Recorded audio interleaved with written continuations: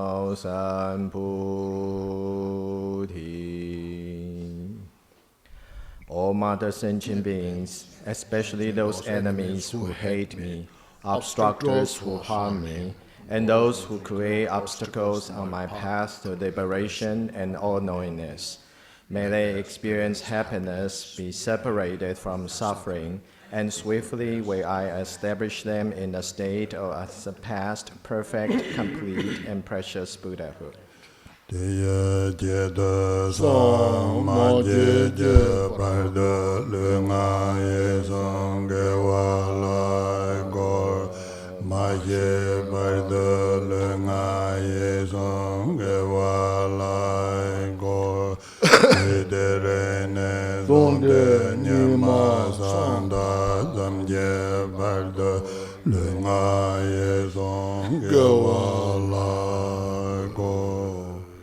是故自知得正佛果，身口意三心善，知之是往身口意三心善。从今直至明日，此时身口意三心善。Thus, until I achieve enlightenment, I perform virtuous deeds with body, speech, and mind. Until death, I perform virtuous deeds with body, speech, and mind. From now until this time tomorrow, I perform virtuous deeds with body, speech, and mind.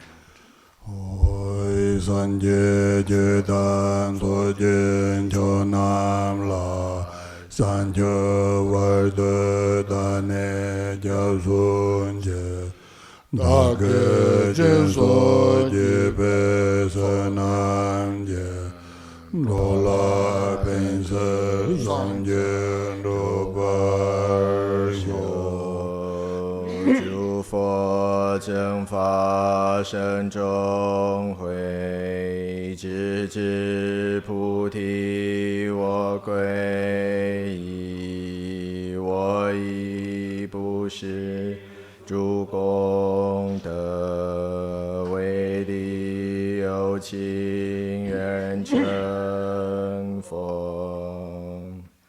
In the Buddha, the Dharma, and the Sangha most excellent, I take refuge until enlightenment is reached. By the merit of generosity and other good deeds, may I attain Buddhahood for the sake of all sentient beings. Manam Khadam Yampe Samje Damje Devadan Deve Jodan Dembar Jorje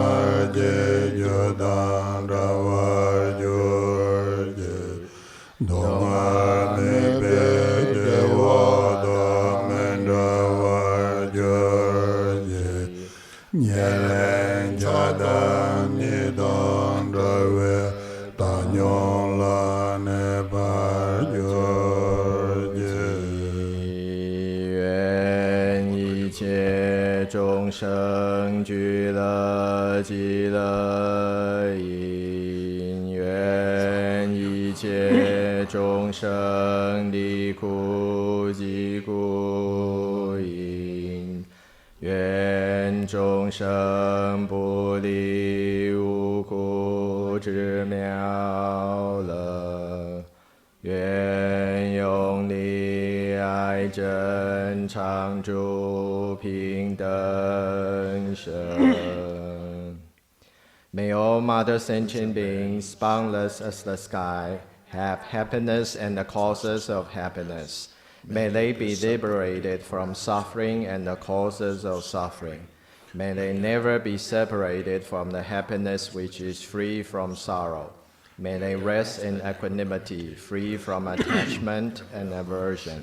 Oi sa ye bje so je me do do re ra le ye nye de jen ban de san ye yen la me de per va ye do go nan da shen de je wa yo ko so yon zo la me to na la se na so se de ye nye jen jo da le lon jo na se yon ye la me jo ge me de za de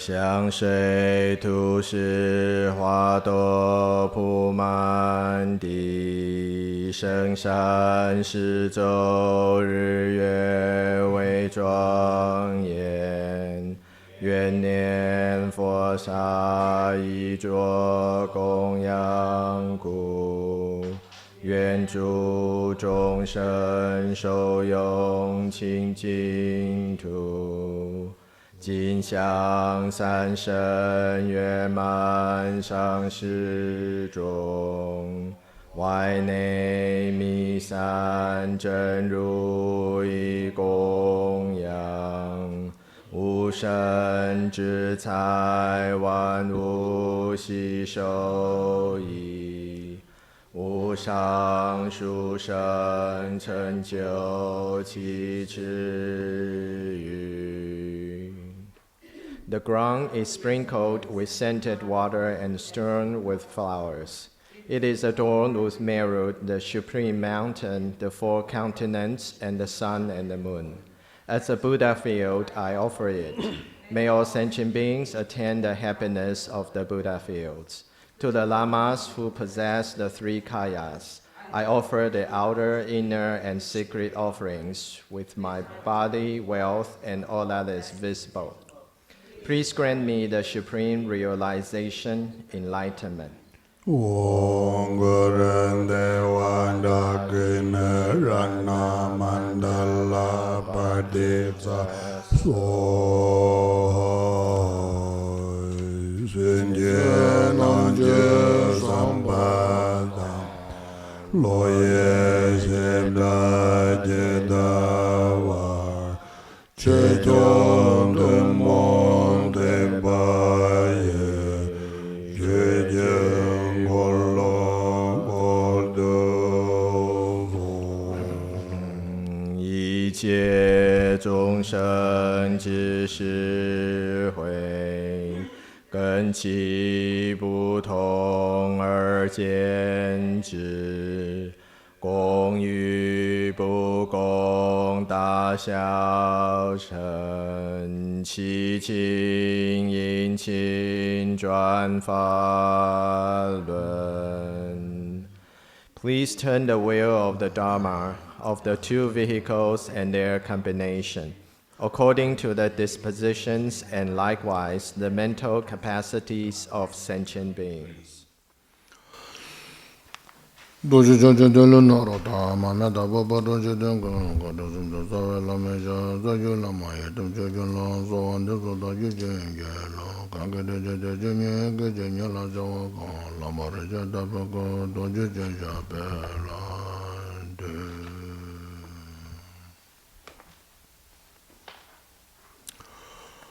Kanda jojo dongen jojo na dejo lumar jirwa gaso da da beche je charan be so banda barada jenti she ta so simja tamja lo cho so do wa chinje la do so cholam ton do wa chinje la do so lam chuba sa wa chinje la chuba ye jojo ja wa chinje la do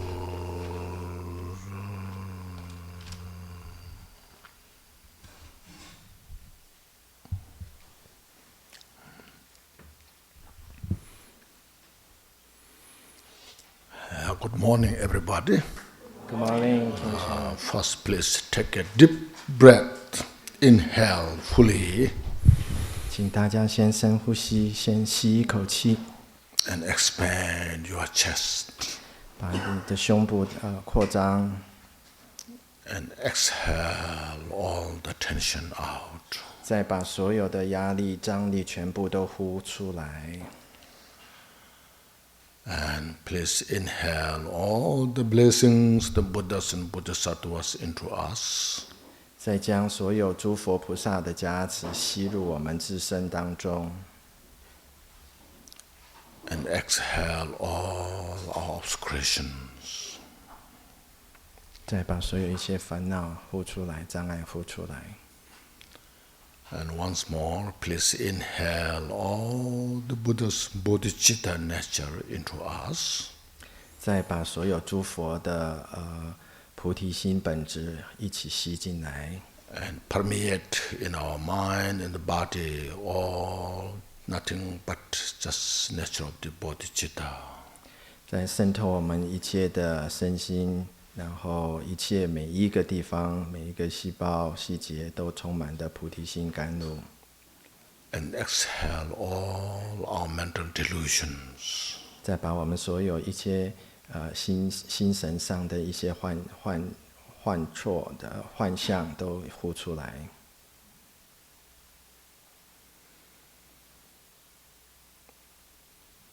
Then we appreciate today is the time we got to reflect on the precious Dharma teachings.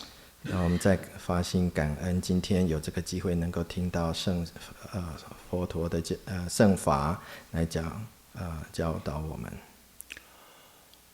So as we know that everybody desire to free from suffering, everybody desire to have peace and happiness. So for this, the Buddha's teaching, the nature of the wisdom is indispensable. 我们都知道众生都要离苦得乐，佛陀的法教是不可或缺的。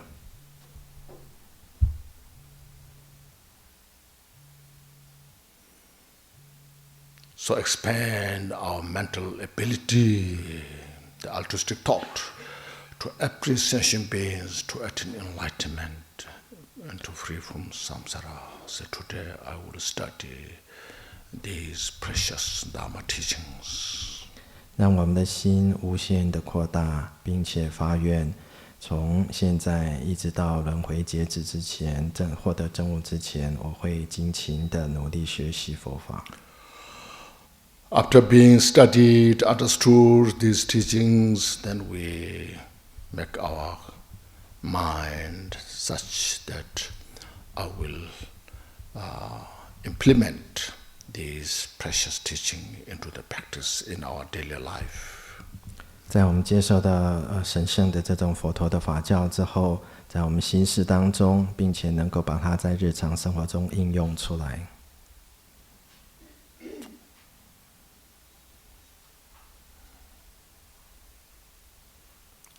Thank you. 谢谢大家。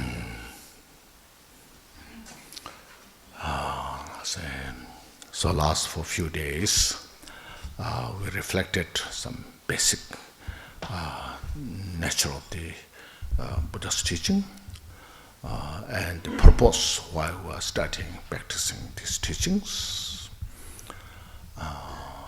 As you know, in the samsara, if we reflect carefully with the incisive nature, of course, in the outside there are causes, conditions which brings the suffering into our life. but primarily it's within our own mind. When our mind is fully, crowded, all these afflictions, mental afflictions, kleshas, and then there's nothing but confusion and suffering. It's very clear. And this is, now there's no one to blame, only to our mental confusion, the ignorance. So see, when our mind is, as I mentioned, in the state of such a vicious delusion, like anger, attachment, then our mind becomes so narrow. There's no space to see clearly. So that is within us, and we suffer from this, you see, very clear. And we create the cause of suffering from this. So that only Dharma, the Buddha's teaching, can help us. Nothing from outside conditions, wealth, fame. We need those food, shelter, places for our survival. But ultimately, if we want to free from entire suffering, then without Dharma, you see, that's not possible. There's no magic, you see. So that Dharma that Buddha taught, that we study, make understand, contemplate the meaning, and then practice. So these three go together: study, and contemplation, understanding, and then put into practice. In Tibetan called Te Sam Gom. Te Sam Gom. 闻思修。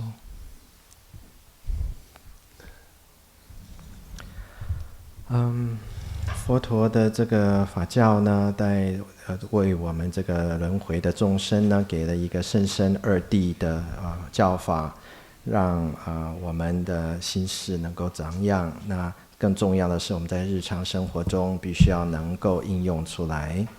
那么在过去2天呢，我们讲的佛陀对我们一些万事万物一些基本的这个法教，对于如何造成轮回，如何远离痛苦，我们应该小心的来反思。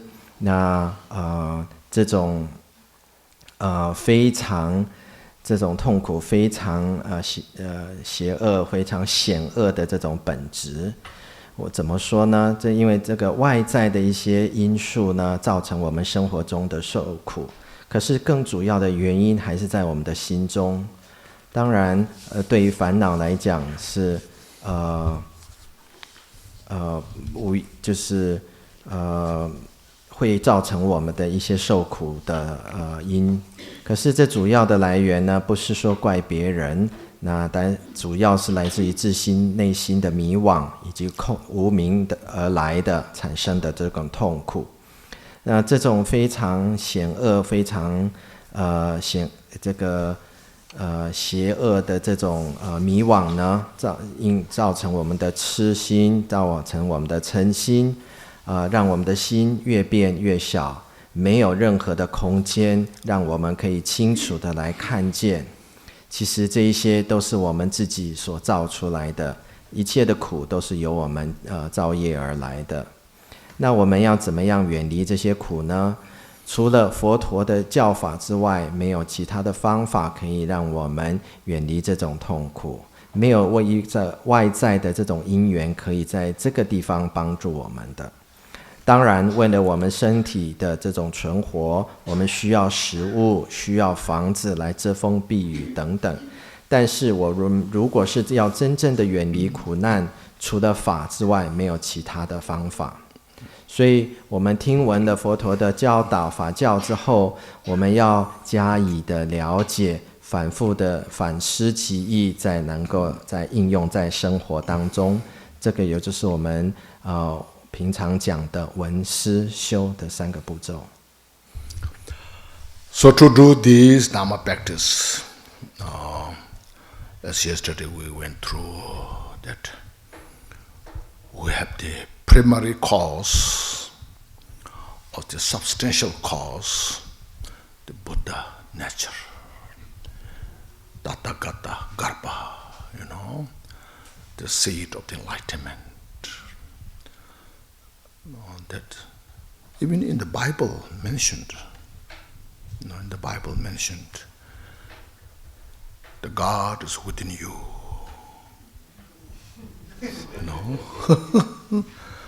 I think that explains it,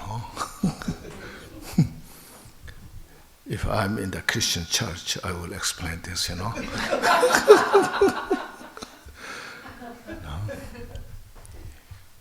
See, a lot of practical things are very similar. Because it's require what makes sense. And then some philosophies makes differences. The different philosophy makes the differences because it's just idea, not practical. So it's like forgiveness, love, compassion. So this is in the society. We need this. That makes sense. That brings peace, harmony. We share these things. So the philosophy side, the view side, becomes a secondary. So where Buddha taught is all or nothing but practical approach. As I mentioned, the mind is very complex. There are so many layers in the mind, one after another. To reveal these all layers, one after another. So Buddha taught so skillfully, with great compassion, with care. So, until one becomes the Buddha, all the steps are there. Everything is nothing but practical.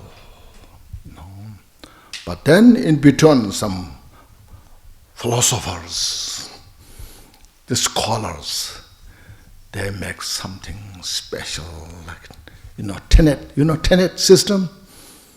Do you know tenet system? So then they make very tenet system. They believe this. They believe this. Buddha's teaching is not that way actually. Just to grow one after another. As I mentioned yesterday, first you go to kindergarten. Because the kindergarten child need that. Have to go that. Once that is trained, so then go to elementary school. It's not elementary school's tenet system, It is required for that child. Once that elementary school is passed, then go to high school. After high school, that study and exam is successfully done, then go to college and then university. This is all it's called practical approach. Like that, Buddha's teachings are taught that way. As yesterday mentioned, right at the beginning, Buddha didn't teach philosophy of emptiness. If Buddha teaches emptiness, that becomes just a philosophy. So what didn't we say? Buddhists believe emptiness, But before that, Buddha taught all those steps. Then it makes sense. Oh, yes. Then say no. First say, on the base on, I want to free from suffering. I want to have peace and happiness. On the base of that, what we can do to bring peace, to free from suffering, step by step. Then taught all the causality, interdependent philosophy or the teaching taught. So then, after one is more matured on these understanding and practices, then we see the grasping of the self is the root cause of suffering. That is based on the ignorance. How that is about. It's it's complicated, that subject, you see. Not easy. Grasping self. We have individually in our mind, I am here. Nobody can look down on me. No. See, if somebody looks down on me, says some bad words, it's painful. I can't take it. You see? Then see, Buddha taught, where's the self? Where's the pain? What's the mind grasping that, holding that? See, then go through step by step. So then you see it makes sense. Oh, okay. Everything is just manifestation of the causes and condition. Combination of many causes and condition that function something. As soon as that one cause is not there, one condition is not there, then it fails to function. Then you see, it makes sense. So the modern, the science, especially the quantum physics theory, you can see, all this are just labeled. And then, so now science can go a little far. Said, Big Bang. Big Bang? You see, now they're saying where that Big Bang started. It's very complex now. Now this Big Bang is a second. Now we have to go the first, where it started.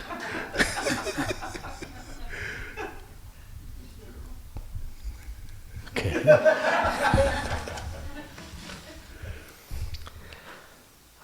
我们昨天讲的有关修法的部分呢，讲到了一些业缘业因果的这个主要的原因跟那个次要的原因。那么我们之所以能够修行成就，主要是来自于我们的佛性。这个佛性，人人具有的佛性，也就是我们将来证悟的一个种子。事实上，不止佛教这样讲，在圣经，在基督教里面的圣经也有提到的。God is within you， 那就是我们每个人心中都存在着这个神或者是上帝。如果今天我是在教堂讲法的话，那我就会用这个角度来跟大家做解释。那么我们要讲这个法呢，我们要讲的让人家能够了解。那当然，因为这个法的真谛是一样，可是解释的方法不同呢，角度不同，而也因此有在衍生出不同的哲学的这个派别彼此之间有差距。基本上我们要讲的是一种宽恕，一种慈爱，一种悲悯的这个心。那这些呢，能够这样做，自然在社会上能够为社会带来祥和跟和平。这个是不是就是让我们都能够理解的呢？都是 make sense 的呢？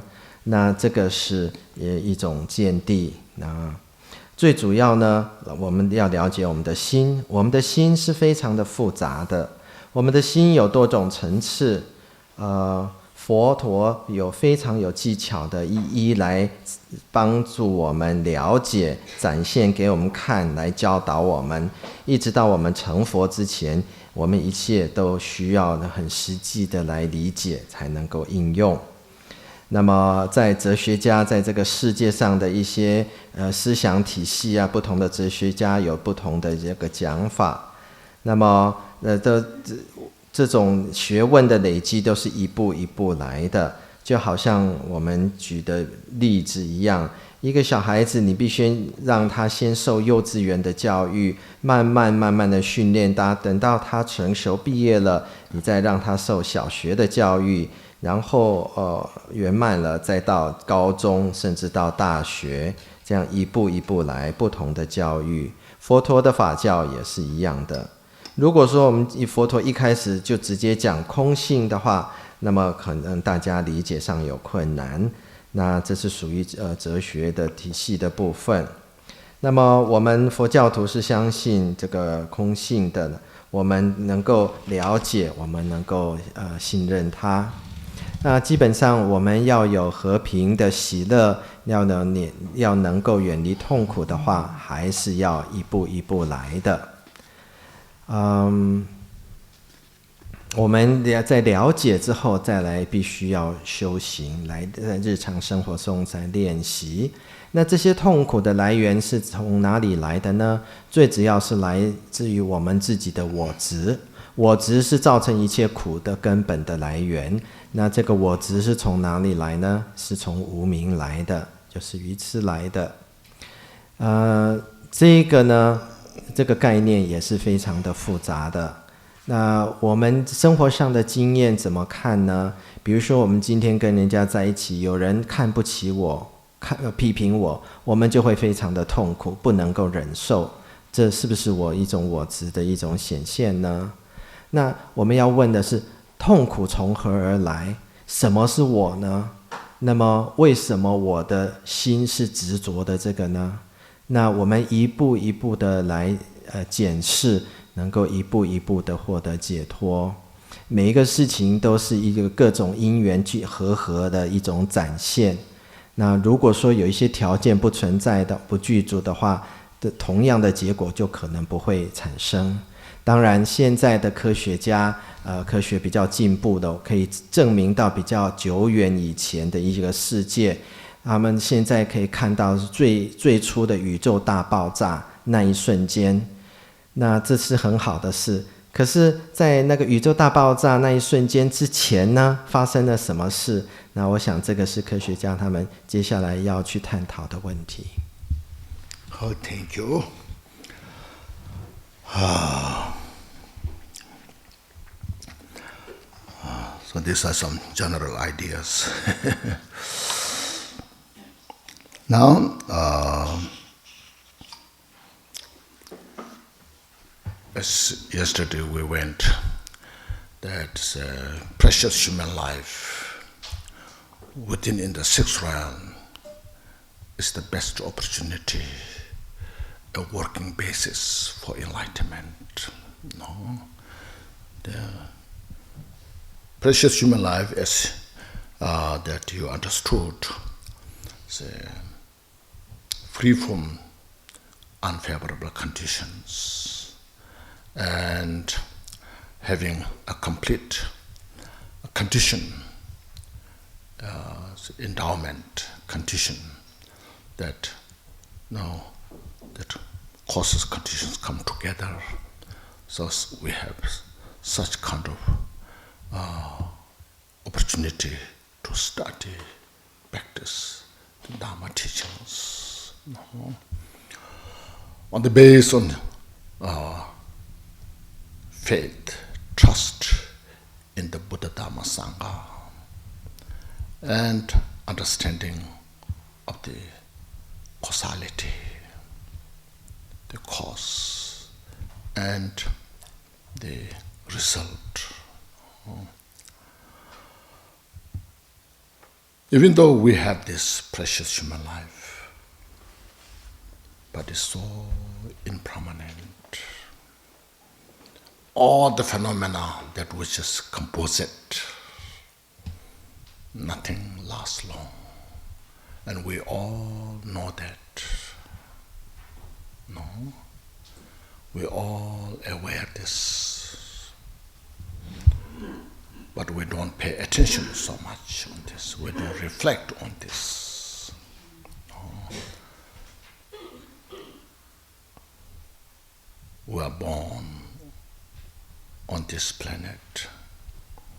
Then, the day when we are born, then every second we are approaching toward the end of the life. Like when you shoot the arrow from here, the arrow goes through the sky, doesn't stop in between until it approaches at the target. So like that, see. Or like a river running from the mountain to the ocean, never stops, just going through. No? So that's the impermanence. So nature of the all composite are in that. No matter how it looks solid, concrete, still exists within that nature. No? So this first is very important to reflect on. Now, because as I mentioned, these are studied and need the wisdom to reduce our mental affliction, as well as I have mentioned. The disadvantage of our mental afflictions, the 3 poisons, the 5 poisons, and then 84,000 types of mental afflictions. No? So there's so much, you cannot count. If you count, if you have mala, every second how many thoughts are coming? No? There's no enough mala for you.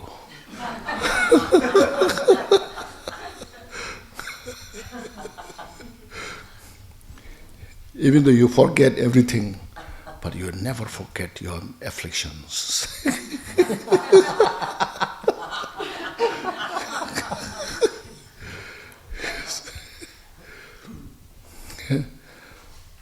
So that, see, and as I mentioned, so these mental afflictions, you cannot reduce by having good lunch,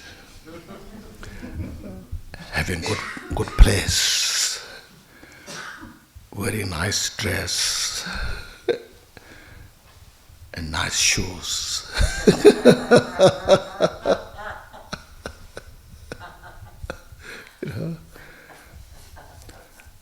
In other words, there's no any shop everywhere, all over the world, you say, which sells you happiness. Have you found any shop that sells happiness, peace?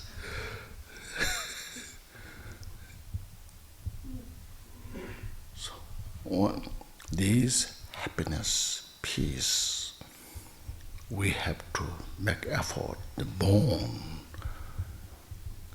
within in our own mental stream. So that's why Buddhist teaching is such a precious, So to do that, first we have to look out all the cause of suffering. What are they make us? Instead of just hiding, just put under your pillow, First you look at them, look at their faces, what they cause the suffering. It's a clear, smart way. Then you know how to so first then you can bring antidotes to these, what you see. Otherwise, if we just hide underneath, then our practices cannot become a real cause to bring peace and happiness. Sometimes we don't admit, isn't it? We just say, "How are you?" So, "I'm okay."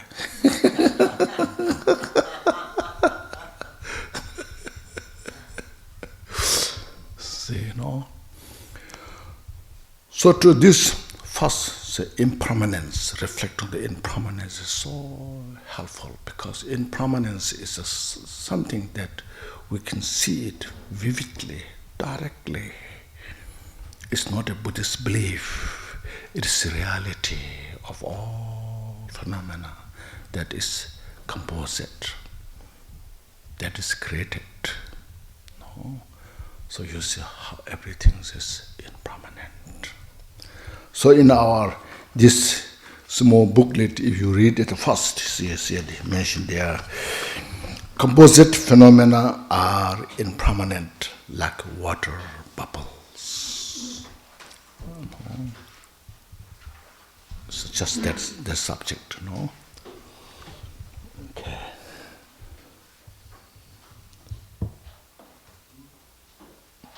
No, it's okay. Okay. 我们昨天讲到这个珍贵的人生，在六道轮回的众生当中，我们今天身为人，拥有最好的机会，让我们能够来加以修行，能够得到证悟。那么珍贵的人生是非常的真实的，让我们能够免于无暇。我们每个人都有8暇10圆满。那么能够学习佛法，能够对它产生信心，而了解因果，能够知道凡事的这个因造成的特定的果。那么可是如果说我们虽然今天有了这个人生，但是我们也必须要体认出一切都是无常的。这个身体，这个生命并不是永远在这里的。我们应该了解这样子的理解。那在好像不久之前才在这个世界生出来，可是下一瞬间却已经来到了生命的尽头了。就好像从这边到那边，从往天空中射出一个箭，那这个箭中间都不停的，一直打到它的目标为止。这样子的直接这样的快速，或者是像山中里面的溪流一样不停的往下流。这种无常，这个是非常具体的，非常实际的。那么我们要修习佛法的话，我们需要一些智慧来帮助我们减少内在的一种迷惘跟烦恼。那我们昨天有讲到这些烦恼呢，都是来自于我们的3毒，也就是贪嗔痴或5毒，贪嗔痴慢疑，甚至有84000种烦恼等等的。烦恼有这么多，数不尽的，甚至在每一瞬间的我们的念头，即使你用最大的这个念珠来算，都算不尽了。或者是说你会忘掉一切，很多事情你没有办法记起来，可是你的烦恼却是忘不掉的。我们一般人在生活上想要过得好呢，我们就吃的美食，很好吃的食物，穿的很华丽的这个衣服，穿着很好的鞋子。可是我们知不知道，在这个世界上有任何哪一家店在贩卖快乐跟和平的呢？我想大概找不到吧。这些喜悦跟和平是要在我们内心里面往内求的。我们要达到这边，主要要先从找出来苦的原因何在，了解它的原因何在，再找出对治的方法。如果我们只是把头蒙起来躲起来，那我们就永远达不到这种和平跟快乐了。这就好像我们平常生活中见到朋友常常讲的寒暄的话，你好吗 ？I'm OK， 就是这样子，一般般的。所以我们必须要反复的来省思无常的这个道理，能够这样做是非常有益处的。那这种无常不只是佛教徒的一种信念而已，而是这个世界上一切的现象的一个真实义。在这本小册子《如何安住于安乐》的第一个偈颂，一开始就讲有为无常是水泡，那这个是我们应该要反思的。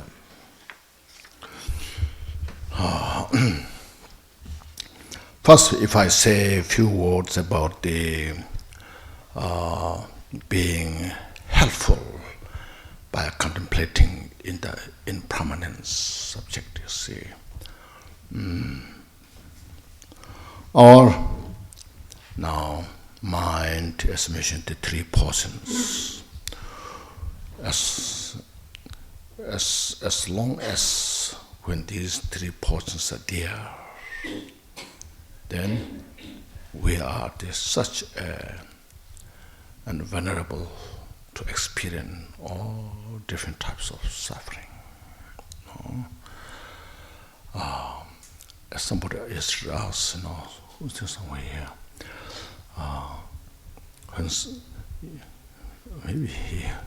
When you do something kind to others, to your relatives, friends, and again the response is mean, not kind, So then how you handle that? See? So those cases, you see, just reflect on the impermanence. Even somebody is like, say, really hurting you, or sometimes you are attached to somebody else. Our mind is feeling of such kind of, see, the object that you are attached to, the object that you hate, you're angry, is something very solid, concrete, so real in your mind.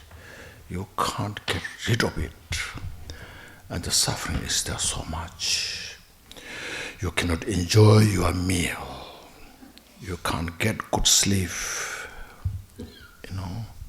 You can't rest well. So during this time, when you reflect on the emptiness, it's just on the surface, doesn't go underneath, you see. So that time, if you reflect the impermanence, transitory nature, changing, like they look at the day. In the morning is sunshine, and afternoon cloudy, rains, keep changing, doesn't last long. So that person to whom I say, give me all the problems, difficulties, that person is nature of impermanence, just changing. Why I should hate? No. Not only that, as I mentioned the other day, that person, individual, has the mental affliction, delusion, confusion. Because of that, that person hates you. If that person have no mental afflictions, will not hate me, will not be angry with me. No. So look at this. Instead of then you are really hating, instead of you are kind of say resenting, the response you received, there is a possibility to now develop in your mind compassion. That person doesn't know how to do things right. So you release your hatred, your anger. No? And also, those who you're attached to is also so impermanent. Like flowers, so beautifully here arranged. No, fresh. You make offering. You give to somebody whom you love, respect, because it's so fresh. But within a few days, the flower fades. No? That fading flowers you can't give to somebody else. You can't make offering to the Buddha. Then you throw in the trash. So look at this, everything such impermanent. Just know this, look at this. Now changing outside. How things are changing. And then that bring into your mind. Release. This is due to my imprint, habit that's so deeply rooted within me. Now I have to purify it. No, there's no outside solid to hate, to attach. No, but it's my mental imprint, which through many lifetimes I didn't go to school, college to practice this habit. Did we go to school, college to practice this? We haven't done, isn't it? But it's just there within us. Because this shows life after life, life after life.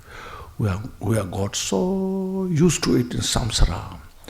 And that makes us too difficult to free from samsara. See? Otherwise, samsara is illusory nature, very easy.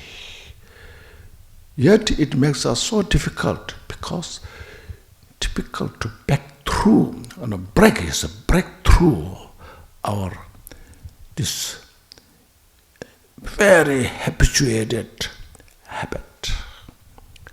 The propensity is deeply rooted.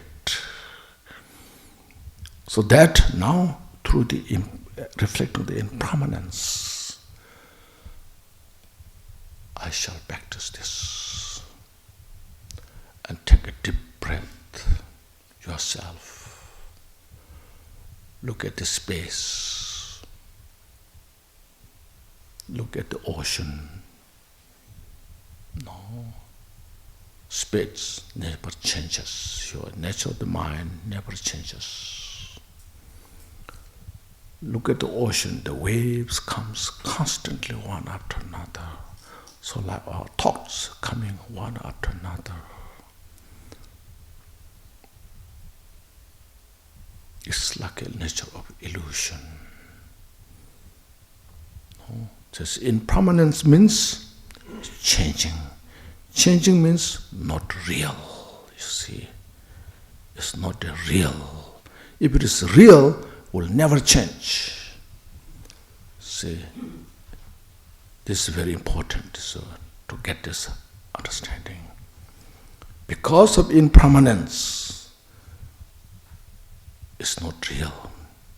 Because if it's not real, it's illusion, you see. So it goes like that, step by step. Otherwise, it's how you can say this is real. I can touch it, I can see it, I can use it.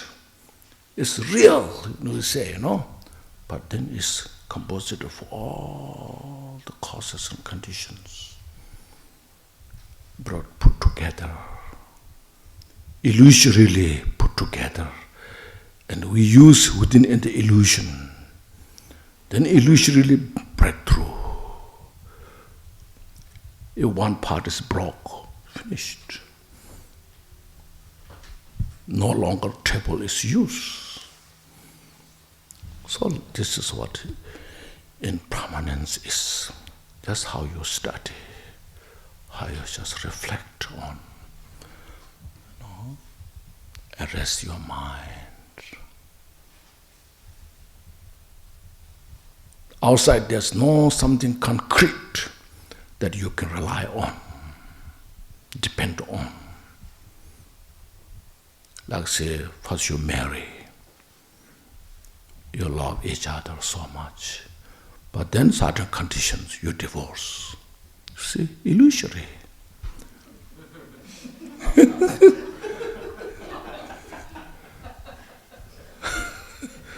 Firstly you love so much, then when you divorce, you hate so much. See? If there is not illusion, then what is illusion there?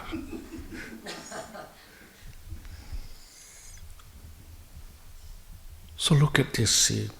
In between, how much we suffer there. Unnecessarily, without understanding. Just as artificially, we are just involved in the artificial life. We are so much involved in the artificial, in the fabricated. We are failed to touch the reality. Really, it's that very artificial at itself, when you know, that is reality if you know it. Because that artificial is nothing but impermanent, nothing but illusion. That's why you know. Two sides of coin, a coin, two sides of one hand.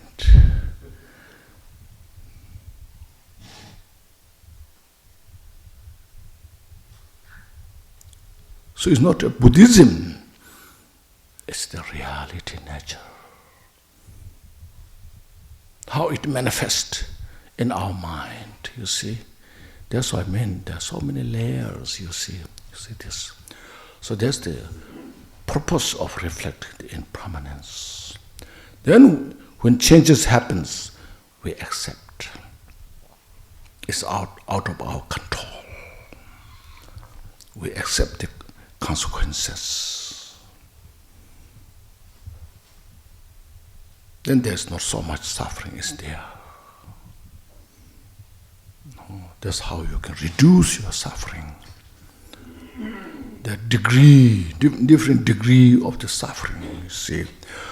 When we perceive something concrete, real, and then our perception is real, and our suffering is so real, then the pain is so real, But then when these changes, it loosens the degree, you see, everything's illusory nature. And then our suffering is also, there's a pain, but not as much as used to be. And then after some time, I can accept that. Before, I cannot accept this. No way, I cannot accept this. Then after some time, yes, I can accept it. Then it's so step by step, you see, go through. Then illusory nature. So, then when you get sick, say, illusory nature. You see? Then when you die, illusory nature. You see how much your mental practice helps when you go through these difficult times. That's why Dharma is so precious. You see, so precious, indispensable. That That's why we need to study, understand, and practice. Not enough just chanting mantra. Yes, okay, and wish to solve all the problem by chanting mantra.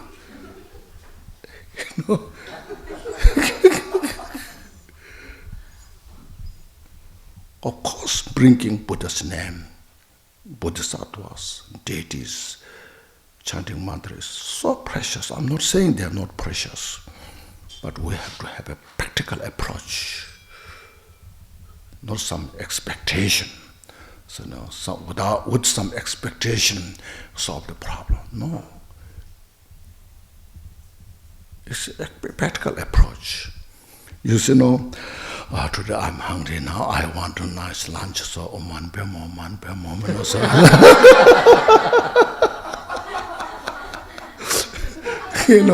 So you chant 1 mala, 2 mala, 3 mala round, say, food is not still coming enough, so now what should I do? Instead, put the mala aside, go to the restaurant, and eat it. So like this. That's the Dharma practice. That's why Buddha taught this. You see volumes of the dear Buddha's teaching. How many volumes there? So many volumes. Why he need to teach all these things? Okay. Our translator is great, I can talk for hours.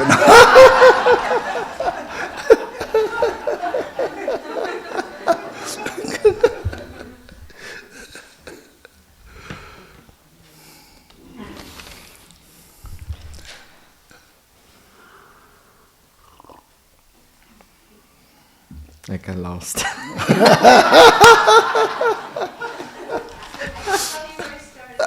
Okay. Okay. 我们这个有一些话对我们来讲是很有帮助话语的。那么就是说，能够帮助我们来反省思，来了解这种无常。那主要是因为我们的这个三毒，如果我们三毒还在的话，那我们永远都存在一个非常危险、很脆弱的一个地方、一个境地。当然，当我们有的时候对别人很慈爱，可是别人却挟怨以报的时候，那个时候我们怎么自处呢？我们在这个时候必须要反思，来省思这个无常的这个道理。当别人伤害我们的时候，或者是自己贪执一个人或一个东西的时候，我们身体会产生那种嗔念。那这个是非常具体、非常实际的。那在那个时候我们吃不好、睡不着，可是如果在那个时候我们能够反思无常的话，那我们可以了解它是一种暂时的一种本质。就好像一个早上有一个很美好的阳光出现，可是到了同一天到了下午的时候却会下雨的，就是这样子，万事万物是这样流转不停住的。那为什么样是造成我们的许多的问题跟困扰的呢？那这个都是一切这些事情都是会改变的。那我要怎么样来恨呢？昨天我们也提到说，有一些迷惘的众生，不管你对他们怎么好，他们对你却怀恨在心。可是我们的心如果没有迷惘的话，那么这个众生的心，他如果不是错乱，不是迷惘的话，他是不应该会恨我的。我们应该要有这样子的了解。那我们也必须要了解的说，我们自己内心的反应是什么呢？那特别是在这种时候呢，这种瞬间呢，我们在我们的心中可以利用它来长养我们的悲心。在这种时刻特别可以帮助我们。对于我们自己所执着执爱的人或物也是无常的，就好像这边有非常美丽的花朵，花插得很漂亮很鲜艳，我们把它拿来供养三宝，然后供养给老师，供养给佛陀等等的你喜欢的人，你尊敬的人。可是这些花呢，在几天之后就会凋谢，会枯萎了。当它花谢或枯萎的时候，你就很难把它再送给别人，或者是献给佛陀了。这个也是无常的。不只是外在的现象事项是无常，我们如果能够在这个理解的话，我们内心中能够得到解脱。主要我们的痛苦，了解到我们的痛苦是生生世世反复的串习而来的，因为我们自己迷惘的这种内心，加上多生累劫的串习而有的这个印记。那至于这些，我们必须要去上学来学这些东西吗？我想我们在生命经验中都有深深的体会的。轮回是它的本质就是一种幻象的，是不是真实的，是很平常见的。那么我们不管是我们的行为是怎么样，我们或许有的时候会有所改变，但是我们经常会返回我们很惰性的一种行为，很习惯的一种行为了。所以这是对于无常呢，我们应该要有这种心思来想，说我应该修习这些法，能够观一切现象无常。当我们仰望虚空的时候，或观看大海的时候，就像我们的心性，虚空就像我们的心性，心的本性一样，它本质是永远不变的。那我们看大海的时候，海浪一波一波的来，我们的念头也是一个一个的来，但是这些念头的本质都是幻境的，一切的改变都不是真实的。如果这个事情是真实的话，不是众缘和合，而是真实存在的话，那么它就不会改变的。从无常我们可以了解它是幻象，非真实义的，那这个是我们可以改变的这种契机。那如果说它是真的有具体的实相的话，它是永远不变，我们是可以碰触到的。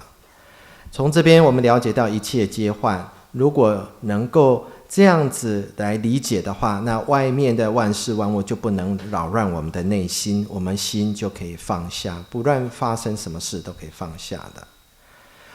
这是我们内在，我们再来看外在，有什么任何具体的事情可以让我们依存的吗？或者是一些情境可以让我们依靠的吗？好了，我们今天讲说两个人结婚，隔了一阵子之后又离婚了，这难道不是幻象吗？当你们要结婚的时候，是不是爱对方爱得要死要活的？可是当你们离婚的时候，是不是恨得对方恨得牙痒痒的呢？这一切都是幻境的。有这么多的幻境让我们内心受这么多的苦，我们只是在一种人工假合假造出来的生活在这边过而已，不能够真正碰触到实相。我们应该了解说一切皆幻，一切皆无常。这些真幻实幻呢，其实就像一手的两面，或者是一个铜板的两边一样。那我们要了解，要来质问我们自己，这些现象在我们内心中是如何来做运作的呢？当改变来临的时候，我们接受它的结果，能够这样做，我们内心就不会有太多的受苦。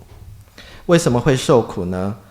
有的时候当事情发生的时候，我们很纠结很痛苦，这些痛苦这些纠结好像非常的真实，可是时间一过了，我们痛苦可能也就没有那么强烈了，这也是一种幻象。我们知道这样，因为它随时在变的。那甚至在死亡的时候，这一辈子的一切事情都是幻象的。所以从这边我们必须要去省思我们的内心平常是怎么样的运作的。那如果能够有这样的有所了解的话，那么在这些很困难的时刻，对我们就有所帮助的。那有帮助，可是我们的心也不用把它放得太高远，想要解决这个世界上所有的一切问题，那是比较困难的。当然有的时候我们持诵佛陀的名号持咒，对我们生活上的一些困境是有所帮助的。除此之外，当问题发生的时候，我们也要用很实际的方法来解决它，面对它，解决它。就好像你饿了，肚子饿的时候，你拿着念珠在那边念 Om Mani Padme Hum，Om Mani Padme Hum 这个6字大明咒一直念，你念了你就不饿吗？你如果一边念一边想说我肚子好饿，念1串又好饿，念2串又很饿，你不如把你的念珠放下来，走到餐厅去好好的吃一顿。这个很实际的生活的处理，这是佛陀真正的法教。Thank you.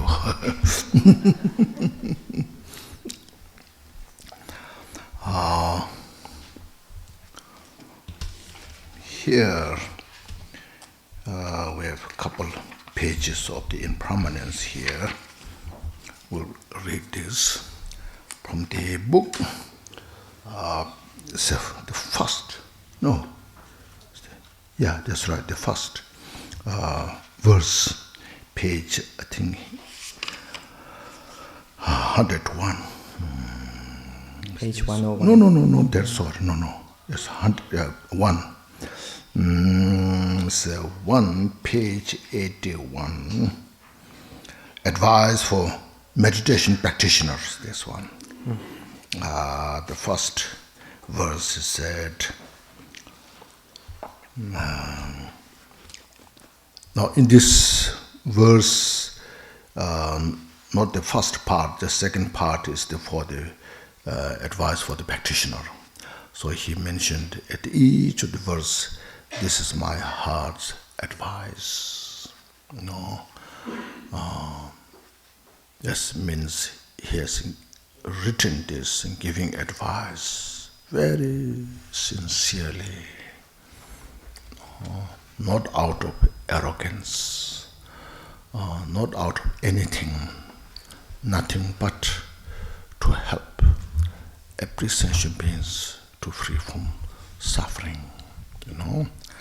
So that's why, since he gave this advice sincerely from the heart, we also try to take in our heart, understand and put into practice. See?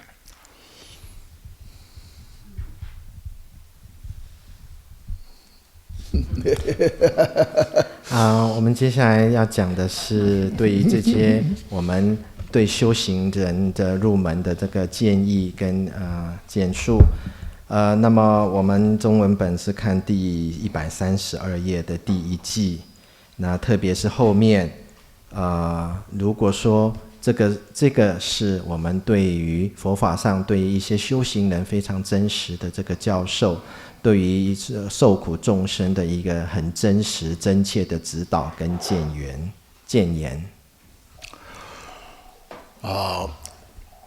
First, here our resident teacher, Rinpoche, is teaching jewel ornament of liberation. So in that book, the jewel ornament of liberation, the topic, subject regarding the impermanence, very nicely laid out, step by step. So first, he explained the gross level of the impermanence. First how it starts, then how it dissolves, like this planet, this world, And then in that book, more subtle type of impermanence, like say last year, this year, yesterday, today, like changing of the fall season. Summer doesn't stay, it goes to the fall, and then winter and spring keep changing, impermanence. We know that. And then day and night, when the sun rises, the day breaks. When the sun sets, then night starts. There's a changing. So look at this. So this is very good to remind to ourselves when you get up in the morning. Oh, this is impermanent. Now that starts day. Then when you go to bed, oh, this is impermanent. the day is finished. No, look at this changing. No. Then see, we got here this morning, like at 9 after. It's now what? After 10. No? So how much changing? The past is just past. Now not here. 1 second that pass is past. Now it's not exist here. Future is not here yet. But this moment is keep changing. Doesn't stay in 1 second. In 1 moment. To reflect this. So that in the jewel ornament of liberation is mentioned very nicely. Now point out all the nature of the impermanence. No? Sometimes, I'm sure you have heard of people say, Buddhists believe in permanence. You know, Buddhists believe life is suffering. We don't. Life is full. It's not a belief system. No, see, as I mentioned, it touches reality. When you have a lot of problems, you can't presume I'm fine, you know. So what are those problems? What's the cause of those? We have to kind of, you know, practically, you know, reveal step by step, see, like that. So impermanence is one of the very effective subject, because it, with our face to face, you know, we're living in the impermanence. So it is very easy to reflect.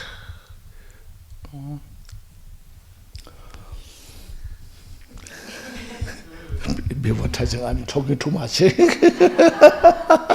It's too much? No. It's okay? Yeah. Okay. Because I need your feedback, you know. If you disagree, then we just leave, you know.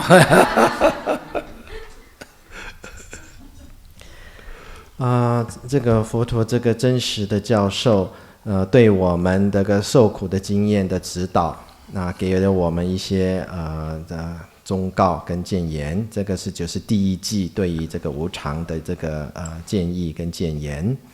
就是在这边的常住噶拜仁波切他也讲过，跟大家讲授过《解脱庄严宝论》这本书。那《解脱庄严宝论》呢，对于无常的这个描述讲得非常的精细，非常的精辟。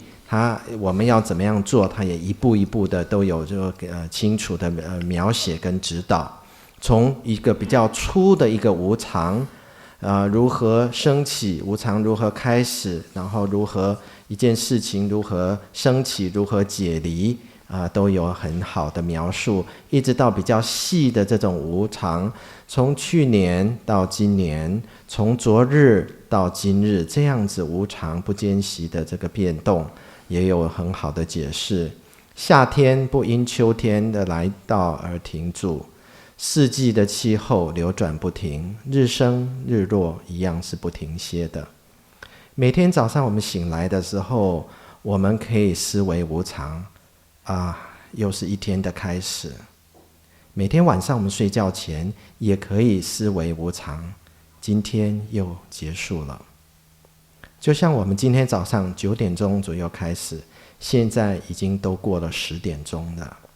时间是一秒秒过去，一秒秒不停歇。我们要在未来还没到的时候，这一刻这一瞬间它是不停住的。那么《解脱庄严宝论》对于无常有非常好的这种解释。一般我们会讲说，我们是佛教徒，我们是相信无常的，我们相信生命的本质是苦的。那这种念头，这种想法呢，不只是一种信念、信仰而已，而是一个真实的。我有的时候我们在朋友之间日常生活中遇到的时候，我们问候你好吗？我还可以。那这个佛陀呢的法教就是这样子，非常实际的一步步的展现在我们面前。那其实我们时时刻刻都是在无常中过活的，所以对于无常的了解是很容易的，我们是很容易来醒思了。那到目前为止我讲的是不是太多了呢？你们可以接受吗？那我想要你们给我一些回馈，如果说什么不能接受的地方，我会给予改变的。Now if I read from this book, so that's why I say the books are written, printed, so you have to read this. It's good to read, like one paragraph. Look at the one paragraph, just read it. Then instead of going through, just contemplate there. Take some time. What it makes sense. Doesn't matter you like or don't like it, Don't take personally, Just see it makes sense or not, See. Sometimes I don't like it, so you throw,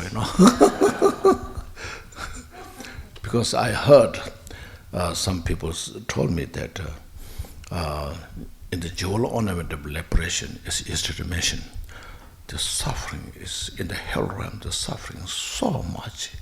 I don't like that. Said it is depressing. I don't like to read that book. Says.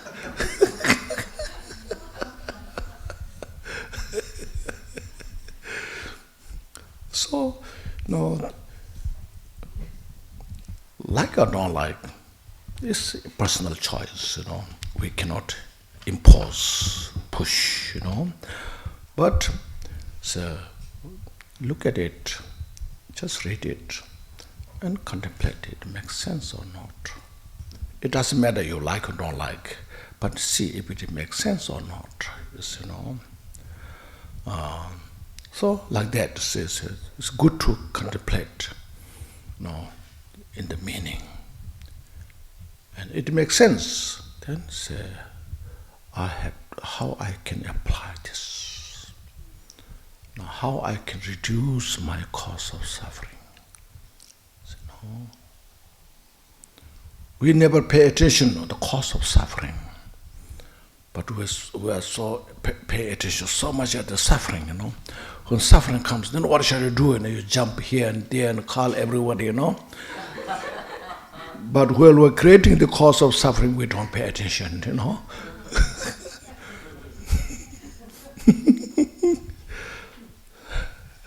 Now still, we are not touching the book.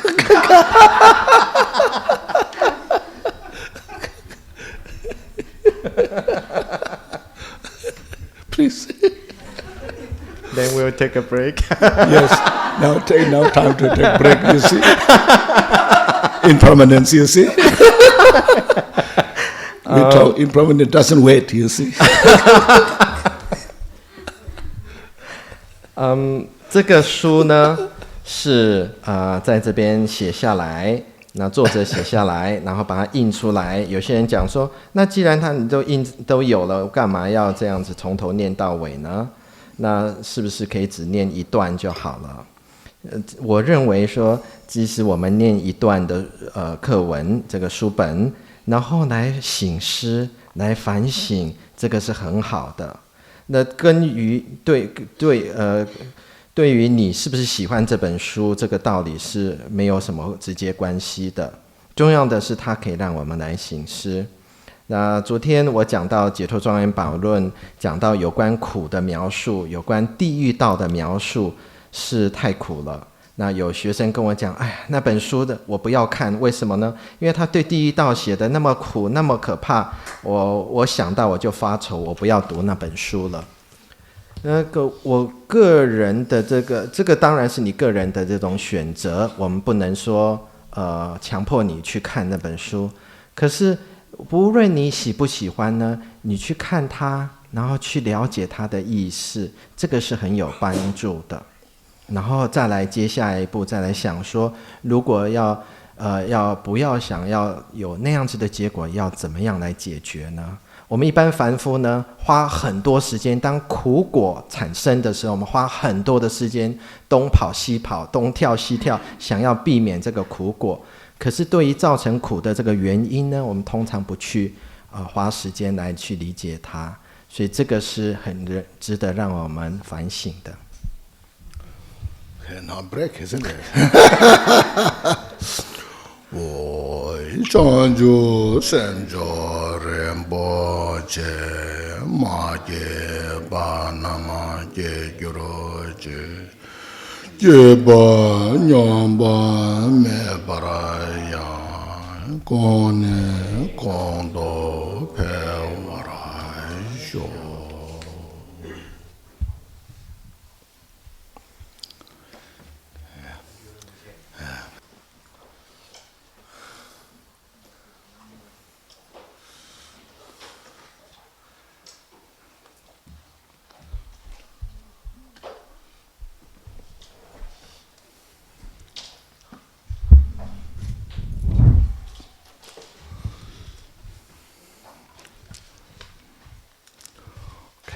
Now I'll read from the book.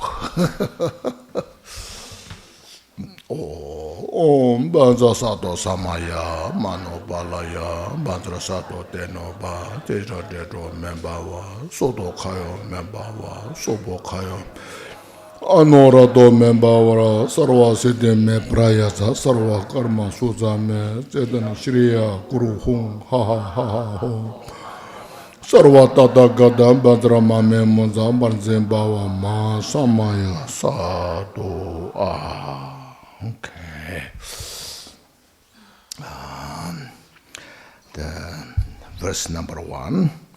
Impermanence and death are like spreading shadow of sunset at the mouth of a pass. It approaches without stopping for even an instant. Apart from Dharma, nothing will help. This is my heart's advice.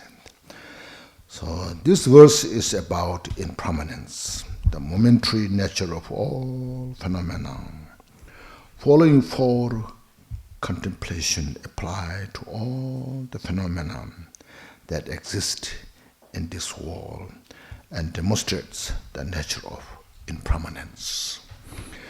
The first one, the end of meeting is separation, means when we meet, or when you're in a family we meet. So at the end, never lasts long. We separate. Some die, separate by dying or living, that.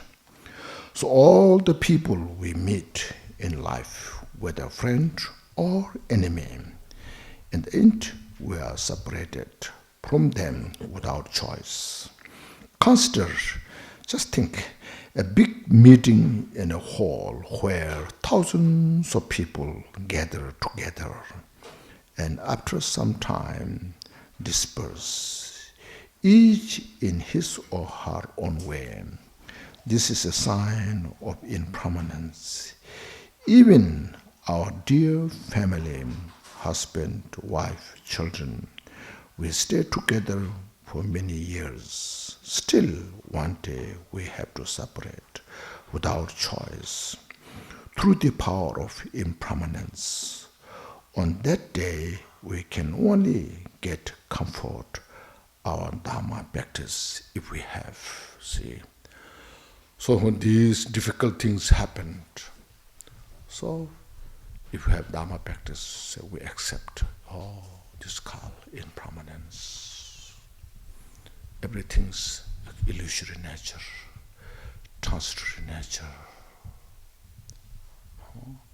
Then keep our mind in peace, compassion, wisdom, this. Otherwise, sometimes it's so painful cannot accept. We cry, we lament, and then just we feel terrible, but no choice. No? So look at this. And we do the best for dying person. We do the best for ourselves, for living. No, this is what it's about. How much you spend your time with the family, no? And you work hard to support your family. No, at the end, they passed. Not there. So there's no essence. See, when we say not essence, doesn't mean don't help, don't support. You support. You support as much as you can. You help as much as you can when we're alive. Then, when that comes, the time of death, then, so this is what it's about. So Dharma is the only essence. It's there to free from all this confusion, to free from all these agonies, to free from all the cause of suffering. No?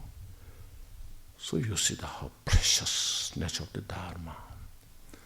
See? This is not just reflecting the impermanence.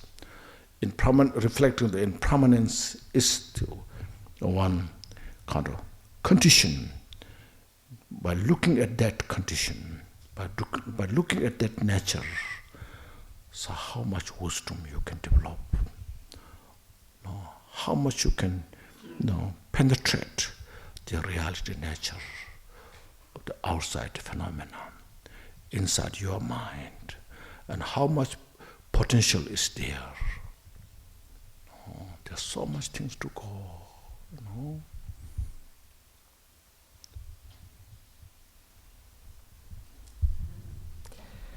首先我们要看的是这本书的第一个偈颂，也就是中文本的第132页。细照爱口常饮邪，恰是无常死时尽，刻刻逼迫无暇缓。若离佛法孤无缘，此乃无心成自见。这一个偈颂里面讲到说，无常。那我们或许在跟我们的亲友相聚，可是无论如何，当那个分离的时间来的，总有一天我们会因为死亡或者是各自的不同的事情来分离而彼此分开。当我们遇到困难的时候呢，如果我们是一个修法的人的话，我们可以用无常观来看待这些事情。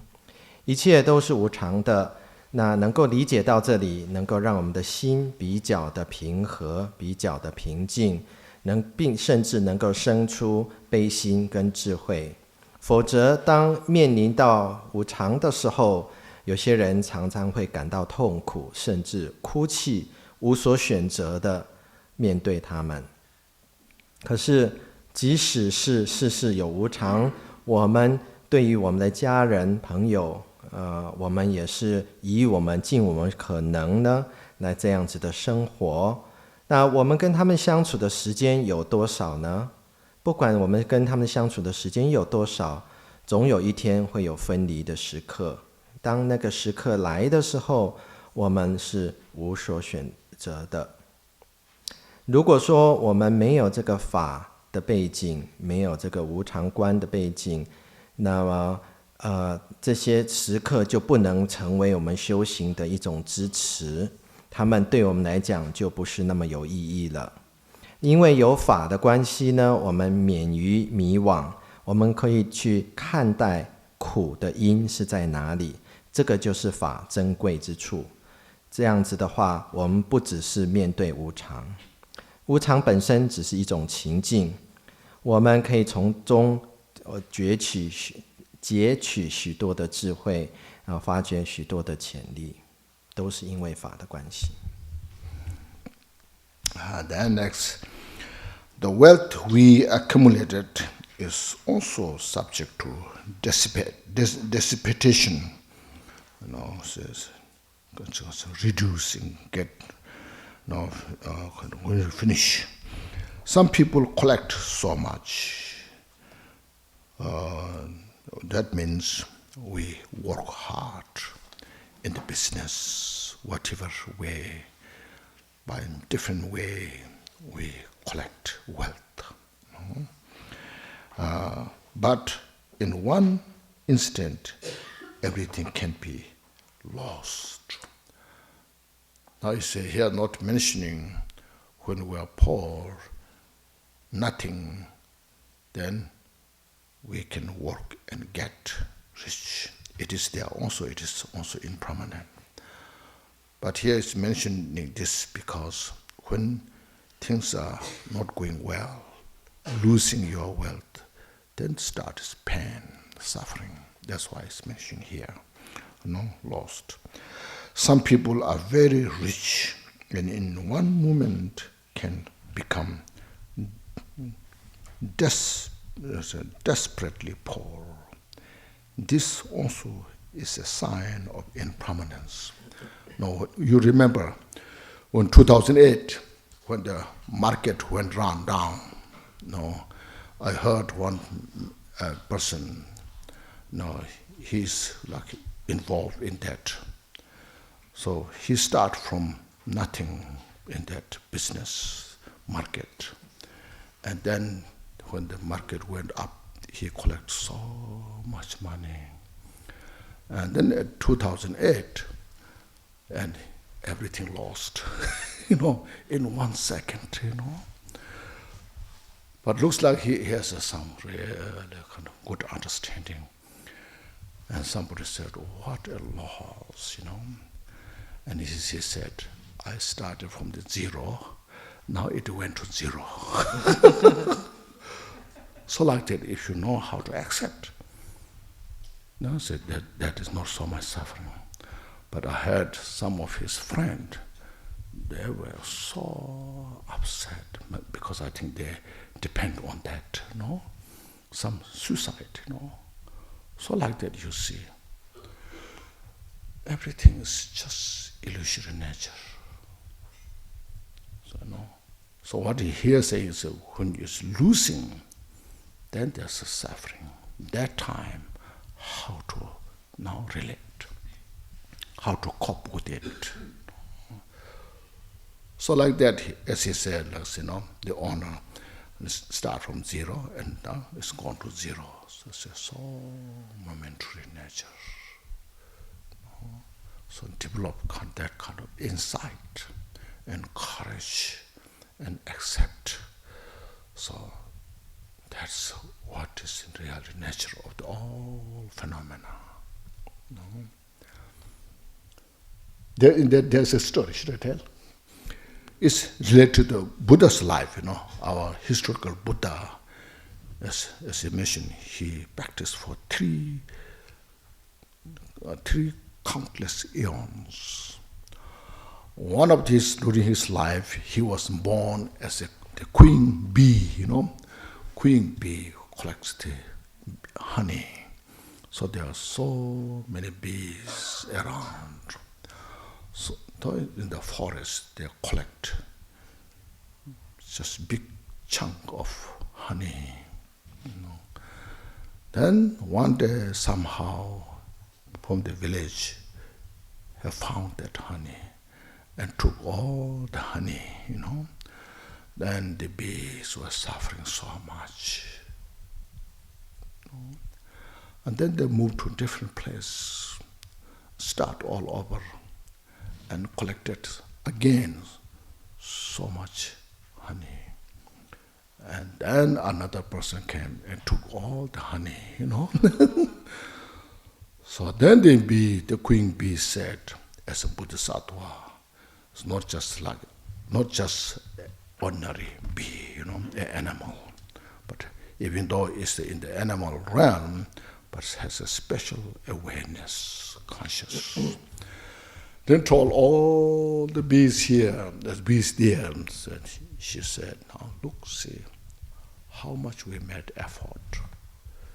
Now, all the sipping, collecting all the ambrosia from the flowers.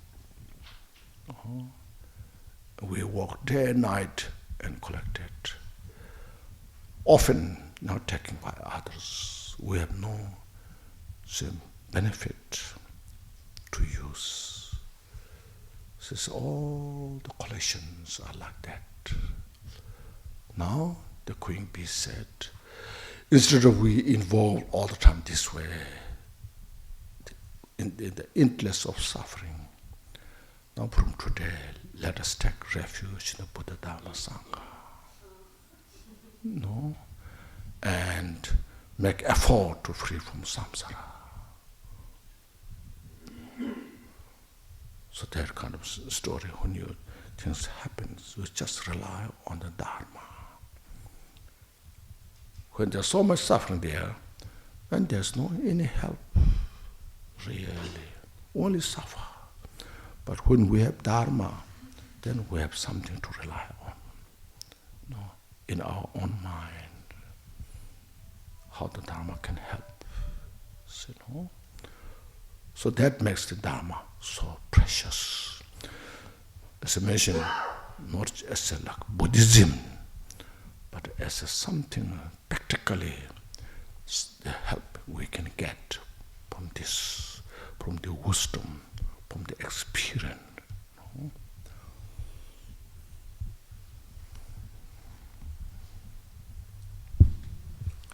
在这个第一季里面呢，这个偈颂主要讲的是，大善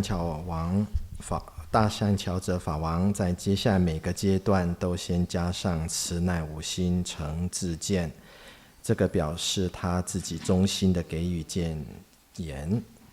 那这一段讲的主要是讲的是无常，一切现象都是用暂时的，是一种现象的暂存体性。从下面4点可以用在世间一切现象。第一点呢是有分必有合，无论是敌是友，一生中相遇的终会分离，没有选择的余地。设想有个大会厅，聚集了数千人，也要曲终人散，各奔东西，这是无常之相。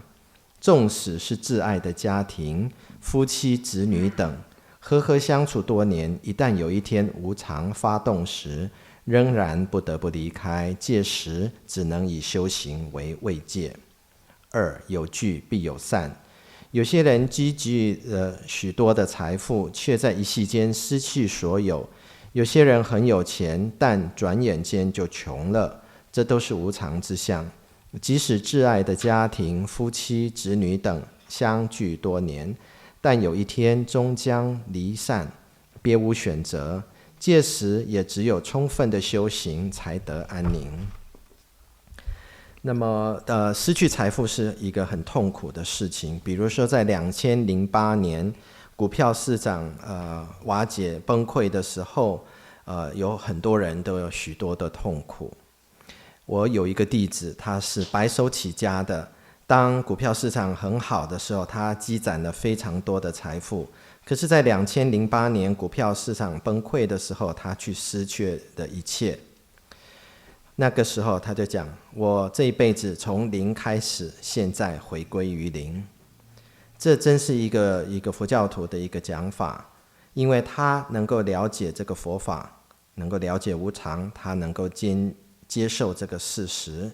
如果说没有这个佛法的这个基础的话，很多人像他的朋友，有些人非常的痛苦到甚至要自杀的这个程度，因为他失去了一切的所有，让我们产生痛苦，不知道如何面对。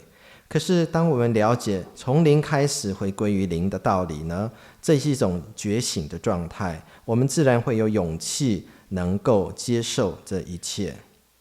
在过去佛陀的本身故事里面讲过，佛陀释迦牟尼佛历经3大阿僧祇劫的修行而得证悟为佛。在过去世，他曾经有一世成为女王蜂。那么在云岭的一群蜜蜂，兢兢业业的来收集花粉来制造蜂蜜。那有一天，村庄的人呢，就把他们所做的制造的这个蜂蜜完全拿走了。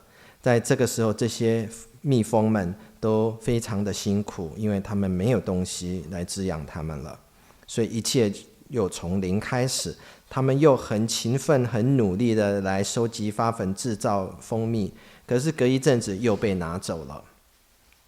看到这样子的现象，这个女王蜂她本身但那时候已经是一个菩萨了，她就把召集所有的蜜蜂过来，然后告诫他们：我们这么辛苦的在这边收集，在这边工作，那么常常被别人就这样子拿走了，我们自己却从中没有任何的利益。从这边我们应该了解到，所有的一切积攒、一切财物都可能像这样子的无常，都可能为我们带来痛苦。以此之故呢，我们应该皈依三宝，然后来远离这些轮回。当我们能够依止于法的时候，我们能够面对这些无常。当我们的痛苦产生的时候，我们可以常常没有法的人呢，是没有什么可以凭借的。可是当我们有法的时候呢，我们就可以依赖我们的法而度过这个困难的这个阶段。所以由此之故，我们可以了解佛法是多么的珍贵的。因为有了佛法，让我们有了智慧，让我们能够接受一切的困难。So he is not suggesting that we should all be poor, He's not suggesting that. But when we have it, we use it and support others, help others, use for good purpose to others' benefit. And then not extremely attached to it. It's like we need to eat food because we have the physical body to sustain that. We can't stay without food, clothes, shelter. So we need those, but have to have such kind of understanding how to use these things skillfully, wisely. The most important is we should have the wealth of wisdom, the wealth of compassion. If we have that kind of wealth of wisdom and compassion, the bodhicitta, then that will support us day to day, everyday life, this life, next life, life after. That will help us for oneself, for others, a source of peace, a source of courage, free from the confusion. That is what is mainly suggesting. Don't create such thing which becomes a cause of suffering. No. Most time in the samsara we do that. We work so hard, at the end it becomes a cause of suffering. Then we don't know how to handle that. Then we scream, we suffer. Isn't it? In the samsara, look at this. Just now, look just round.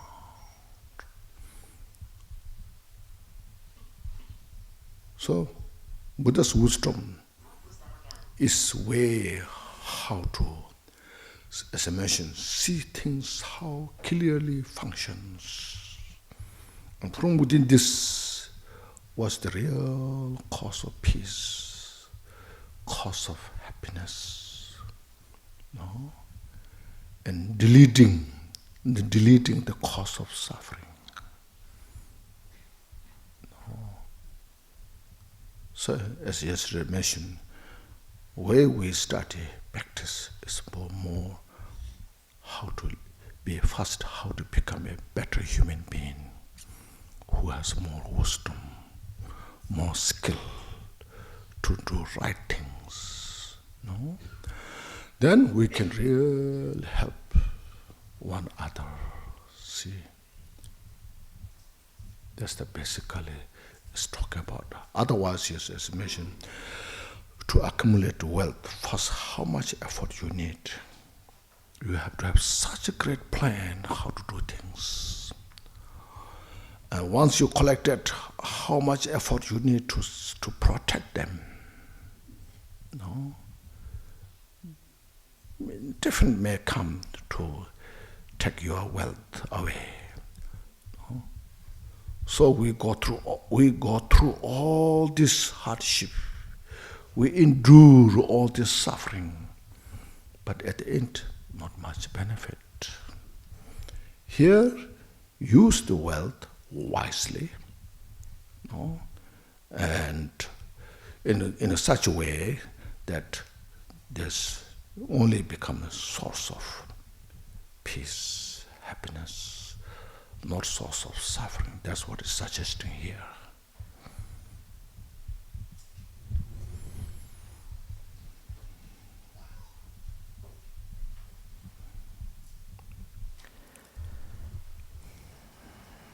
刚刚所讲的这一切呢，并不是要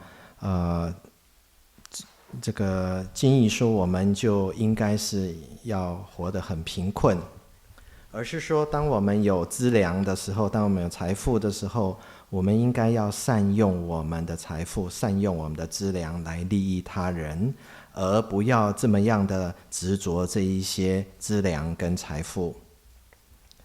我们当然需要有这个色身，那有了这个色身之后呢，我们要长养我们的色身，需要一些基本的食物跟安住的房舍等等。可是我们同时也可以思考说，当我们有一些多余的资粮财富的时候，我们要怎么样有技巧的来运用这一些呢？比起我们的资粮这个财富来讲，更重要的是我们要善加的利用跟善加的长养我们的智慧之财，日日夜夜生生世世来利他，因为这个是导致我们内心平静平和跟勇气的来源。我们来想一想，这辈子这么努力的工作，积攒了一些财富，可是往往却变成造成我们痛苦的来源，不是吗？佛陀的智慧是可以让我们用在日常生活中的，我们可以把它应用而成为我们平安喜乐的来源，并且能够去除痛苦。我们研读佛法主要的目的，就像昨天讲的，是要让我们自己成为更好的人，更加的有智慧，更加的有善巧来帮助别人。如果不是这样子的话，我们不过是积攒财富。我们来想一想，我们这辈子花多少力气来想办法积攒财富，积攒了财富之后，我们又要花多少的精神来保护我们的财产。所以在这边，我们应该有智慧的来运用我们的财富，让它变成我们平安喜乐的来源，而不是痛苦的来源。Here main things is, our practice is appreciate what we have, rejoice. Suppose you got a lunch, maybe not that expensive, but it is eatable. It sustains your life. So that moment, instead of complaining how bad it is, just appreciate, rejoice. I am fortunate to have this. No, there are so many people in the world who are dying without food. And here I got this food. I'm grateful. And develop love and compassion to all the sentient beings who desire for peace and happiness. So may they enjoy this kind of simple food and sustain their life. May they free from all the sufferings. So that makes our life much better instead of just complaining all the time. He did this, she did this, they did this, all this, then the result is only suffering, only anger, resentment, and that doesn't solve the problem. See? So see that, rejoice, appreciate, and do sincerely what you can do from your part. So this is how to live the life, peace, happiness. That's what it's saying here, because we have one stomach and one mouth. If you eat too much, the suffering,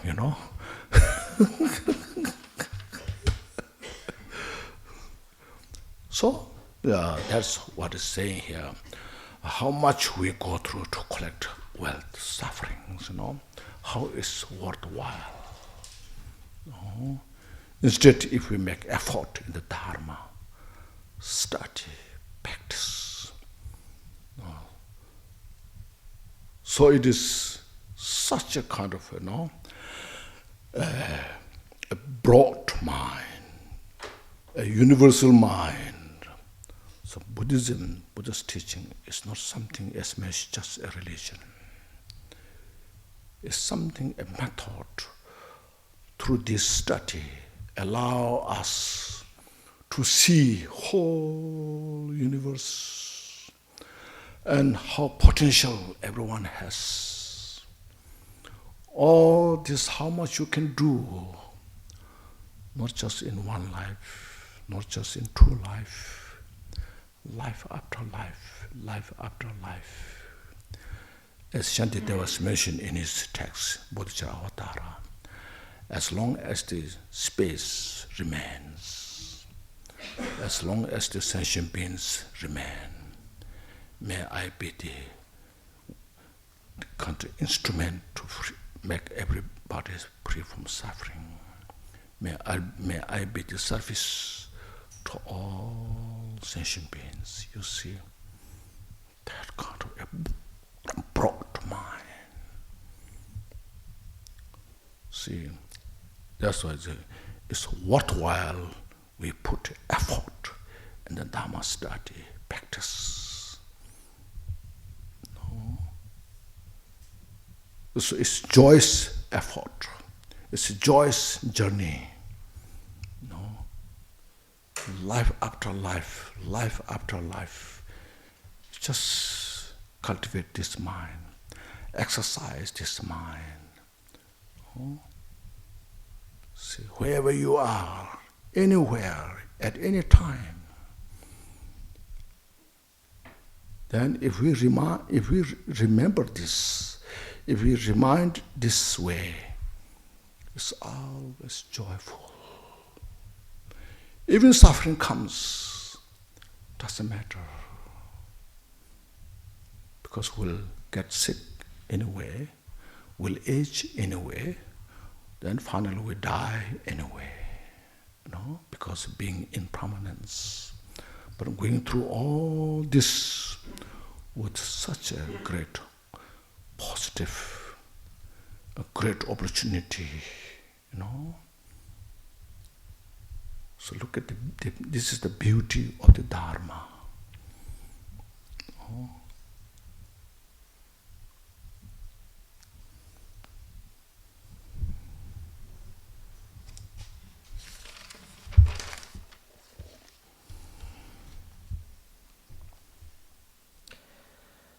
这边所讲的主要的练习，让我们修习的重点，主要是要让我们能够感恩，并且随喜我们所拥有的一切。比如说吃午饭的时候，我们不必花太多钱吃得太好，只要让我们止饥就可以了。遇到吃的东西呢，我们也不用去抱怨说吃这个菜多差饭多差，我们可以感到感恩，心生感恩，想到有多少人在这一刻是没有东西吃，甚至是饿死的，而我们自己还有饭可以吃，应该感到高兴，并且愿一切的众生都能够免于饥馑之苦，而不只是抱怨说吃得不好。否则我们只会有更多的这种愤怒，或者是抱怨，或者是痛苦。如果我们能够随时升起随喜感恩之心的话，进一步更可以让自己来反思可以做什么，可以为别人做什么，这些都是内心和平跟喜乐的源泉。因为我们凡夫只有一张嘴跟一个胃，有的时候我们吃太多的时候是造成我们痛苦的原因的。我们有多少痛苦，那么我们这些痛苦都是有机会让我们做学习的。那这些的事实呢，不只是说对于佛教徒来是适用的，而是普世存在的这种事实。这种事实的了解可以让我们看到的一切，并且看到众生的潜能，而不是说我们这一辈子这样子看，或下辈子这样看，而是生生世世都可以这样子来看，这样子来了解。过去佛陀他们发了这样子的愿：虚空无尽，众生无尽，我愿无穷。他愿他来时时刻刻来利益众生，有这样子的发心，这样子也是我们要学习如何把法善用的地方跟方向。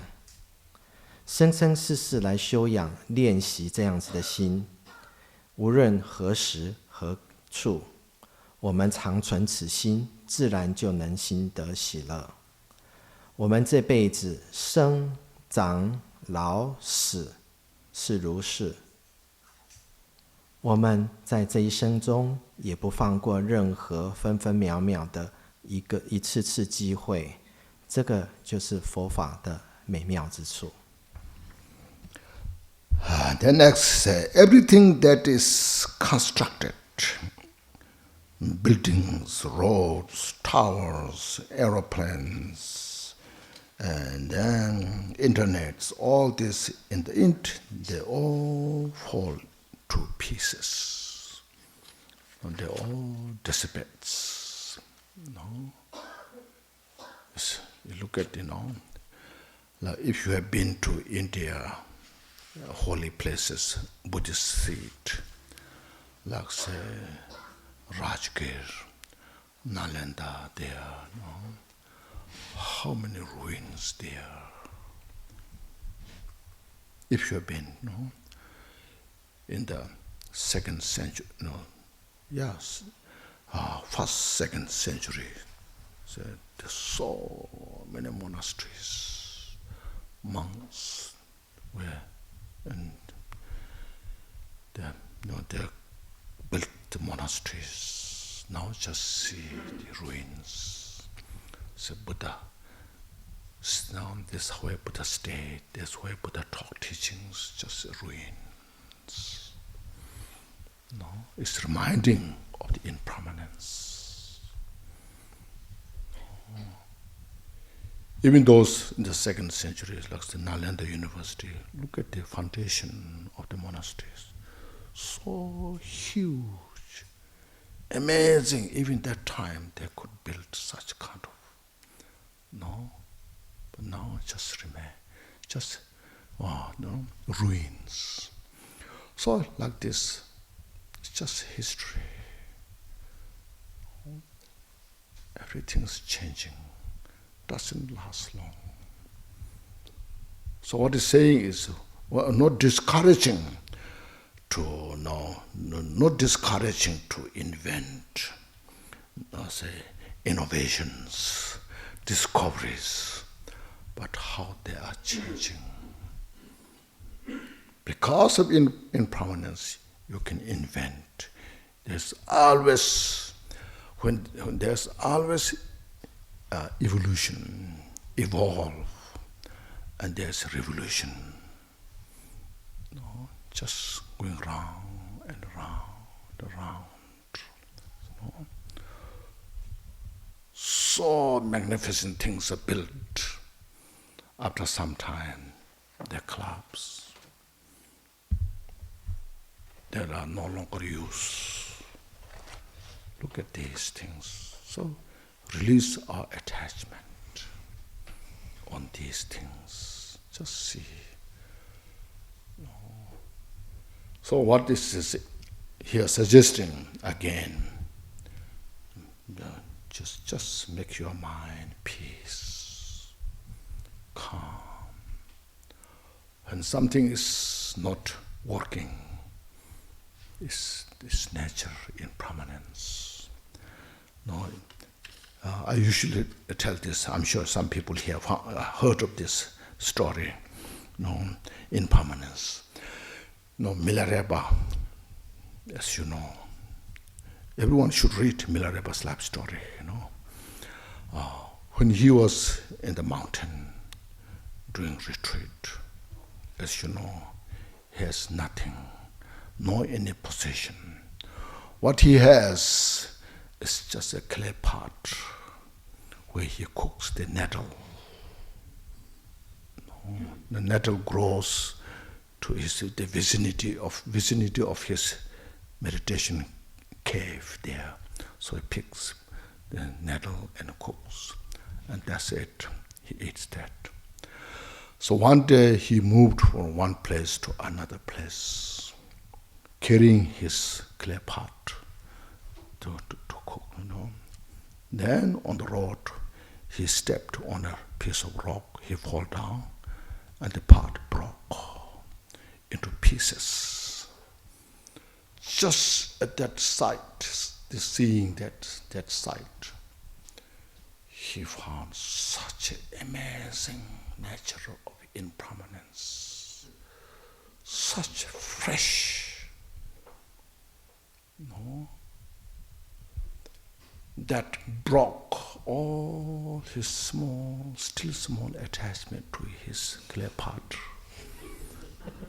No, because he said, this is where I cook the nettles, you know, and that broke into pieces. All the small attachment he has totally broken there. And he felt so grateful. See, then he was just thinking,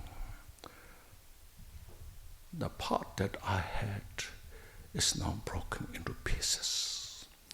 This is my only wealth that I have. Now it became such a great teacher who taught me the teaching of the impermanence. No? See, that kind of instant is generally is unfortunate, isn't it? See, it's unfortunate, but he carried into the wisdom, utilized into his meditation practice. Oh. So this symbolizes whole composite phenomenon, particularly this precious human life. Now I will practice Dharma stronger than ever before. See. Now look to us, ourselves. If you have broken that clay pot, you'll cry, isn't it? You will say, I'm the worst person, most unfortunate person. Generally, I have nothing, only a pot. This is also broken. Now, how should I survive my life? What should I do? See, look at this. He was not worrying anything. except just rejoicing the fresh teaching of the impermanence that he received. That breaking the clad part becomes his guru, precious guru. No? Like that, you see. So that's any unfortunate things happens, we should utilize the Dharma. That's called the wisdom of the Dharma. No? Anything, everything, it can become a part of our Dharma practice.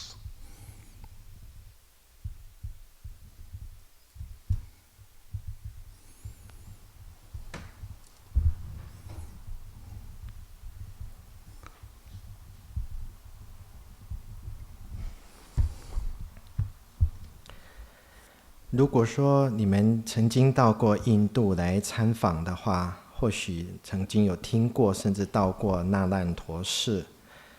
当年多么的辉煌，特别是在第1世纪、第2世纪的时候，甚至是佛陀的住所，或者是教授的地方等等的这些圣地。可是今天呢，都是变成废墟了。这在处处都在提醒我们无常的道理。当年那兰陀寺是多么的大呀，在第1世纪、第2世纪的时候，可是今天只是废土一堆，成为历史的一部分。这一切都改变了。但是这些改变并不是让我们心里觉得沮丧而已，更是让我们提起这个正念，面对无常，能够加以正面的改变。过去有多少宏伟的建筑，今何在呢？了解到这无常的道理，可以让我们内心更加的平静，更加的平和。我在这边还要跟大家分享一个无常的故事，弥勒日巴的本身故事。如果你们有机会的话，我认为每一个人都要去念他的这个本身故事。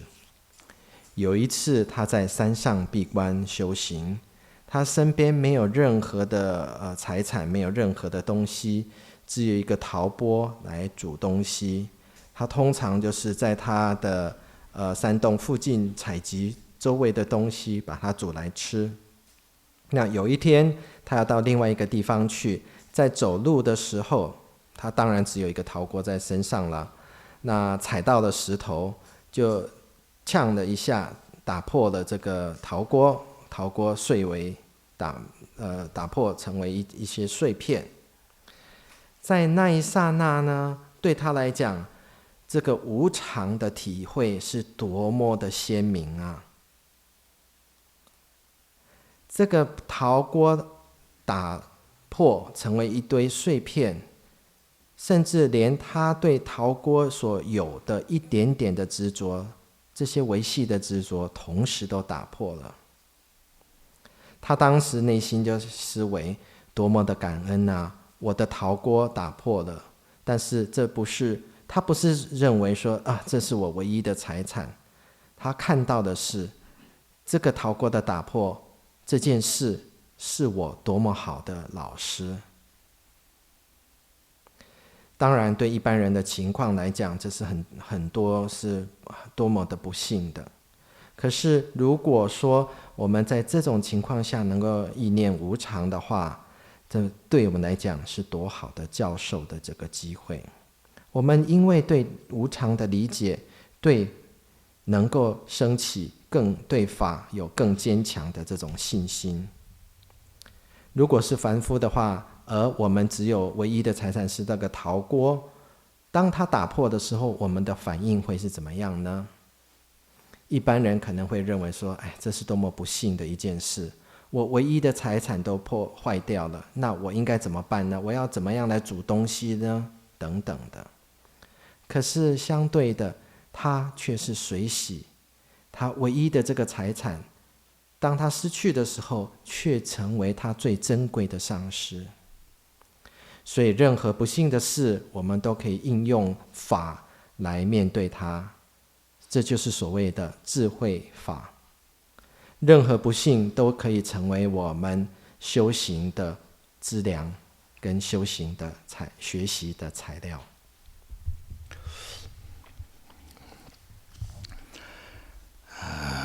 Then where? Oh yeah. Then the fourth one said, those who are born in this world have to face death. From the day we are born, our journey toward death does not pause for even 1 second. In the past, many politically and spiritually powerful people were born, but all have passed away. Only their histories are left. Even if one were to stay for hundreds or thousands of years, still one's life would end one day. You can hear the stories of some great teacher who achieved the deathlessness, but still they're gone.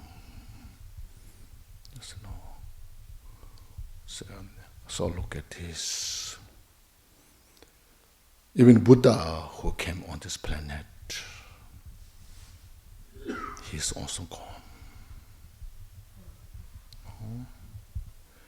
Great arahats, bodhisattvas, they appear on this planet.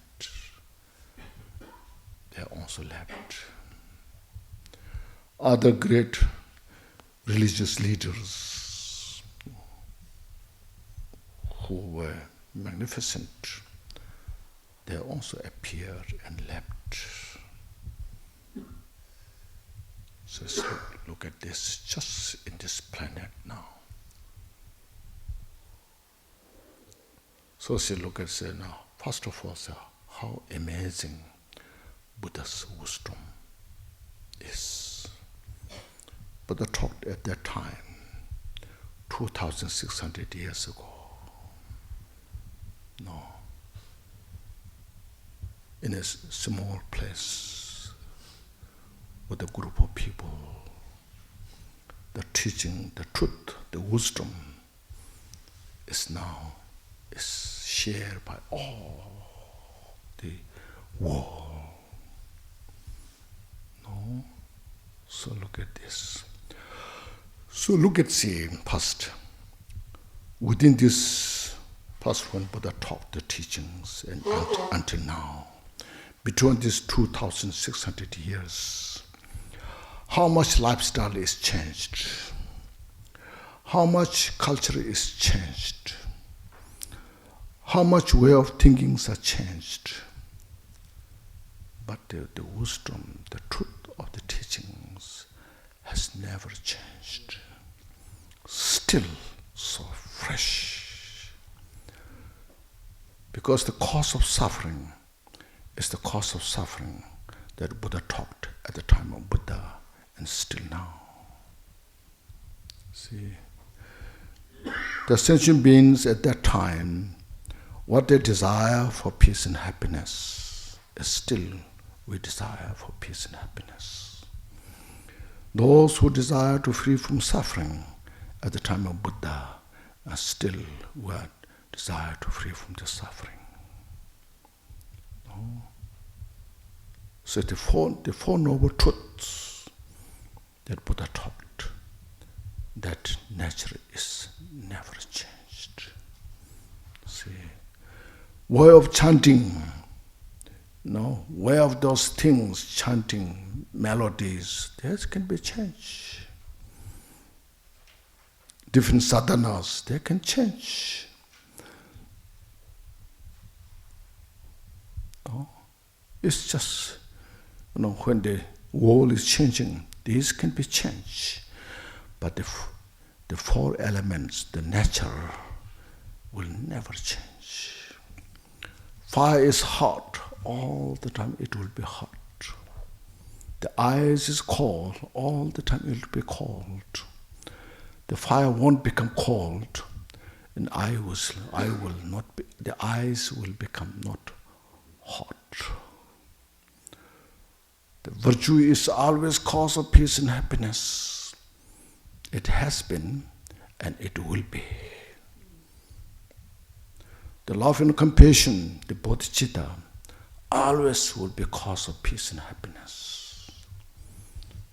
Will never be cause of suffering. The three poisons, they are cause of suffering. It was, or they were, and they will be in the future. So with this our confidence, with this our conviction, we just go forward to study, practice Dharma. Not just a belief or religious point, but reality check. Since we all desire for peace and happiness, since we all desire to be free from suffering, and this is the way you can see it. Use our human intelligence, especially the precious human life we have. That's what's called precious human life. Can understand and can implement, can live with it. Does it make sense? So look this. That's why Buddhists are teaching study practice is such a crucial, especially nowadays in the 21st century. Especially when there's an emphasis of the education in the world. Especially when there's an emphasis of the science and technology. Our study, practice of the Buddha's teaching is more important than ever before. Really, if we want to bring peace in the world, it's not enough just to say some prayers, so 1 million prayers for the world peace. I don't know how much it will do, you know. But if we practice this accordingly, definitely, at least in your own mind, and then can help others.3.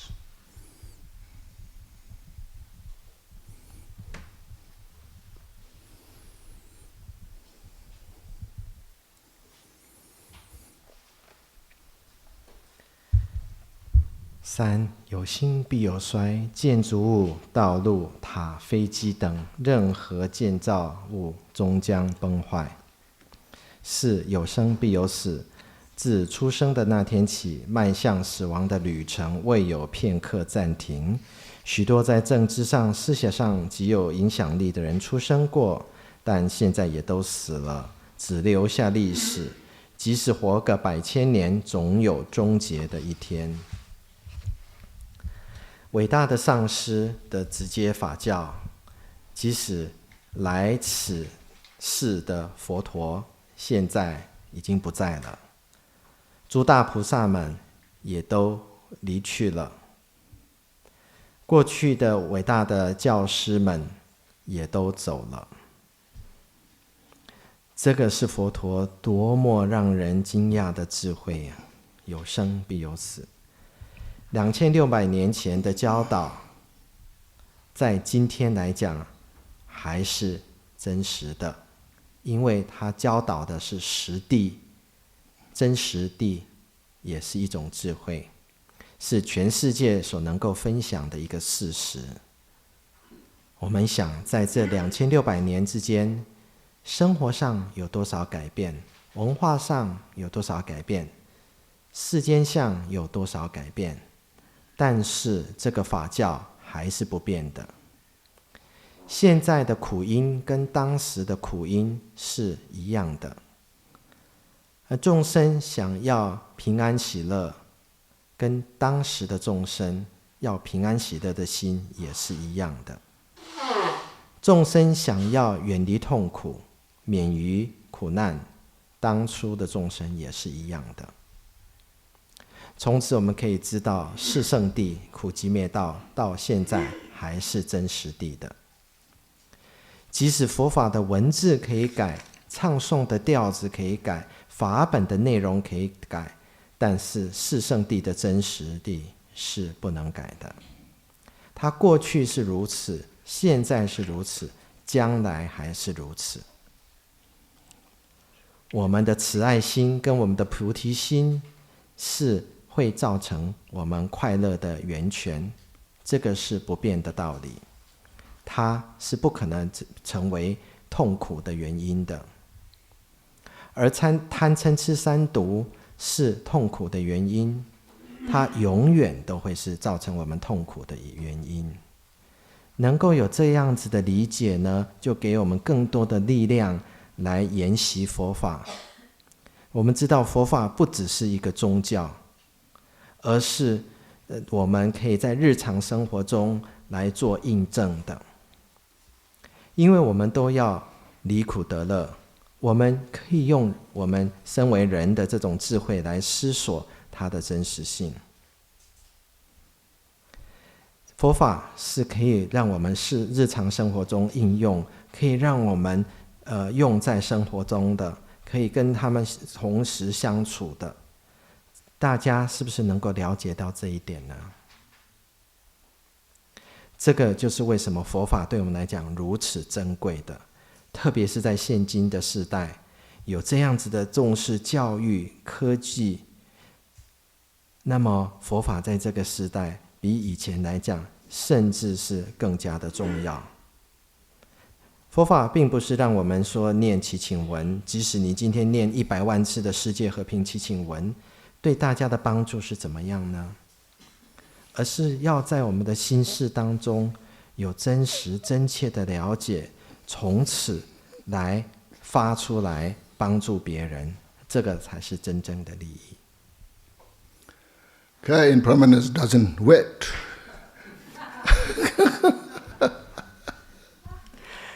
无常是不会等我们的。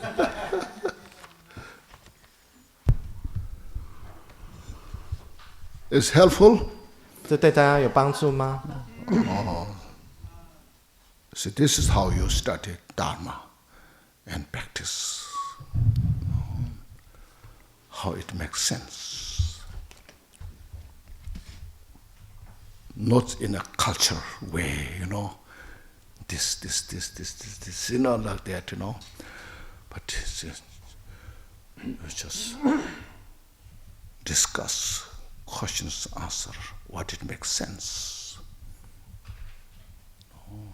Because our human brain, the mind, has such a capacity. So here, as anyway, before reading all this, here, look at here. One Milarepa said one quote here. Page 84, just in the middle of the last paragraph.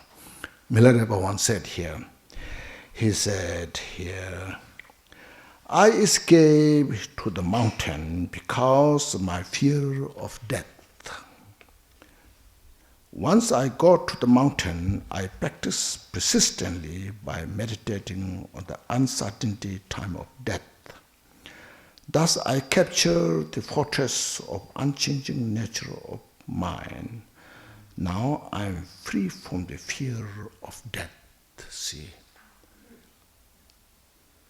Understood? See, Pasi, look, everything is impermanent. So he realized that. Totally convinced him that no other alternative. So he totally dedicated in the mountain.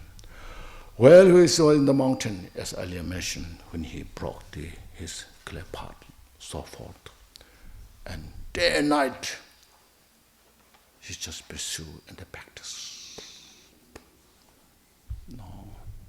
Then he totally captured the reality nature,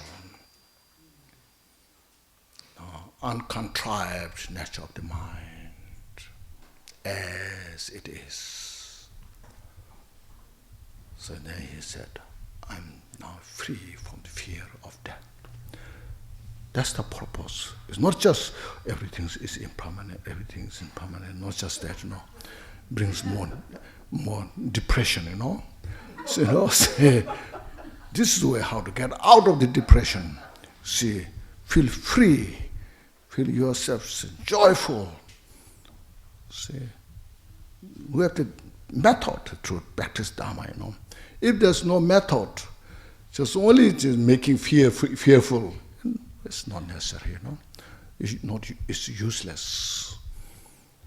Since we have such a profound teaching is there, so to capture the meaning of that profundity and vastness of the mind, these contributory causes have become so crucial.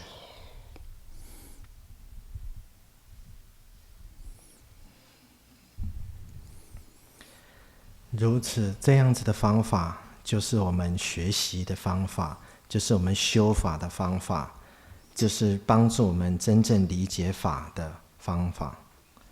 我们学习佛法，并不是说只是从在文化的方面来学习，透过这种问题讨论解答的这种形式呢，帮助我们真正的理解，能够在我们的身为人的那个脑子里面呢，发这个心，有这样子的冲劲，有这样的容量，能够来理解。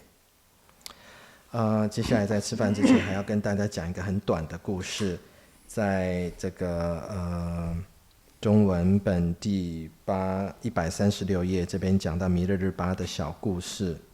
他说：“因为我惧怕死亡，所以我遁入山中。我入山之后，修持死时无常，没有间断，因此攻克了不变心性的堡垒，如今已经解脱死亡的部位。”他完全的投入，为了要避免死亡，为了要逃避，他完全的投入修行，直到他证悟到不造作的心性。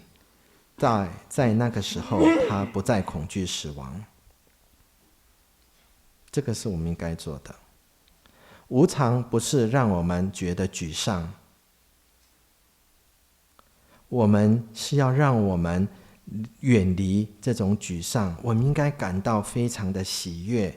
为什么？因为我们今天有一个方法能够来练习，透过这个方法，我们可以来克服，可能来驾驭这种情况。如果我们今天没有这个方法的话，这些法对我们来讲是没有用的。我们是心的主人，我们是能够主宰它的。Now please take a deep breath. 大家深呼吸，先吸一口气 and exhale. 再吐气。So now just refresh some recollection of the teachings from this morning. 反思今天早上教授的一些内容跟一些疑问。Before we forgot. 在我们忘记之前，先想一次。Otherwise, you leave your old teachings on your cushion and you leave with the empty hand. 否则你把所有的法教都留在你的坐垫上，就跑走去吃饭了。And then, 再来 just contemplate it has been useful or not useful, helpful or not helpful.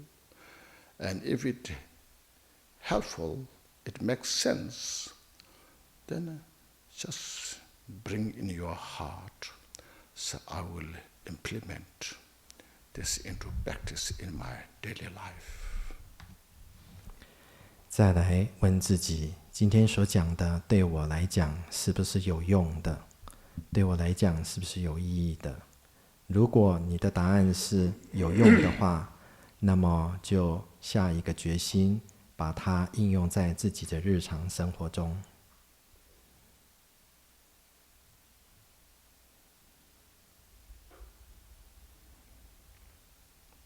吐 Dedication prayers. Sunandaya damje zebani tonenye bamze tega namje balong doba ye seben zolen doba yo sanjo senjo Rinpoche. maje banan jije jen jeba nyamba me barayang kone konde bewa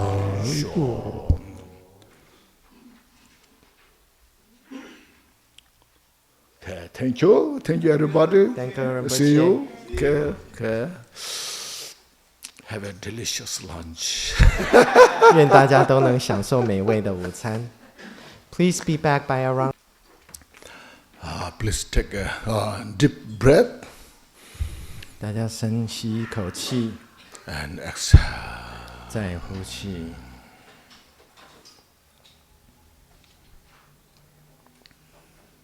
Then we'll say short refuge in English. In the Buddha, Dharma, and the Sangha most excellent, I take refuge until enlightenment is reached.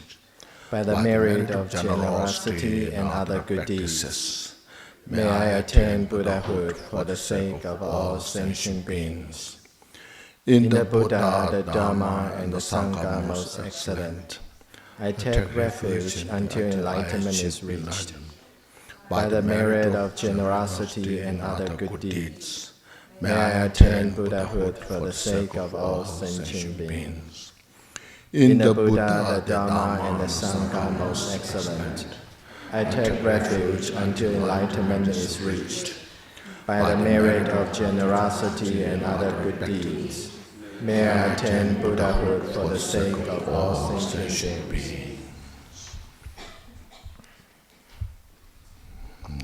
Then, as usual, cultivate our mind to attain complete enlightenment for the benefit of all sentient beings with this motivation, and then we go through this some study and some study for the practice. 然后跟以前一样，这样发心，为了利益一切有情众生，愿得完全的证悟，以此之故来这样子修习听闻佛法。Now, this morning we have touched on the subject of the impermanence. We were reading this a few pages, and we have not completed. Or do you like to read through this, or we want to escape and touch other next subject? What is your choice? 今天早上我们开始讲的无常的观念，那你们要我继续讲无常的部分，把它剩余没有讲念完的部分念完，还是要我开讲新的议题呢？你们的选择。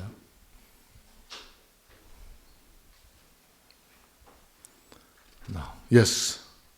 If it's possible, maybe we can go back to explaining the difference between loving kindness, compassion, and virtue. Yeah, that is actually I'm going to touch that subject later, But time-wise, time is flying, and we haven't not going to reach there.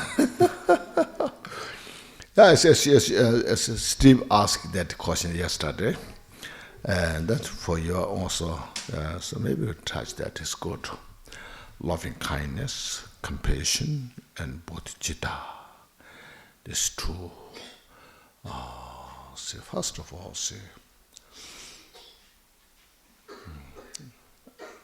in the concerning in the love and compassion, it's nothing to do with the spiritual. It's just generally a reality. Not only human beings, even animals, small insects. Everybody has that practice. So, because of this, see, when the animals, when they give birth to their baby, just genuinely this love and compassion to her baby.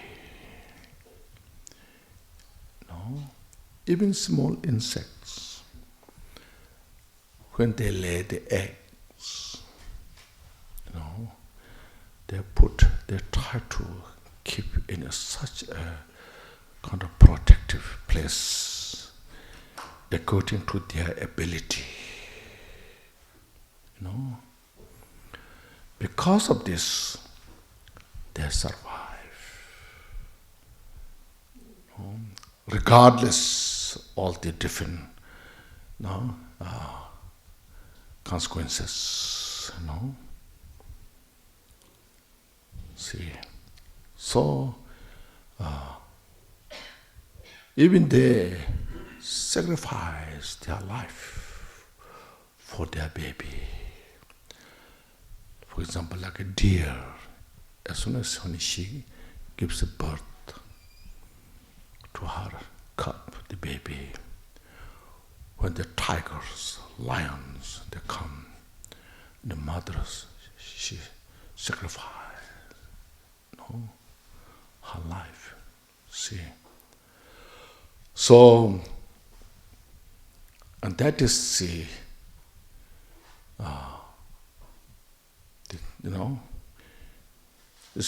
that's the basic kind of the mind, the quality of the mind which express, and through that expression,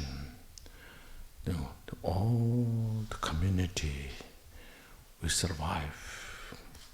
In the family, in our family, you see. When the children are grown up within such environment, the love and compassion, the family is much healthier, emotionally, psychologically, and see, those who are lacking that, and there, we should see, there's some disadvantage, difficulties there. See. So that is something, not as something as mentioned, Buddhist belief. It's universally how that we live our life. So that is the capital. That what we have. And from that basis, then Buddha taught how to extend that further. For fathers, universally, how we can practice that. So that's why I say, you see, right at the beginning when we said the prayer, in the opening prayer, as you see, all mother sentient beings, especially those enemies who hate me, obstructors who harm me, those who create obstacles in my path, to the liberation and all-knowingness. May they have happiness and separate from suffering. First this, So may they have happiness means love. May they separate from the suffering means compassion. See. So first we understand that, you see. And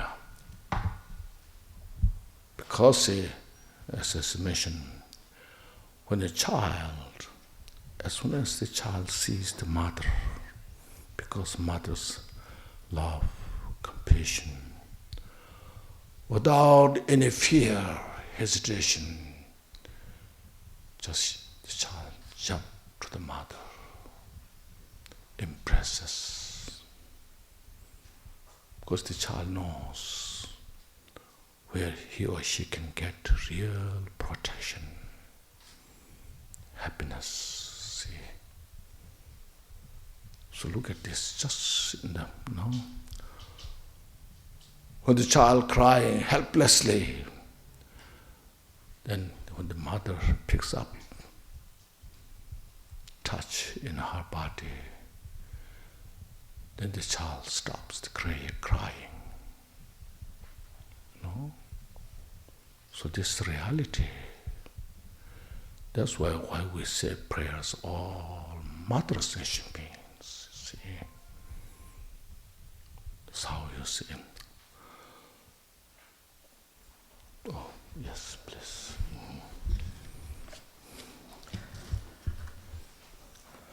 今天早上我们讲无常，那刚刚有一个问题问是，慈悲心跟菩提心的差别怎么样呢？那上师的回答是，是的，昨天 Steve 有问这个问题，我本来是想说晚一点讲的，既然现在提了，我们就先讲这个好了。时间过得很快，我怕没有时间讲到那一个部分，所以我们先讲。这个慈悲心呢，这个是普世的一个现实的一个真理，不只是人类有，即使是动物也好，或者是非常小的昆虫也好，每一个众生都有。那么，因为当我们看到在动物出生到的动物在生下一代的时候呢，他们自然对下一代有这种慈心跟悲心的。即使这些小昆虫在下蛋的时候，他们也会竭尽所能来保护这个蛋。那也因为这种特性呢，这种族群、这个种族能够存活下来，他们为了下一代而牺牲他们自己的生命。比如说，有的时候是老虎要来扑击、扑杀他们的时候。母亲呢，通常会愿意为了牺牲自己而保护他们的下一代，这个就是我们心的一个特质跟本质。透过这些外在的行为来表彰他们的特质跟特性。那这些种族呢，也得以各自在他们的社区中存活下来。那整个社区因为这样子，那整个种族因为这样子而能够更加的安全。因为如果没有这样子的慈悲心的话，那都会是一个非常不幸的一个状态。那这一般来讲是一个普世的原则上，让我们能够存活在这个世界上的。比如说，可是在这个基础之上呢，佛陀的法教是教我们如何把我们这种心态呢，把它扩大。然后扩大到父亲一切众生，所以我们在一开始在念我们的祈请文的时候，我们都会讲说如母众生，或者是说愿对五愤恨之敌人、伤害及邪魔，以及一切阻断我解脱得正骗之者为主之一切如母众生，俱乐离苦，迅速的等等的，因为他们能够离苦及苦因，得乐及乐因，所以。也因为这样子的发心，当一个小孩看到一个母亲的时候，由于母亲的慈爱跟悲心呢，自然会吸引小孩，因为这个小孩直觉上知道说可以从母亲那边得到真正的保护、真正的安全。所以当小孩子无助的哭的时候，母亲就会安慰他们，这个是不争的事实。那以此之故，我们扩大变成一切如母的众生，这是我们的祈请文的这个发愿的祈请文。And then in the so that's the general reality. It's nothing to the religion. No, it's whole. It's universal. We all can understand that. Because of that, it's a practical approach for peace, happiness.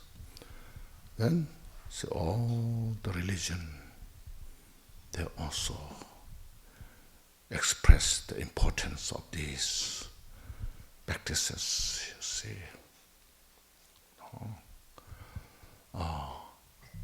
Then, in the Buddhist, then Buddha just goes off, go further. It's mentioned to expand that mind. That's the inborn, as yesterday mentioned, is the expression of the Buddha nature. Buddha nature is the total, this Buddha nature is the total nature of the peace, it's joy, it's luminosity.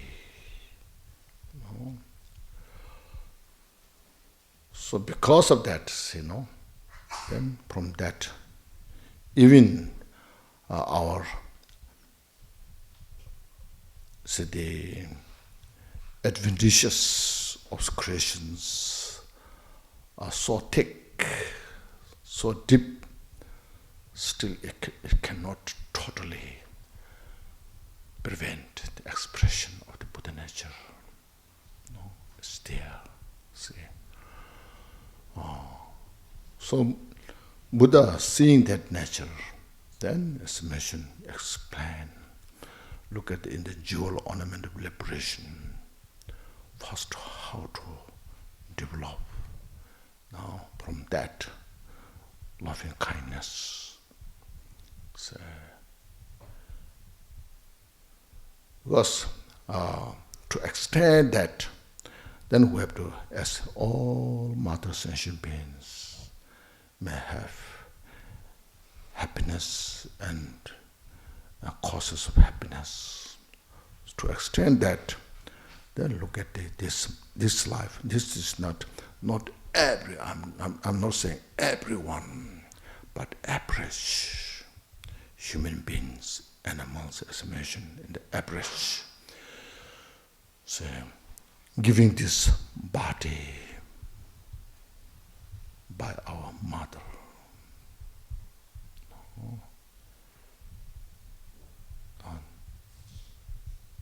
She went through a lot of suffering by accepting all the suffering. She gave our body. Then not just giving body. See, she protected the life. Protect from the day when we were born, we were like a small insect. Know nothing. What's right, what's wrong, what's harmful, what's not harmful. Protect from fire, protect from water, protect from precipice, different way. When the child is sick, no, she can't sleep. No, calling doctors or priests or lama, asking prayers. No, that way she protected the baby out of love, out of compassion. Because of that, with full responsibilities. And then, not only that, protected how much she went through, great hardship. See, how to raise the child. Those who are poor, no food, no clothes. She goes round to beg to feed her child.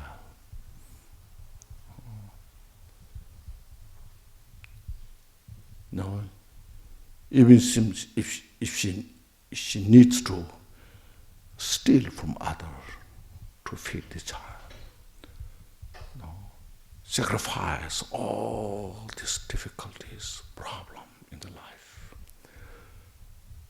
You see, It's not just 1 day, 2 days, day after day, year after year. It's hardship. So giving life, giving this body, giving the life, undergoing such great hardship. Then not only that, then say, I want my child very smart. She taught all past how to eat, how to drink, how to walk, how to talk, step by step. No? Then she teaches what is right, what is wrong. Then sent to school, kindergarten. All this you see. So look at that. Until she dies, the children are more than herself. Look at this, So we'll reflect back. I'm grown up in such a way. How much I owe to my mother. So develop from there how to repay the kindness of the mother. Look this. So basically it says, mention loving kindness. So every individual have these kind of practices. The Buddha still has mentioned those extended. So in the jewel ornament of liberation, described this so detailed, carefully, So then, when you get the understanding when you're grown up, so I was raised through these steps. So my mother has been very kind. So develop stronger, more understanding of love. Then, not just only this life's mother, she has been mother many lifetimes.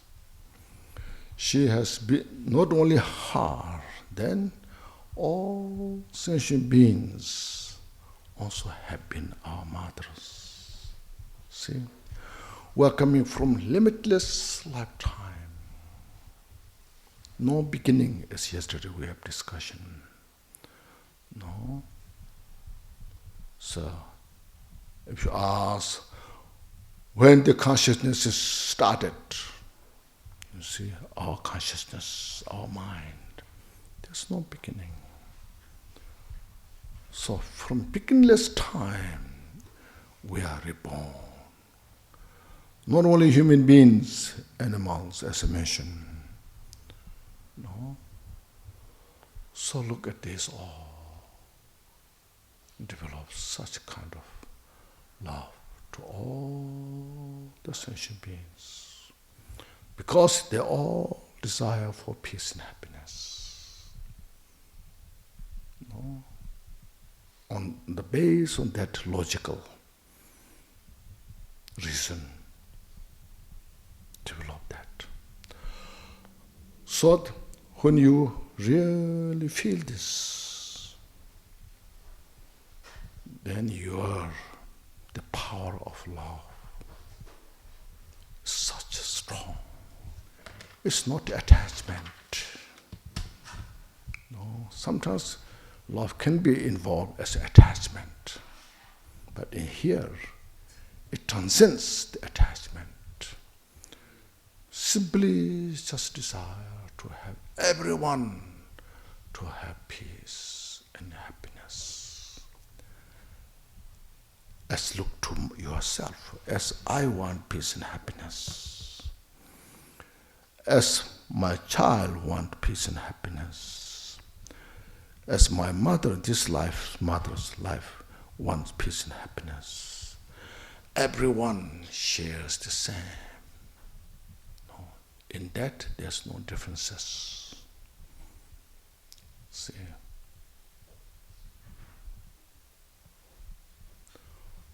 So, this called developing loving kindness as an object to sentient beings, or sentient beings as an object, project sentient beings, all this. Then, even though we desire to have everyone peace and happiness, the love, but what's the cause of peace and happiness? It's not enough just mere to have love and compassion, or loving kindness, should say. No? So look at the cause of peace and happiness. Now all these like 10 virtues, now wholesome deeds, those are the cause. So then we'll look at that. So may everyone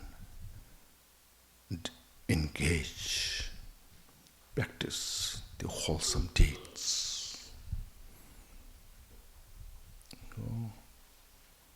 Not just mere wishing peace and happiness. So that is the second type of loving kindness practice.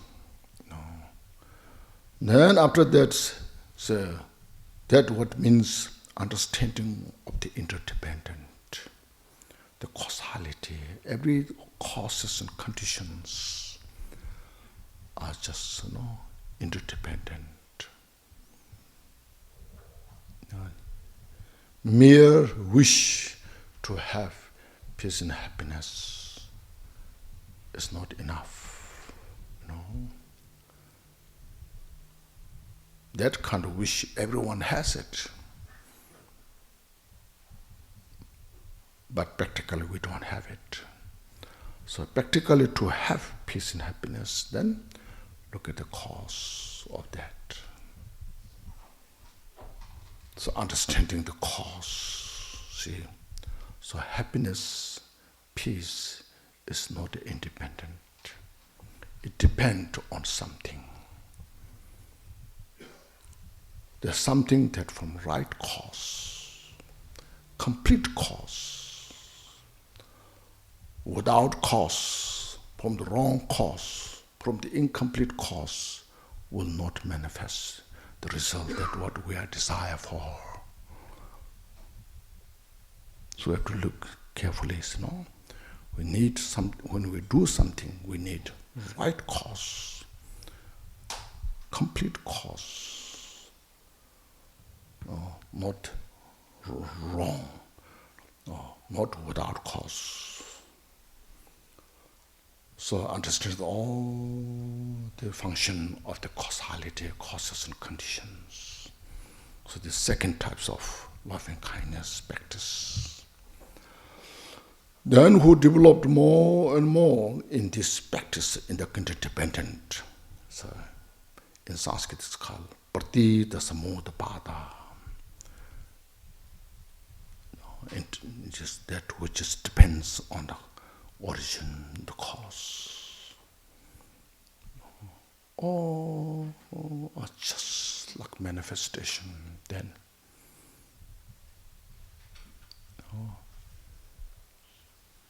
It's like right, left. Because of left, just right. No right, no left. See. Because of this table is long, we can say this is short. But then if you make this short, you make shorter, this becomes long. See? So this, what you can say, is this short or long? Neither, depends, you say. it depends. It's related. It's relativity state, which Einstein discovered, isn't it? So like this. So just so we cannot say table is long, short. It just depends. That shows its illusory nature. That shows table is emptiness. It's empty of long, empty of short. We are not making this empty, but it functions within the emptiness. Make sense? So like that, see. So within that state, sentient beings who have not realized this great bodhisattvas, then they have, because of this bodhisattvas or Buddha, have such kind of incisive awareness within the framework of the causality, emptiness, interdependent. No, such powerful, great loving kindness. Sentient beings without realizing this. No.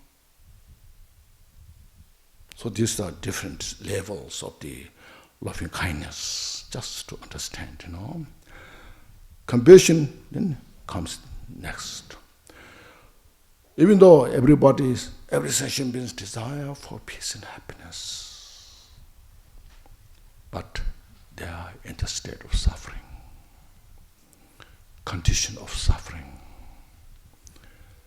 As I mentioned yesterday, when we have all these mental afflictions, that makes us the condition of suffering. As long as when we are in the mental afflictions, 3 portions, 5 portions there, we don't expect total peace, happiness. We're under the condition of suffering, So then we all desire to free from suffering. So then we develop compassion, may sentient beings free from suffering. So you see, first we should get a clear understanding of the love and compassion. The mental factor of the love is desire to have peace and happiness.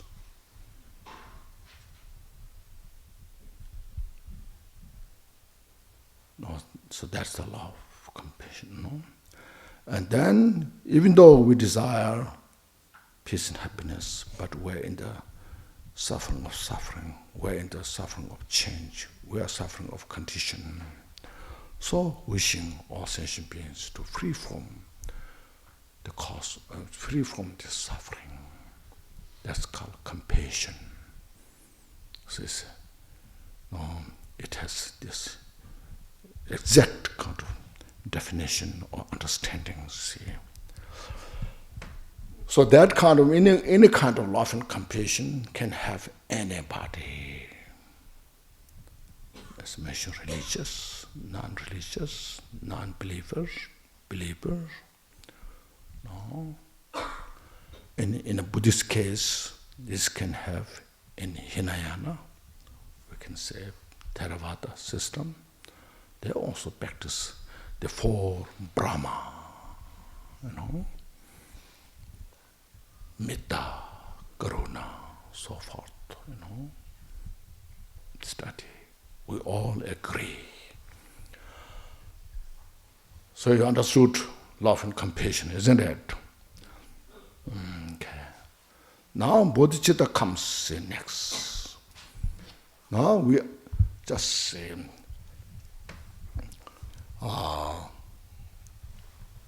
empirically, now relax your mind.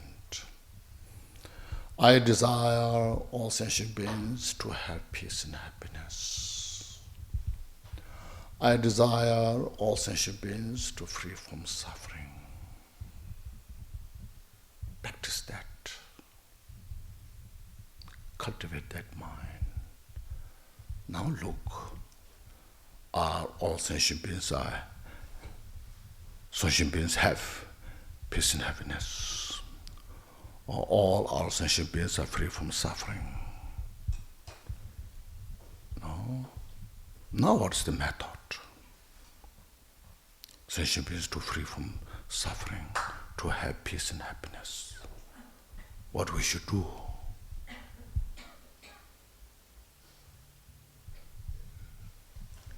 No?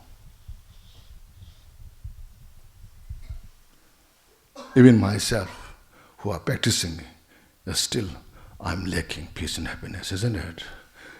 I'm not free from suffering. Now what we should do? What's the solution?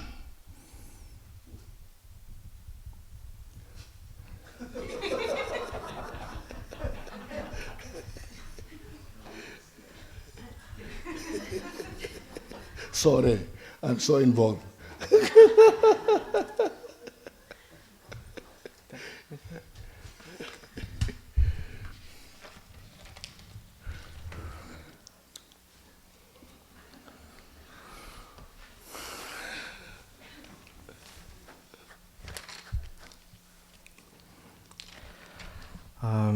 我们在讲说慈悲心来讲，慈爱心跟悲心来讲，这个是普世的一个真理，是一个非常实际的一个行止。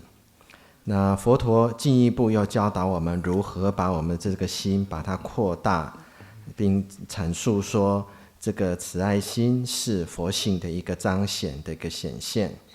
因为佛性它是一个完完全全一个平和喜悦的状态，充满了明性的。以此之故，我们事实上是在一个非常有利的一个状态之下。那即使在这样子的情况之下，也没有办法完整的来描述佛性它的特质。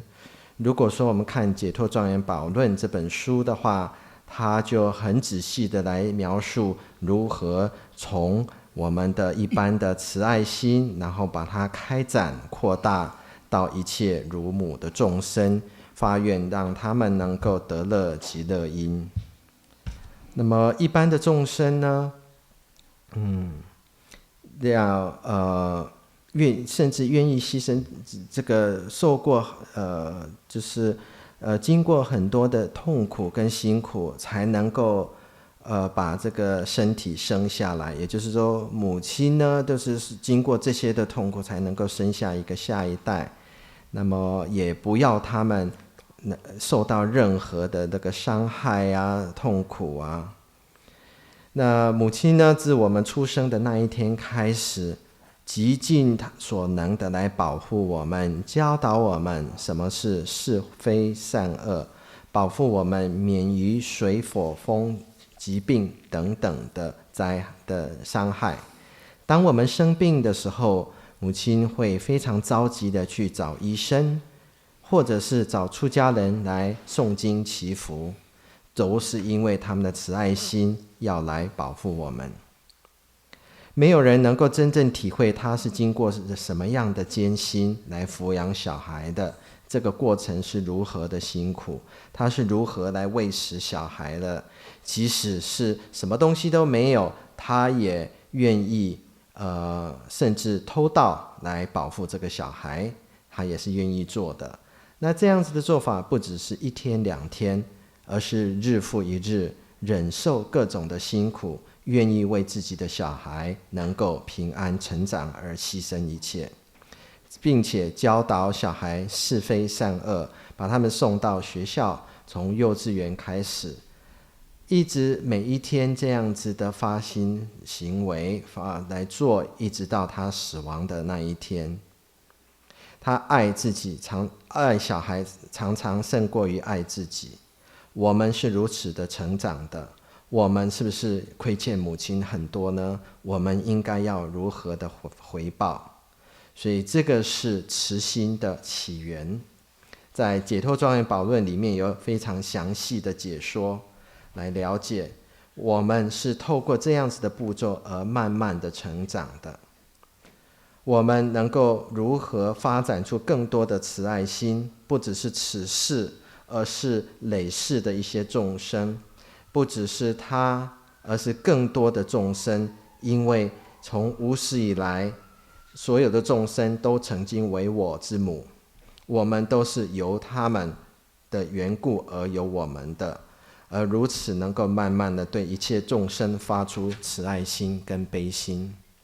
慈爱的力量很大，它不只是一种执着的一种爱，而是更进一步把它升华到所有的众生。因为所有的众生，我们都愿意他们能够平安快乐。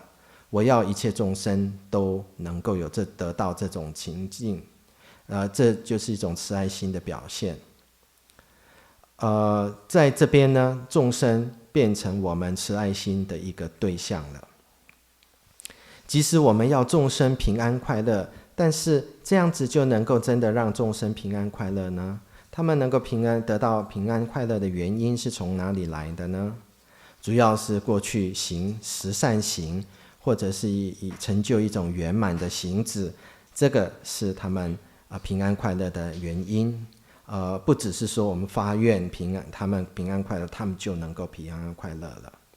在西藏我们有这种想法，有一种了解，就是因果是相互依存的，它不是独立存在的。我们并不是说只是纯粹的发愿，一个人平安快乐，他就能够达到平安快乐。我们必须要知道，要那样子做，必须要种那样子的因。所以平安快乐来自于某种的特定的因素，要有这种完全的完整的这个因，才能够达到这个结果。如果它的因不完全不完整的话，是不会发生的。那它也不可能是一种不同的因或错误的因导致这种结果的。所以由这边呢，我们一层一层渐次的发展扩大我们的慈爱心这个展现。那这一种都是一种相对的一种情况，就好像我们讲左一样，因为有右所以有左，因为有长所以有短。如果今天没有左，就没有右了。长短是相较出来，互相比较出来的，左右这个方向也是相对而言才有的。这些都是依情况而定的，就好像是相对论一般。在空性的这个层次里面是离于二边的，也没有长短这样子的分别的。那么在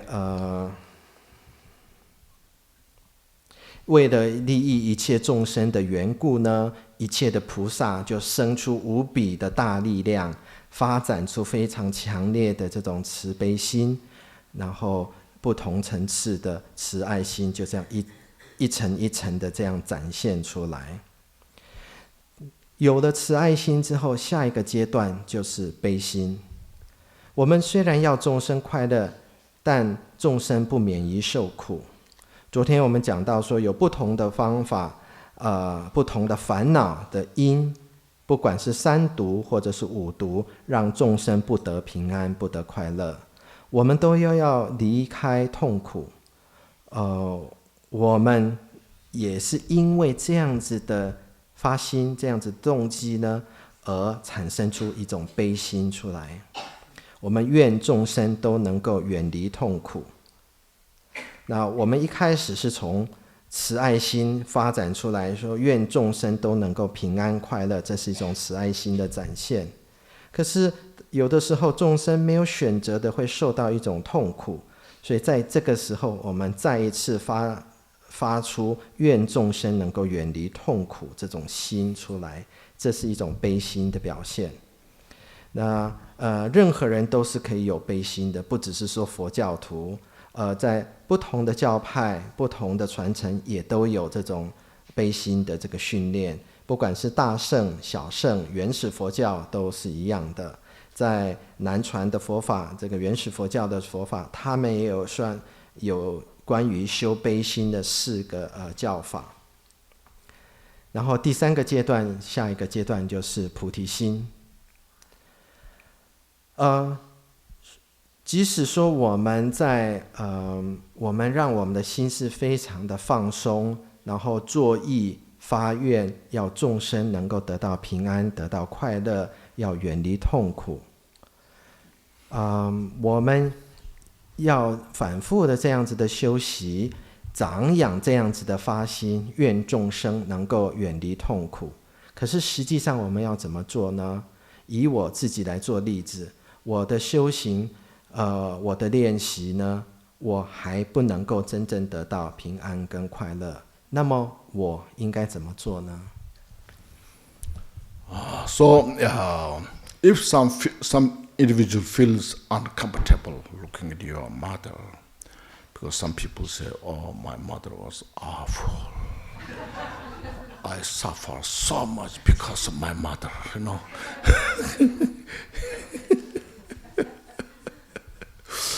If individual has that kind of problem, difficulties, then look at the person who's most close to you. Your child, your friend, whatever. Look at their kindness and then practice love and compassion, you see. In that way, in a way, love and compassion has Buddhists, non-Buddhists, religious, non-religious, human beings, non-human beings, you see. It's just how much depends on the degree, individuals. Now bodhicitta is, you see, something more than all this, as I mentioned.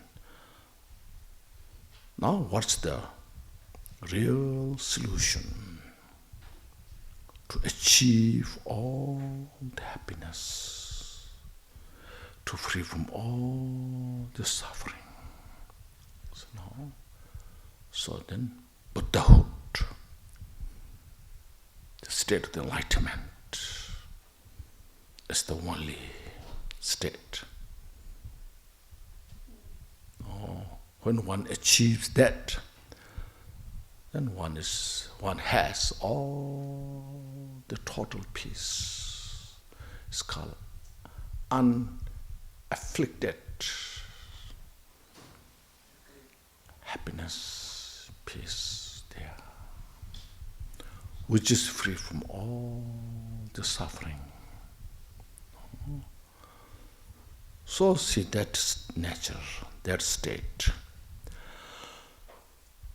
Now in order to achieve that state, so I personally right now have no any ability to give sentient beings peace and happiness, and have no ability to free sentient beings from suffering. Now I desire to attain that state. So that state, to achieve that state, you see, compassion first is such as a rudimentary cause to need to establish that. So in order all sentient beings free from all the suffering, thus I will attain Buddhahood. So Buddhahood, you are seeking the wisdom of the Buddha. So these two factors are compassion and wisdom. Now this is totally in the hands of the Bodhisattva.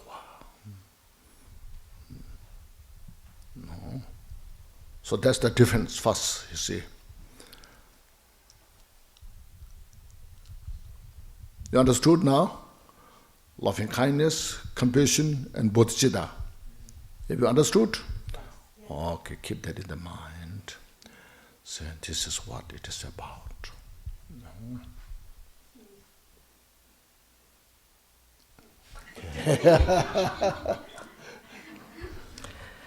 那么讲到这个菩提心呢，或许有些人在这个练习慈悲心或者菩提心，有些人会抱怨说，我这辈子这么惨，都是我妈妈虐待我，你要我观想我妈妈对她发起慈悲心，我是没有办法的，我没有办法这样观想。如果你这样子真是这样子认为，跟你母亲的关系因缘是这样子的话，那么你们可以找一个让你可以比较容易发起这种慈悲心的人，不管是朋友也好，小孩也好，都可以。那么来练习怎么样来长养自己的慈心、慈爱心跟悲心。那不管是人还是不是人，佛教徒还是不是佛教徒，有一个这样子的对象，那个产生一个境，可以让我们来修习长养我们的慈悲心。那菩提心是更进一步，什么是一个能够真正解决，能够让众生能够达到完整的快乐，免于一切痛苦的呢？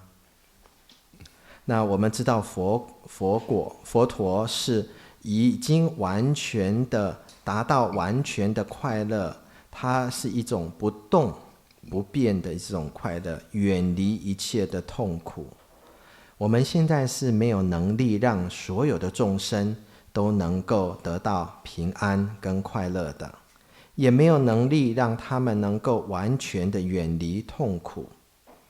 虽然我们现在还没有这种能力，但是我们可以发这个心愿，找出什么是根本的原因，愿所有的一切众生都能够远离痛苦，以此之故，我愿意成就佛果。那么这个是菩萨行的一个境界，是菩萨的发心。这样子你们了解吗？了解慈心、悲心跟菩提心的不同吗？ So now, since we have such a precious teaching, you see, all different steps, you see. So this all way, only way, how to establish, bring about harmony, peace in our mind.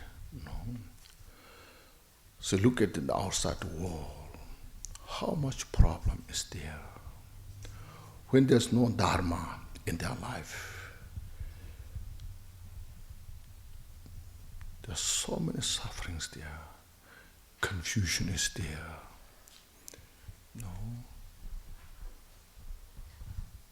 Because it involves so much these mental negative emotions, excessively involved. And then there's some using drugs when they cannot control, desperate, what to do. They don't find a solution, using drugs. See, and some there's suicide. So some become crazy. So looking at those, so if you study, practice these precious Dharma teachings, it's much better than those things, isn't it? Really. There's no immediate solution in this. When you're really crazy, Dharma cannot help because there's no space, you see. Dharma has to start step by step, slowly, slowly. You just estimation, understanding, investigate, establish, and then practice. See, hearing, understanding, practice has to go all this step by step, slowly, slowly. Then say, oh yes, it makes sense. Like I said, for example, as soon as when you enter into the first grade, it doesn't mean now you have finished the grade, isn't it?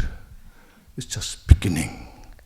Then it takes one whole year to finish that, isn't it? So Dharma, same thing.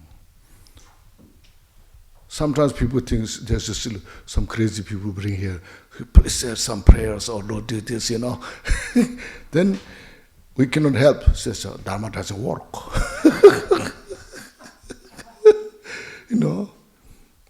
Like a push button, It's mental exercise. It's not a physical thing, So that's it. When your dharmas study, practice step by step, slowly, without giving up, year after year, year after year, then you see the difference, real.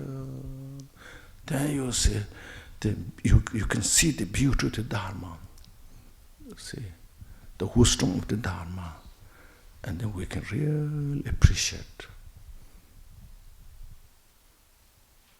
So Dharma is needed by every sentient beings in the world. So like all human beings are much better, the animals have more peace. You see? When human beings have become wild, these animals are suffering so much because they are tortured by the wild people,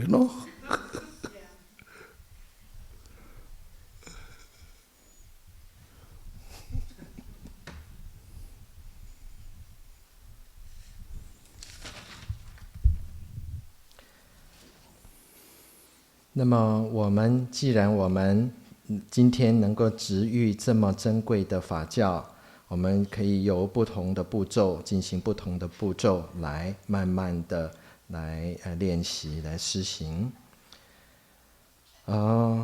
基本的方式就是要问我们自己，在我们内心之中如何能够完全的达到祥和的一个境界一个程度。因为一般凡夫来讲，我们的内心有这么多的烦恼，那么我们想要办法，想各种的方式来处理、来面对、来逃避，不管是嗑药，或者是自杀，或者是发狂等等。如果说我们能够透过修习佛法来应对、来面对这一些，不是更好的方式吗？如果一个人真正的发狂的话，那么那个时候佛法是没有办法的，因为已经没有地方可以放下去了。必须在一开始的时候，我们就一步一步的来修习，就好像我们进入一个学校读1年级一样。可是我们并不是说一进去念1年级就马上毕业了，因为在这个学校里面，它才刚刚开始。甚至也必须要经过1年的学习，才可以进到下一个年级，不是吗？可是我们现在的人常常会认为说，我念的这些祈请文、祈愿文修的这些法，就马上要有结果，好像在按一个这个开关一样。事情不是这样子的，必须要一步一步来的，反反复复的来练习，有这个时间。一步一步的增进，那在过程当中，我们也可以来欣赏法教的这个美。当我们要动物平安，当他们快乐的时候，我们要问我们身为人的我们的内心是不是平和的？当我们人的心是平和的时候，动物才有可能快乐。当我们内心不是平和的时候，动物是不可能得到安全的，他们在狂人的附近，他们也会受到灾殃的，不是这样子吗？ So this morning we are studying the impermanence, So within the state of the impermanence is how much we have opportunity, to reflect the reality nature. And how much opportunity we have to study, practice the Dharma. By the way, Dharma, which will come, but see, Dharma means peace. The total peace. Dharma means which protects us from the doing wrong thing.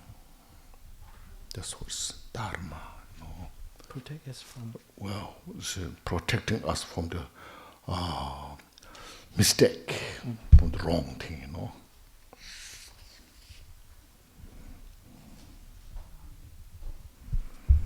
那么今天早上我们讲无常，那在无常的这个现象里面，我们要常常去省思，了解这些外在的现象都是一种暂时的。当我们讲到法的时候，我们应该了解法的意义是什么？什么是法呢？它是一种平和的状态，是一个完完全全的平和的状态。它同时也是一种保护，保护什么呢？保护我们免于犯错。If you have this book, we are reading this, page 82, say, spreading shadow of sunset, which is in the root or text or in the verse, is used here as a metaphor for inevitability. From daybreak in the east to sunset in the west, the sun moves without stopping for even 1 second. No one has any doubt about this, do they? Likewise, from the moment of our birth, we are making a journey towards death with every moment. We aren't aware of it, but each day we are rushing to see the face of death, Lord of Death, as though we are running a marathon. We think we are alive, but basically our nature is that of death. This body is nothing but an animated corpse. No matter how powerful our technology is, no one can stop the sun from setting. Death is like that. No one can refuse to die. That is inevitable. This is mentioned, not scaring, not to threaten you, but just to reflect. Yes, that's right. Now what should I do when that happens? No.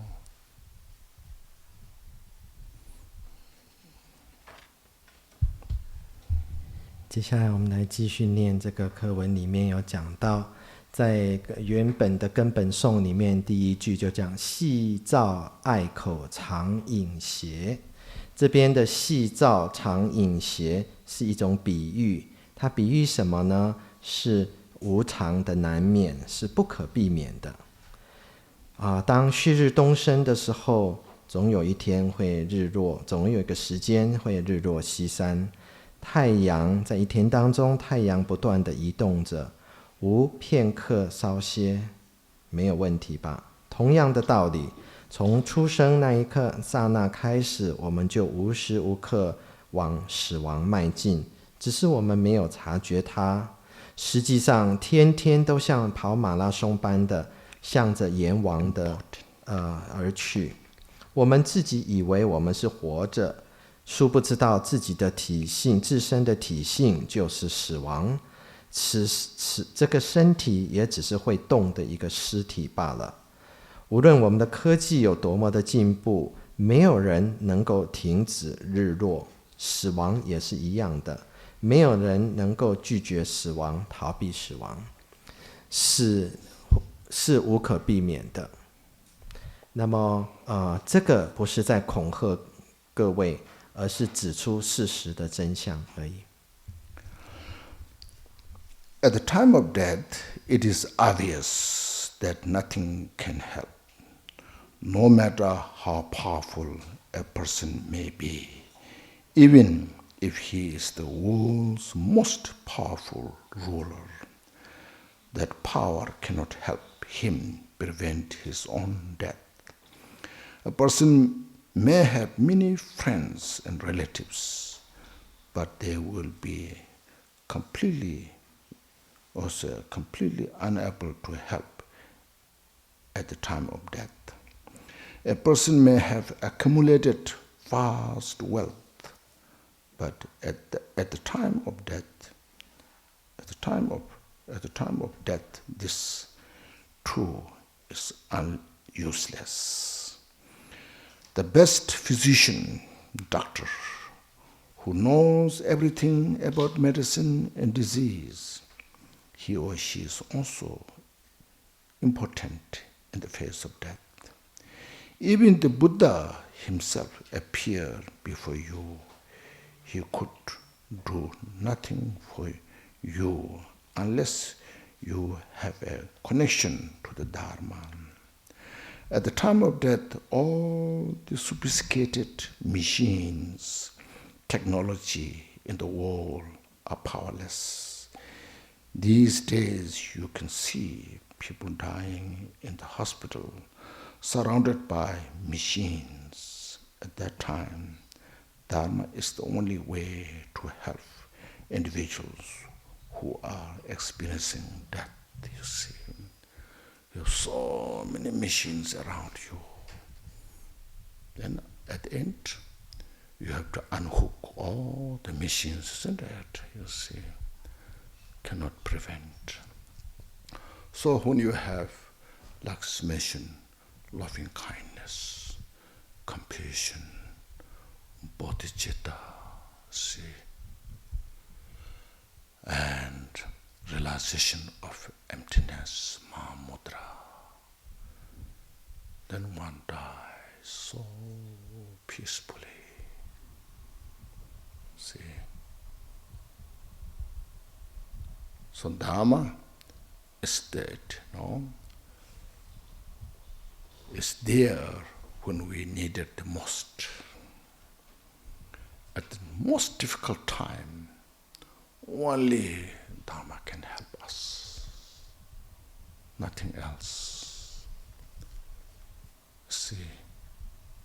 So that's what important is.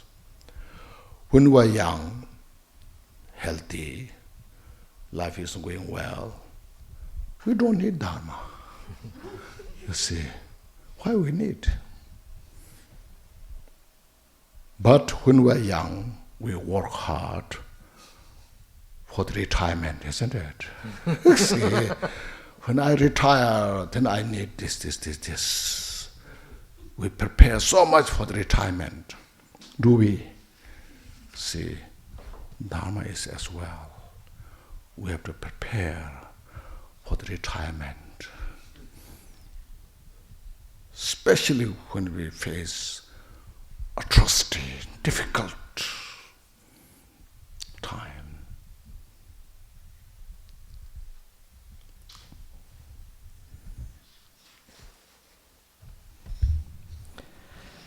当我们在临死之际，显然一切都没有用。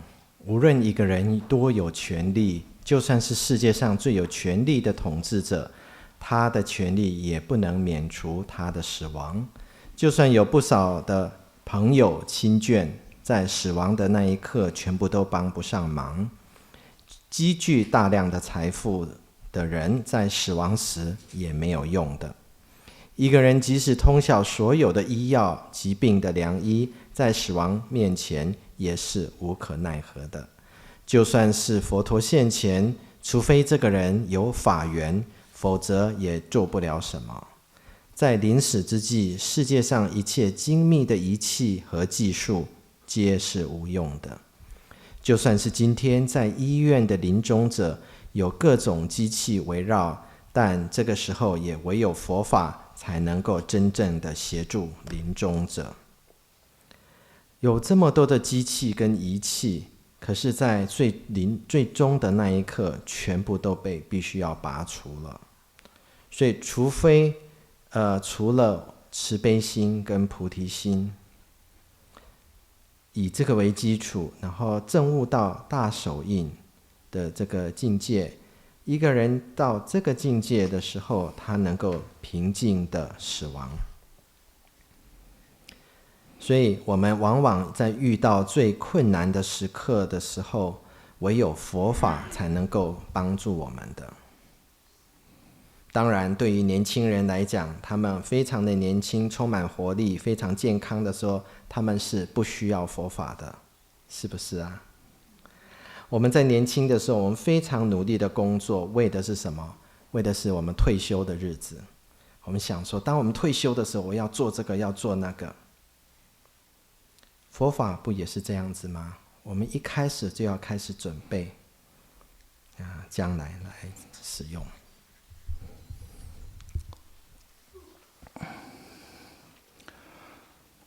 Dharma is the only possible help if we have experience in practice. Someone can tell us, say, be peaceful, be mindful, no? But unless we practice this, these are just a word, no? You say, I know, but I can't rest, See, what here said is, words. Intellectual understanding is not enough. So we read so many books, collect a lot of informations, no practice, not so much benefit. Of course, reading is important. We need those informations, but we also need practice. See, no matter how well versed we may be, or how many books we have read, without practice, without having experienced the real meaning of Dharma in our minds, in our heart, mere knowledge is of no use.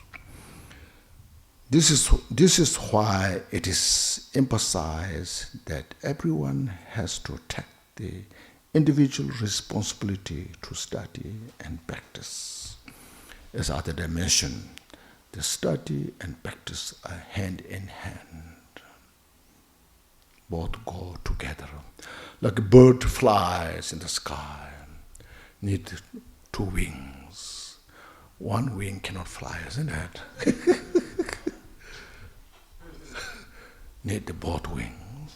So here, understanding, practice together is crucial.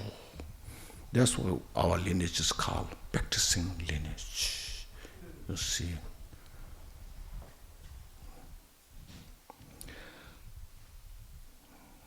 So that's, just here, we in LA areas, we used to have a small group in the 80s. One of our very devoted member is Sharon Khenchen. So her daughter is here, Shalia. Last year, she passed away last year, isn't it? Last year. Rose, she sent me some pictures, information. So even though she has all those machine in the body, a lot of pain is there, but still she was smiling in the face. So at that moment I saw what the precious Dharma is. In the midst of those pain and machine, still she has a space to smile. That's what Dharma does. Even though she maybe is not highly accomplished in the practice, but at least her mind is always the Dharma, We are so grateful her. Until she died, she continually supported our Dharma, programs. She does all what she can, you know.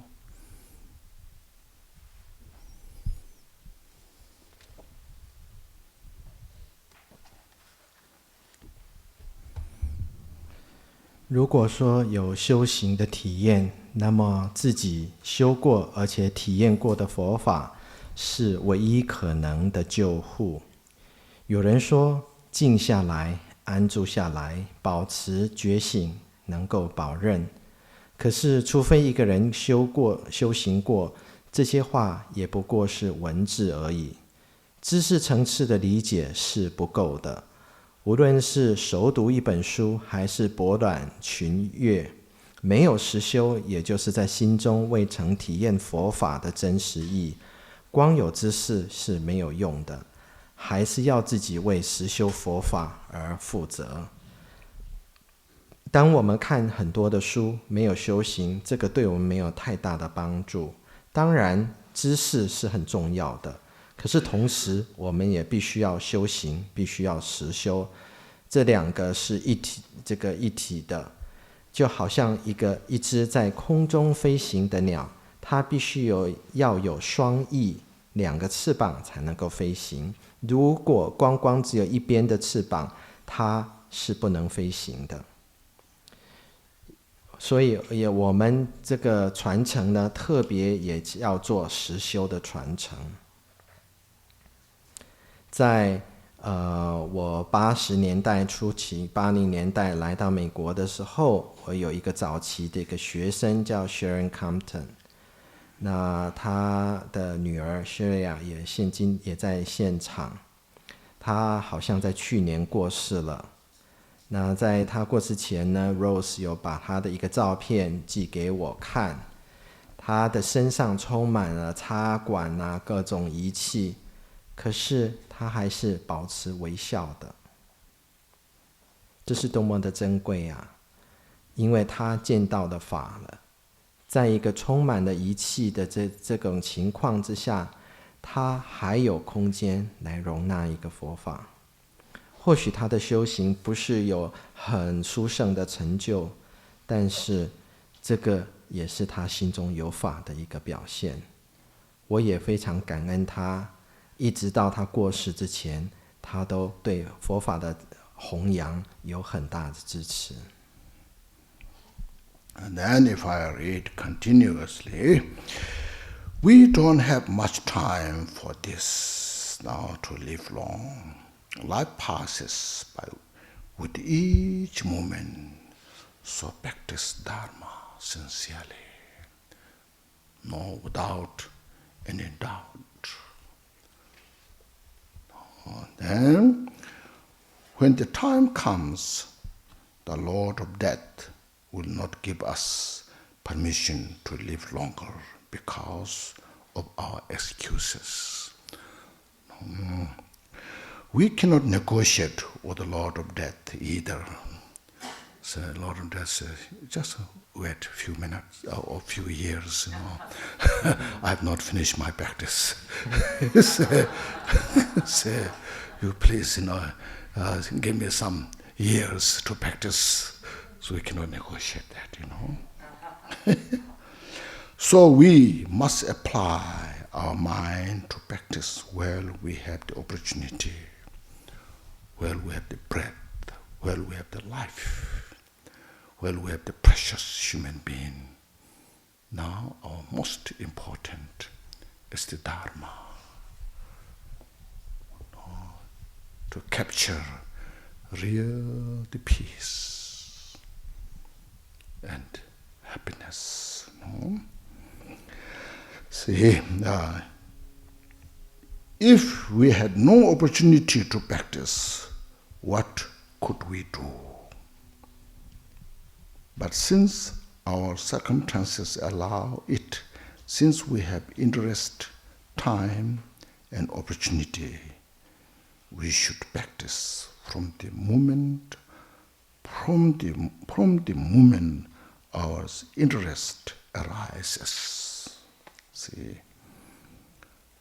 So you see what he's saying here is, when we are interested, when you have time, when we have opportunity, so take advantage. If you are not interested, then it's different. No, it's a different case. If you have no time, then difficult. But when we have time, when we're interested, so you say, oh, Dharma makes sense. Sometimes we say, oh, Dharma is coming from East. In the West, we don't have that. No. But because Dharma had not reached to us, but now we have the Dharma. So it's very good for us. We have the Dharma. Buddhist wisdom is with us. So feeling of how fortunate we are.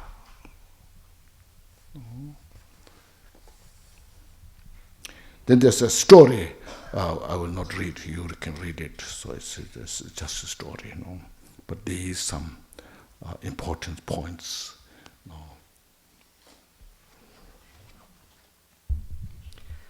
如果说我们真的想修行的话，会发现我们的时间是真的很有限的，生命不断的流逝，所以我们得老老实实的修行。当大限来临时候，阎王不会因为一点借口这样就让我们活久一点，当然也别想说跟他谈判，你不能跟阎王讲说等几分钟或者等几年，我还没有修好。等我修行修好再说，是没有办法这样讲价的。所以当我们有一切的时候，有这个珍贵的人生直遇佛法的时候，我们就要赶快来把握这个时间来修行。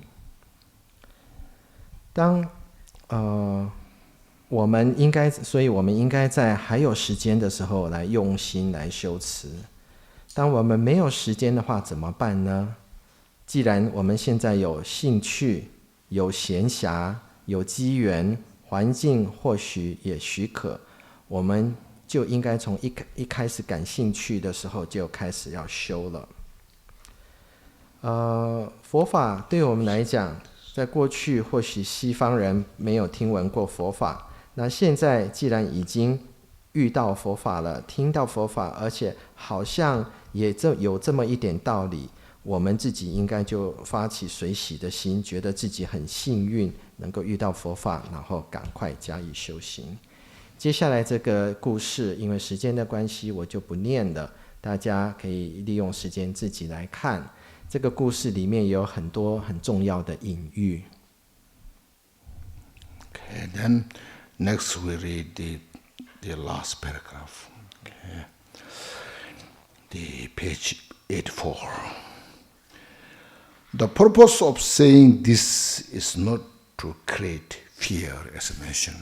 When we talk about the impermanence, death, then it gives you some kind of fear. Because of that, I met some people, just put it, don't talk so much about the death, put that aside. Just let us have some peace, This we can talk later,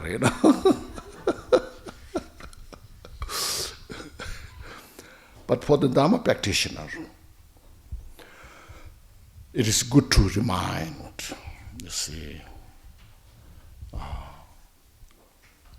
because before too late,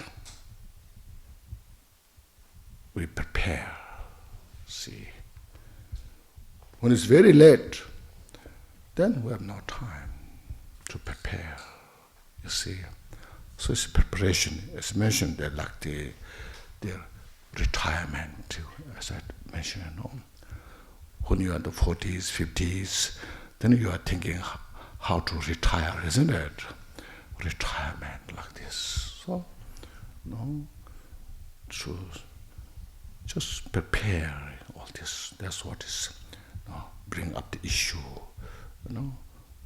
do the best thing, how to the solution of this confusion. So here, death will come, see, whether we are afraid of it or not. So, but the awareness of death provides critical inspiration for serious study and practice, the purification of all our mental delusions and afflictions. Otherwise, we may waste a lot of time and opportunity indulging in our fantasies and illusion. And the quotation as I read this morning, Miller Rebbe said, I escaped to the mountain because of fear of death. Once I got to the mountain, I practiced persistently by meditating on the uncertainty time of death. Thus, I captured the fortress of the unchanging nature of the mind. So here, fortress is the metaphor, well protected from all the fears. No, death can come anytime. So I have no fear. That's why when you take refuge in the Buddha Dharma Sangha, when you take refuge in the Buddha Dharma Sangha, one will achieve the fearlessness. This is what it means. See? Now, because we have such method, teachings, and instructions that overcome our fear of death and help us to realize the nature of death as an illusion, it is important to apply ourselves as much as we can. See, in the other books, the Opening the Treasure of the Profound, some people have that book, you see. In that, there's a song by Lord Jigten Sungkun in that. He said, I realized, he said, the one nature of this life at the time of death and the next. So in this non-duality, the transit of the death is not, I transit the gap between this next life because the same nature. Your mind is the same nature when you are suffering or when you are happy. But when we have not realized it, then we involve our happiness attached to that. We involve our suffering, we hate that. So this makes the duality. So that here, so as much as we can, if we do no method overcome our fear of death, if we don't have a method overcome the fear, so then it would be useless to talk about the death. If we don't have method, so how to deal with these all difficulties, problems, they better not talk. Just escape better. But since we have all this method, then as mentioned, bring the issue, discuss about how to handle these things.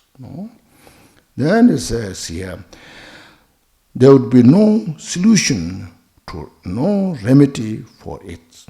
But since we have those methods, practice is very important. No?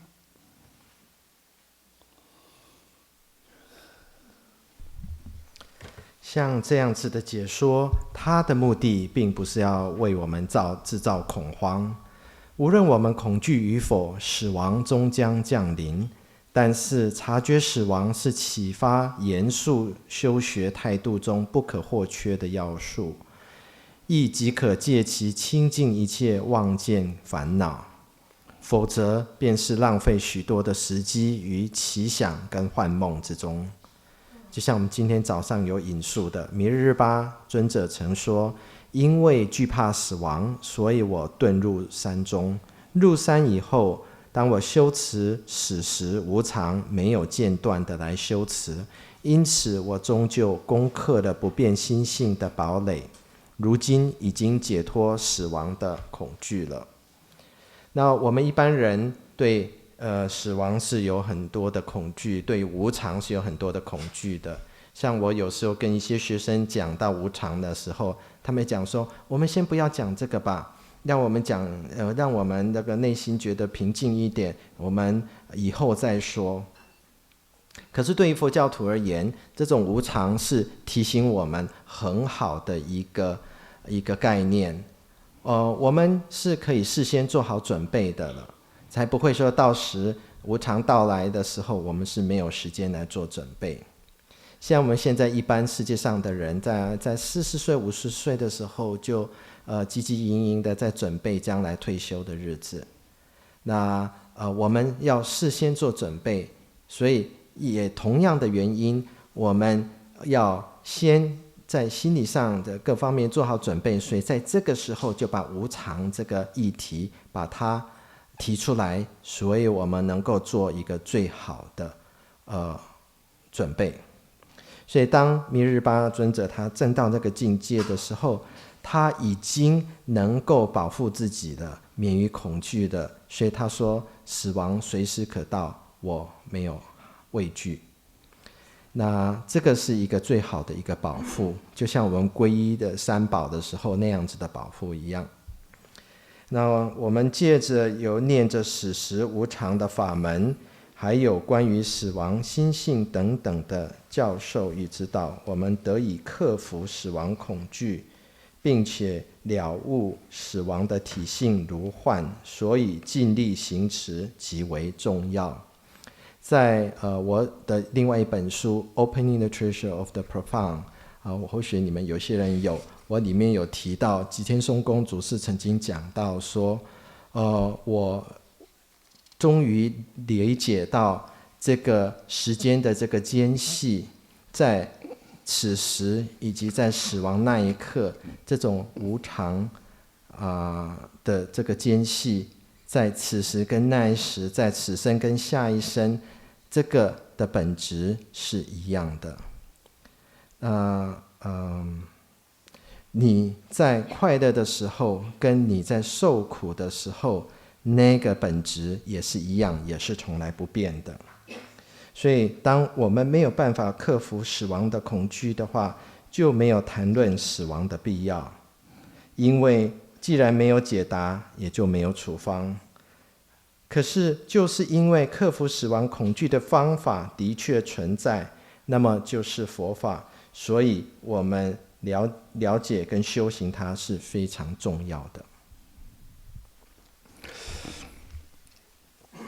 When we die, we don't know where we will go. We will be bewildered and wander in blind darkness. Beings have so much anxiety and fear about this. Where are we going? What will become of us? But good Dharma practice is like a map. Because of Dharma, we will be well prepared and know where to go and what is supposed to happen. This is what Dharma practice is for. Do you see how precious it is? This is why the Buddha gave all these precious teachings, so that we are free from suffering. If we apply Dharma successfully, we can die without fear. If we can die joyfully, or at least we can die without regret. Therefore, reflecting repeatedly on the impermanence of all phenomena is crucial in order to overcome laziness and to practice the Dharma effectively. So this is it. Now next practice. Take a moment. If you are depressed now, so if you are depressed, or if you are attached, or if you are angry to somebody, so it's first he said, depressed. Reflect on impermanence. Instead of you just involved within the depression and be with the depression, Instead of that, just reflect on the impermanence. So everything is transitory nature, like the blowing of the wind. The wind blows, just going. Then, if you are suffering from attachment, reflect on impermanence. Everything is momentary, like the fading of a beautiful flower. If you are suffering from resentment or rage, the outrage, reflect on impermanence. The object of your anger will die one day without control. In this way, we should make an effort to reduce these suffering and encourage ourselves to develop more wisdom and strength in the mind. See, so those are some small tips how to apply the practice, the impermanence, to overcome the suffering. Then say the strength for clarity of mind. Now the past is past. It is not here now. The future has not come yet here or not arrived. This present moment passes in instant like a flash of light. So, see, that helps to reduce our attachment. It helps to reduce our anger. These are most kind of cases of our suffering. And then the impermanence not only allow us to understand the illusory nature, but it will also allow us to realize emptiness. Past is past. Future is not arrived here. This moment is passing through without stopping. And that you divide past, future, past, future. Look at the middle, nothing exists. No? Like so walking, when you walk, footstep, past is past, future is not yet. So what is the in between? So that is emptiness. See? So that's, you need kind of sharpness of the mind. Real kind of mindfulness, vigilance. Then see, like, no, we just got some experience, and the past is just past, not here. Future is not here. This is momentary. Where is this here now? It's nowhere. That is the emptiness. So, impermanent subject is such a powerful subject which allow us to free from all our suffering and realize as it is. So that's the reality, not the Buddhism. Make sense? So that's how Dharma is precious, you see. That means Buddha introduced this us, taught us so that we can see. Nagarjuna, there's analysis. No, he's in this case.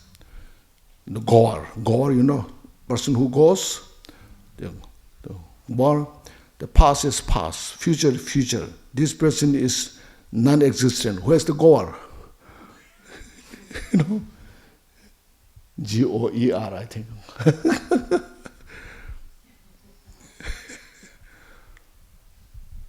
So he establishes Madhyamika like that way. There's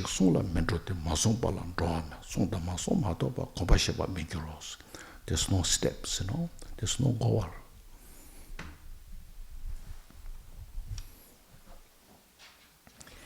临死之际，不知道会到何处，所以在盲目黑暗中迷惘徘徊。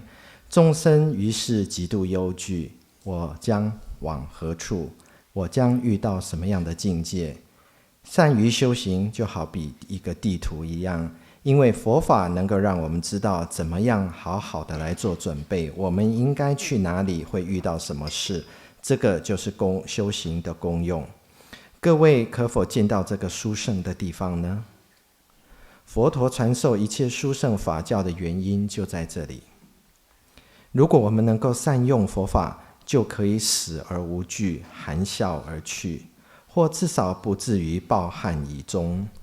因此，反复思维一切现象的无常，是克服怠惰及修行得力的重要关键。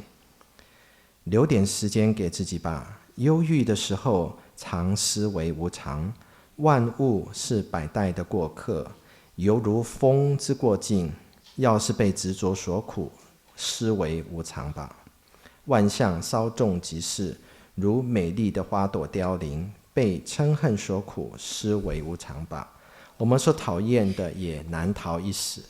依此要领，用心的减缓他们带来的烦恼，振作起来，增加自心光明之智慧及利用。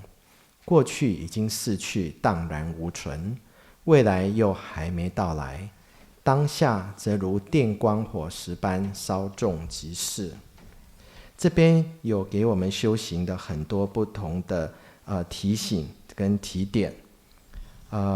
我们也可以帮助对于无常的这种理解呢，可以帮助我们减少对事情的贪执、贪着以及嗔恨，留在这种嗔心的一种状态。可是对于大部分的这种痛苦的经验都是有帮助的。那因为无常可以帮助我们了解它是一种有限、瞬间即逝的这种本质，避免我们去执着。那么过去已经过去了，未来还没到来，那中间是什么呢？中间是空无一物的。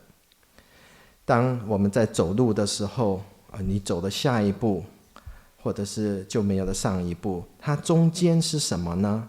这个是中间就是一个空性。我们必须心事非常的清明，提起正念，提起觉醒、警觉之性，然后能够得到一些修行的实修的这种体验，了解到过去已经过去，未来还没到。那中间的间隙是什么呢？什么都不是，这就是空性。无常是非常有利的，它可以帮助我们了解现象的事实。无常这个概念不只是佛教的一个概念，这个就是佛法的珍贵之处。所以我们可以见到，过去龙树菩萨他也曾经讲过这样子的话：在你走路的时候，过去的都已经过去了，未来的还没有发生，那中间在走路的那个行者到底在哪里呢？是没有这个行者的。行者何在？所以在这样子的这个概念之下，他就建立了唯识宗。Short break. 长久生着仁波切马杰巴那玛杰格罗杰杰巴娘巴梅巴拉光呢光多佩瓦来修。What is the translation in English? That one. So everybody knows. Otherwise, that's what they're saying. It's on page 23. Yeah. Bodhicitta, the excellent and precious mind, where it is unborn, may it arise. Where it is born, may it not decline, but ever increase higher and higher. Yeah, that. Thank you. Thank you. Om Banza Sado Samaya Mano Palaya Bandra Sado Denoba Desadeto Membawa Sodo Kayo Membawa Subo Kayo Membawa Anorato Membawa Sarva Sede Me Prayata Sarva Karma Suda Me Zedan Shreya Guru Hong Ha Ha Ha Ho Bak Sarva Tata Gata Bandra Mame Munza Banzim Ma Samaya Sado. So we touched basically precious human life and how much possibility is there. And then we touched on the subject of the impermanence of all phenomena, that which is composed based on causes and conditions. And by reflecting in the impermanence, how much also opportunity we have to study, practice the precious Dharma teaching. So now if you have any questions, do you have any questions? Or some, if you disagree, you may have also that kind of opportunity.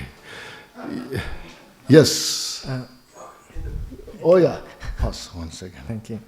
我们今天有很简单的跟大家讲到珍贵的人生，然后一切无常，一切的现象都是由因果而来的，以及佛法的宝贵之处。你们对于我所讲的有没有任何的疑问？是不是有什么同意或不同意的地方？不同意的地方，特别是不同意，可以提出来，我们大家一起来讨论。后面 the gentleman in the back, question, come on. Bob. On the pamphlet. Yeah. Number 4. Yes. Could you explain that a little bit more? Also, specifically, free from proliferation. What does that mean? And within the dimension of the noble, the awakened activities of the one. Could you just go over that one more time and give me a little more? Proliferation. What's that mean in English? To proliferate, to expand. I'm not sure what that means. With the word meaning. Proliferate, I'm not sure what that means. That's why I'm asking you. Oh. To expand or enlarge. Oh. To increase. Expand. Yes, expand. Expansion. Okay. That means free from elaboration. You elaborate. Dharmakaya, free from elaboration. Yes. Proliferation. That's right. So could you explain that? Go into detail more. There's nothing more to elaborate. Thank you.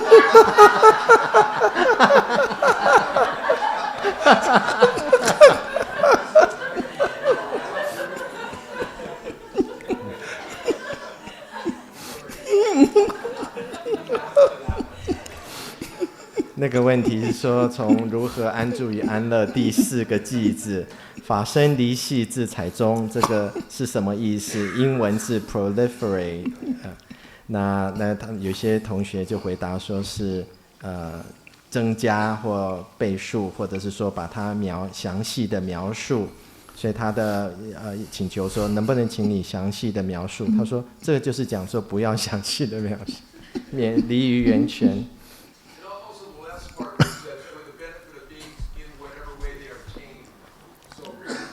So that's elaborated.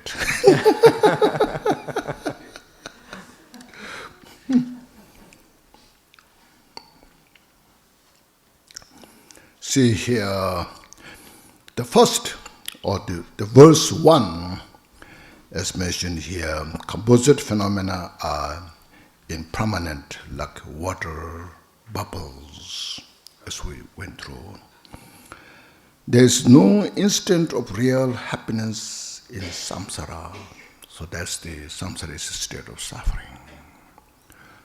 They say real happiness means we do have happiness, peace, but there's no permanent happiness and peace, always changing. No, just that. Those who desire to those who desire to be free, release from the seal of suffering. Seal of suffering means we're within the state of suffering. So the wise ones should take refuge in the triple gem, Buddha, Dhamma, Sangha, to free from the suffering. Then as we read this, the source of all happiness and joy for oneself and all sentient beings is love, loving kindness, compassion, and bodhicitta, that which I touched on basically. See, the cause we create for the peace and happiness, the cause is practice of loving kindness, compassion, and bodhicitta. What that does is it purifies our mental delusion, ignorance, attachment, anger. These purify through these. So those are the cause. Because we purify this mental delusion, then peace and happiness just there. We don't have to expect, just work with the cause. So this is the basic disposition of cause and result, dependent relation there. The cause and results are connected. See. So after practicing this step by step, now there we can discuss so much there, so much steps there we can take here in this. So, as I mentioned, like loving kindness, compassion, there's 3 different types of as I mentioned, Then bodhicitta, there also, there's ultimate bodhicitta, relative bodhicitta. And then in the relative bodhicitta, there's aspiration bodhicitta, action bodhicitta, you see. Then in the action bodhicitta, there's practice of 6 paramitas. So all step by step, we practice those. First understand what they are. Once we go through these, we get all those opportunities, purify all our different layers of the mental delusions, gross, subtle, most subtle. So through that, then we get the opportunity to achieve the Dharmakaya. So then it comes next. Dharmakaya means Buddhahood, first of all. Buddhahood. So all, as I said, not yet, it says here. All phenomena are discursive thoughts, and discursive thoughts are solely mind. Mind as it is primordially unborn, like the sky, free from boundaries and center. See, all these phenomena are just like, for example, nowadays, what do you call that? The environment. What do you call that? Ecosystem. The pollutions you are talking about. Where you are making all this meeting, because we create all this problem. It's because the mind, unenlightened mind, making all this cause of suffering within, outside. Directly, indirectly. Says discursive thoughts. So these discursive thoughts, nowhere outside, is within the mind. The bubbles comes from the water. The endless bubble comes from the water. Big storm comes from the ocean, which is from the water. But when they disappear, where are those destructive storms? Goes nowhere, isn't it?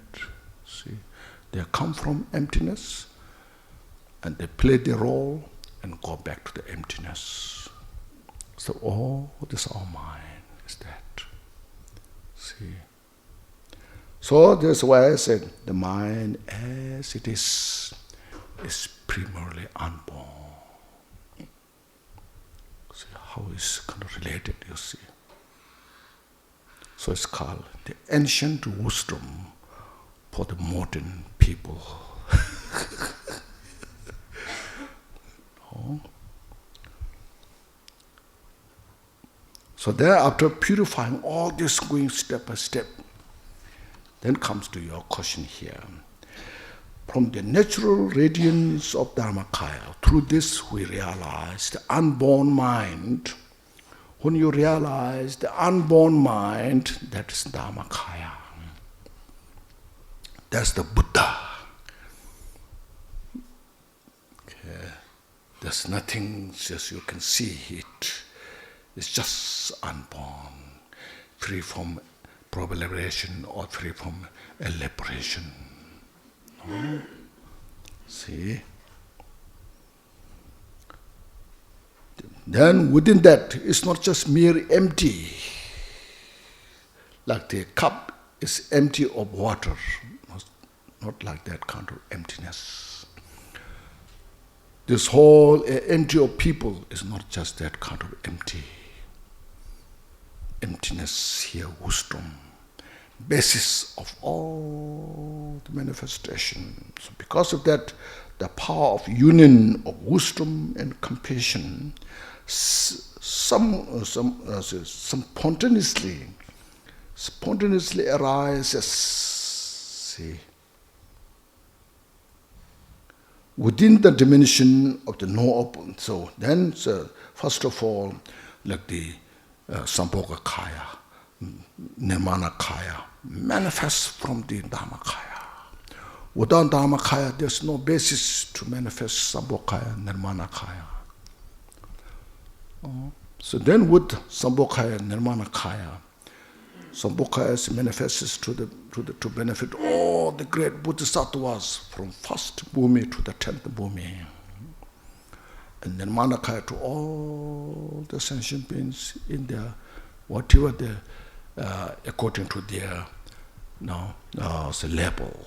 So there's within the dimension of the knowable, the awakened activities are performed for the benefit of beings in whatever way they are attained. Knowable means knowledge. The knowledge, whatever is knowledge that is knowable, exists. So Buddha's activities can manifest in any form. We cannot judge. There's no limitation. No. Sometimes a painful nature gives you such great opportunity to cultivate loving kindness, compassion, bodhicitta. Sometimes suffering gives you opportunity to renounce samsara and desire to free from samsara and attain enlightenment. So that's what is, just briefly, according to my knowledge.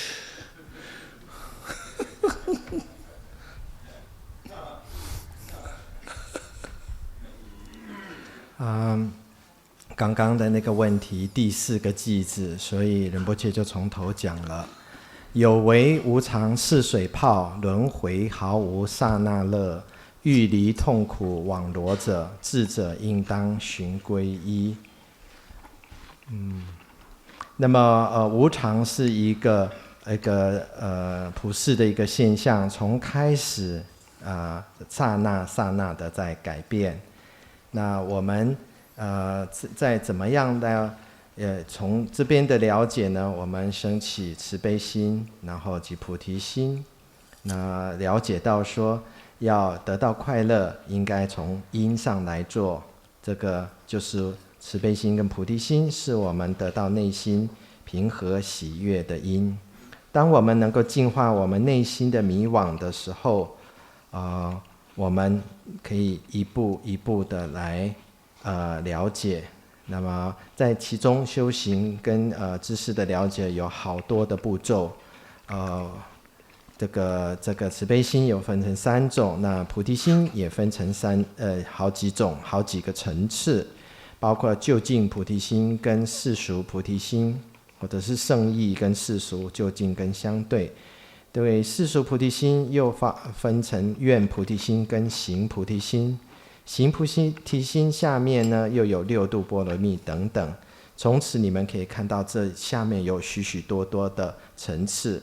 那我们第一步要做的是首先了解它到底是什么样的意识是什么。那么我们透过这些步骤呢，到最后能够了解最维系的这个受苦从何而来，由此可以证得法身。这边的法身就指的是佛果。自他一切有情之所有安乐之来源，即为慈悲菩提心，此乃因果缘起性。万法一切为念头，分别念头就是心性自始即无生，如离中边之虚空。那么万象的这个环境上，我们现在讲说生态环境的破坏，环境的染污，以此来开会。可是我们知道这些染污是来自哪里吗？事实上是来自于我们的内心的。所以不管是直接间接的染污，我们自己的分别念头都是来自于心，就好像水中的泡沫一样。海洋中的风暴是来自于海洋，当它过去的时候，你要到何处去寻找它呢？这些现象是从空性而出，又回到空性本质无生的。当我们一步步的进化之后，再来到你的疑问，刚刚问的问题就是第4计，法身离系自采中，任运悲智双运力，所知一切之事业，用于教化度生死。这个是这个未生的心，它指的是什么呢？它这个指的就是法身，也就是佛。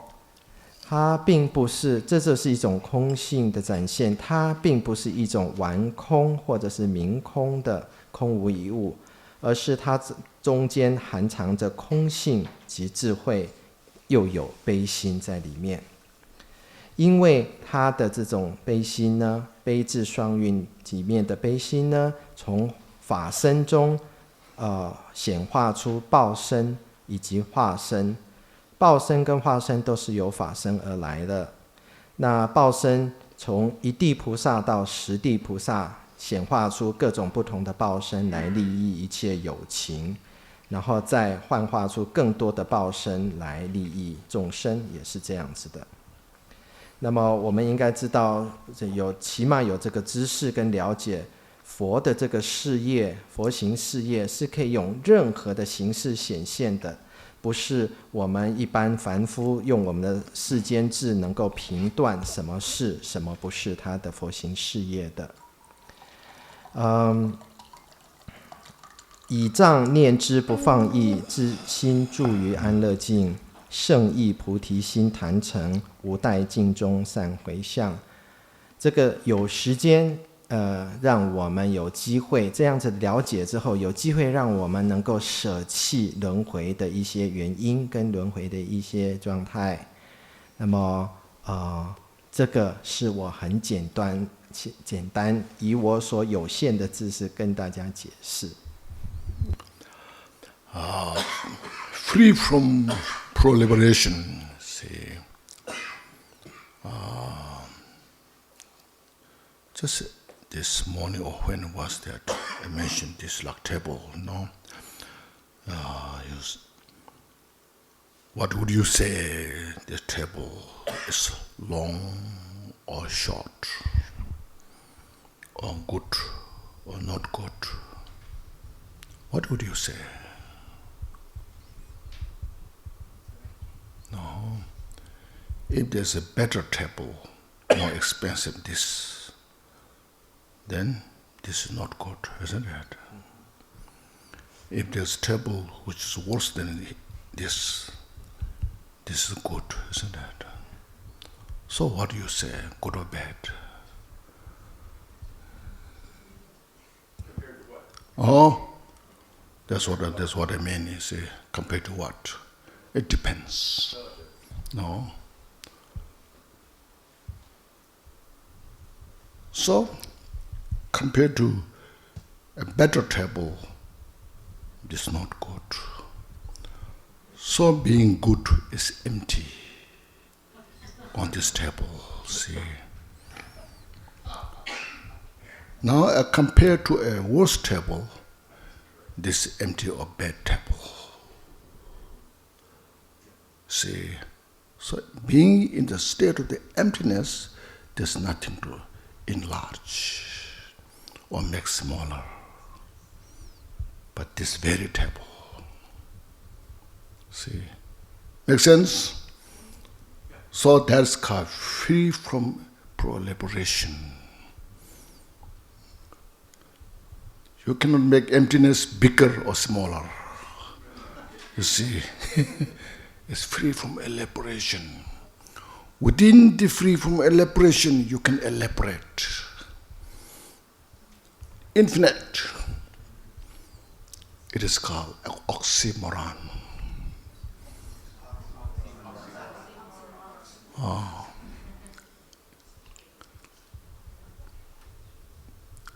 See.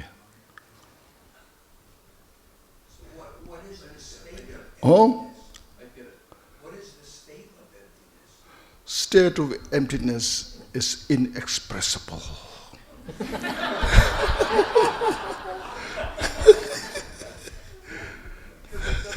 Compare it to. Yes. That's the point. Yeah, that's the point, see, yeah.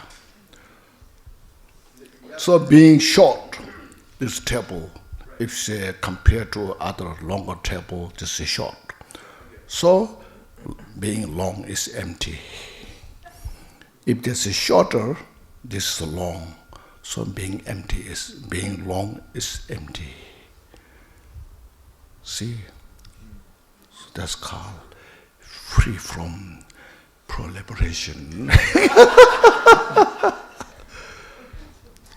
So we cut our attachment. We cut our fixation. See? So the fixation of the mind is uprooted with this kind of reality nature. When you are so attached to this table, I like this table, this is so good. And when that comes better, then you release that, put aside. So I like that. So you release attachment to this table. The state of Dharmakaya, there's nothing you can compare it to. There's nothing to compare. That's why it's called free from proliferation. Okay.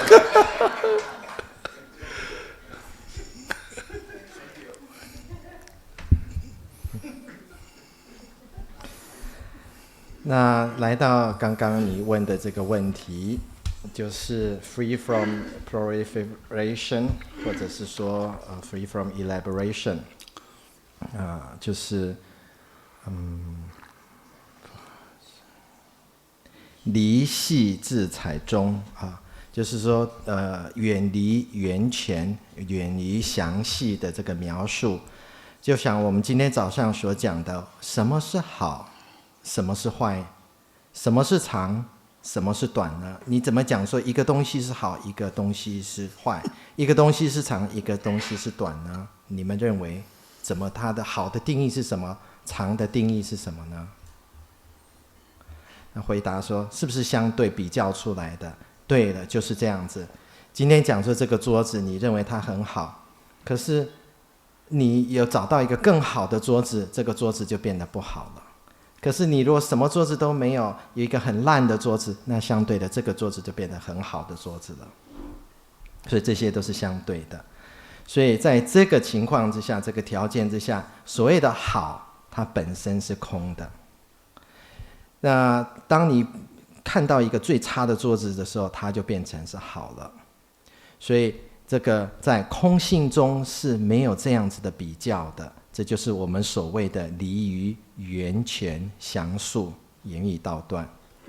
你不能说一个空性它变大了或变小了，这是一个非常吊诡的一种概念。这种空性的现象，它本身是没有办法用文字来描述的，因为无处可比拟，没有什么东西可以跟它比。当然你对一个短的，你若说这个东西是短的，那个长的东西就已经没了。如果你说这个是长的话，那这个短的东西就不，短的这个性质就不见了。所以这个呢，就是所谓的就是离开的这个空性。那对于空性的了解，是能够让我们的执着能够直接的斩断的，让我们对这种概念，我们心的这种依附啊、执着、贪着这种从根把它拔起。比如说你讲说我好喜欢这个桌子，可是当你看到一个更漂亮更好的桌子的时候，你就把这个桌子放到旁边去了，不是吗？所以这个空性是没有什么可以比较的。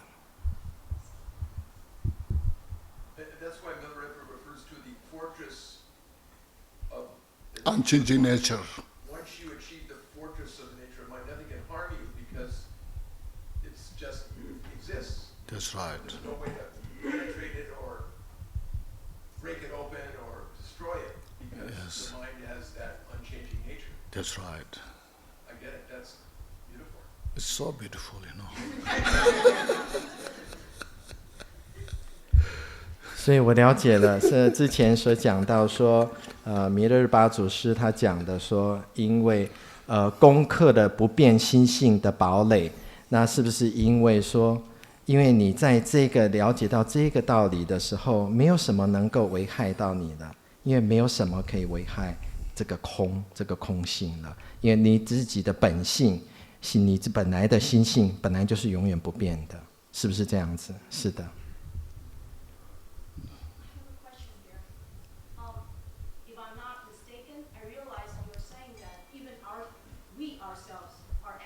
Yes. But the reality is that That's our the bodies reality. are solid. Yeah. We have sensations within the body. Yes. Realizing we are empty, Yes. it doesn't help us to release the feeling of breakthrough. Yes. How to do that? You know, the theories. I understand your theories. But Yes. the solid, the gross aggregate. Exactly. What should we do? Exactly now. You brought such important point. That's why I mentioned repeatedly intellectual knowing and practice. Without practice, intellectual knowing is good, but not enough to solve that problem. So now you have to practice. What do you mean by practice? Practice means now you just first of all look at the impermanence.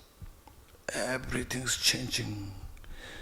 Realize everything's illusory nature. No? So that you have to practice that one after another. It's not, you cannot say fix that moment. As I mentioned, when there's some crisis come in the mind, so then they go to Dharma. So can you help us this problem, you know?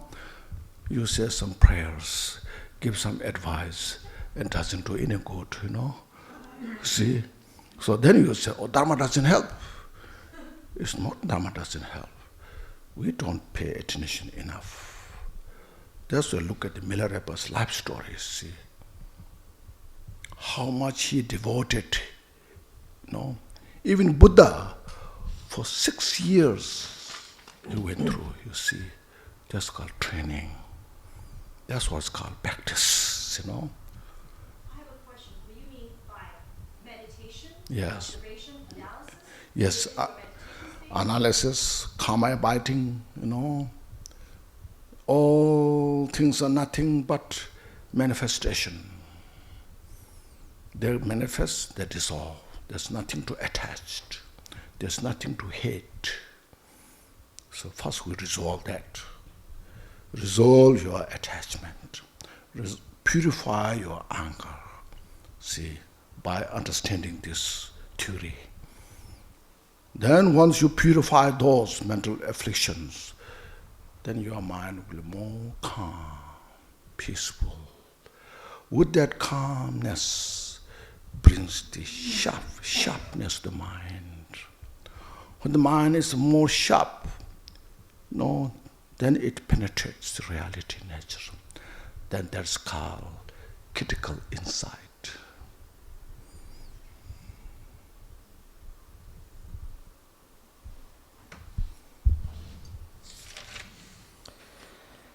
嗯，有一个问题，你提到说空性，你说我究竟是空的，可是我们明明就有这个肉体，我们的感觉都是这样子的真实，我们是这个五蕴组合的，那这个明明就在这里，我们怎么样能够来理解呢？那当然知道在概念上是可以理解，可是我们应该要怎么来修，怎么样来做呢？所谓的修是什么呢？这个问题很好，我有重复的来表示说，理智上的理解是很重要的，但是光有理智上的了解是不够的，我们必须透过实修才可以。那什么是实修呢？那我们要直视无常，了解到一切的万事万物都是一种短暂不住的这种事实，不能停留，不能停住任何一个瞬间。有的时候，人家就是有学生来讲说，你跟我讲了这么多佛法，可是我没办法用呢，就用在生活上也没有什么太大的需要用，这个佛法是没有用的。那事实并不是说佛法是不对或者是没有用的，而是我们的用心不够。什么叫做修行呢？修行，你们看弥勒日巴祖师的传记，他在那一辈子的过程如何辛苦辛勤的修行，他用了多少的心在一辈子当中。佛陀在最后证悟佛果之前，他那6年是怎么样的修的？那么你所谓的修行，就是说禅修吗？打坐吗？这是其中的之一，就是禅修。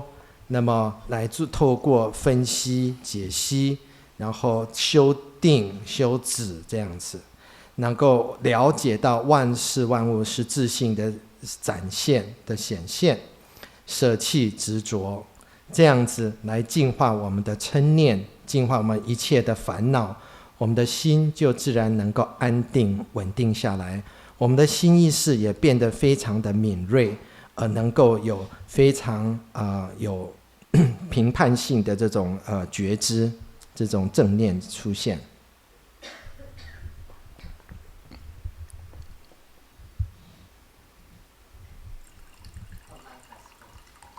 My question is kind of twofold. You spoke earlier of so many people saying they don't like their parents or their parents harm them or, that they weren't loved. And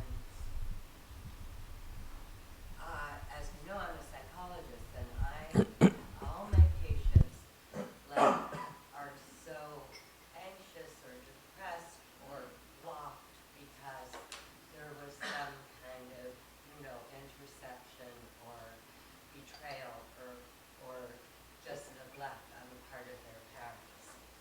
And so, and then in looking at my own life now that I'm older, I see that I made some very poor and self-destructive decisions in my life.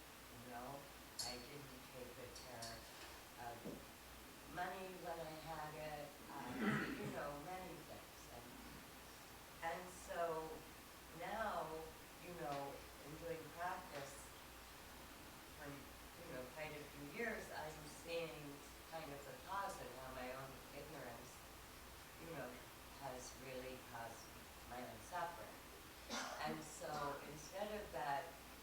being liberating. It just is causing me more guilt, more sense of shame, unworthiness, And so, and at the same time, I'm working with others to move them through those feelings. And I noticed, like, patients that I have who are incredibly brilliant and talented, and how unworthy and, like, same sort of core shame at the root of it. That if they do find love, they'll lose it. If they are successful, it's a sham. It happened by accident. These, and it's so pervasive among people I'm treating and people I know. So how do you deal with that? I know practice and... That's right.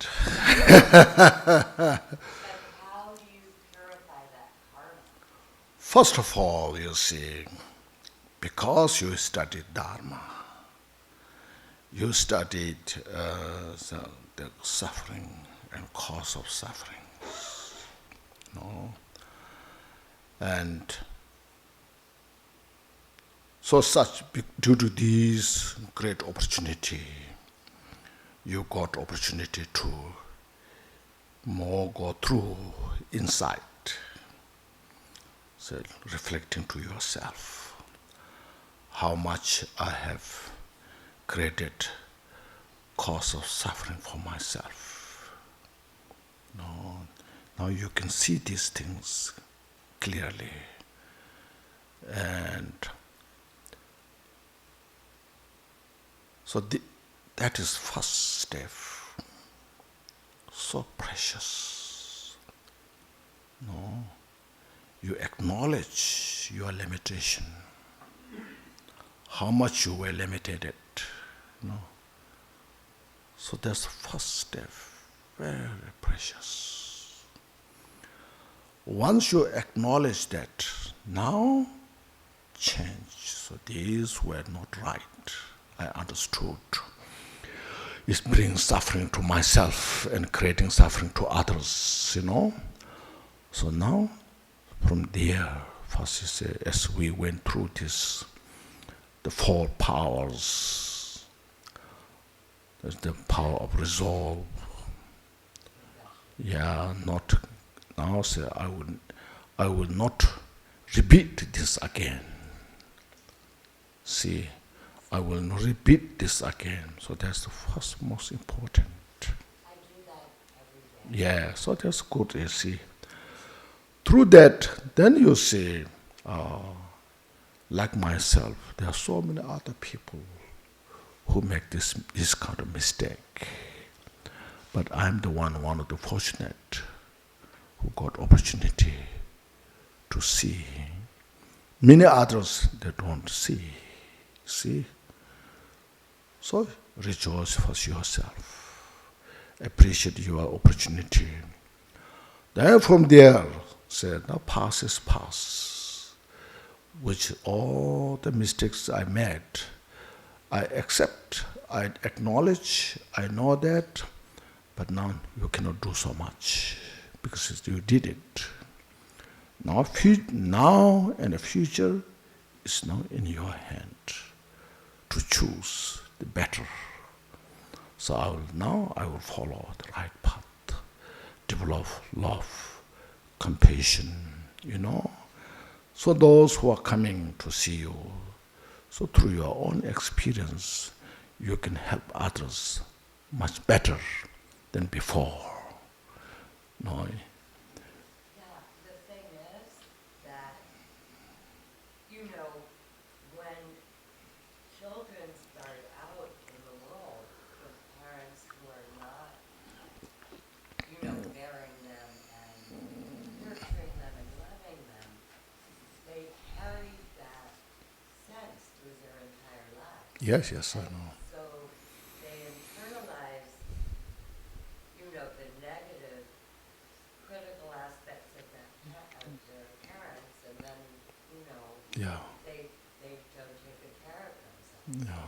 This I mentioned, these days we have a lot of problems.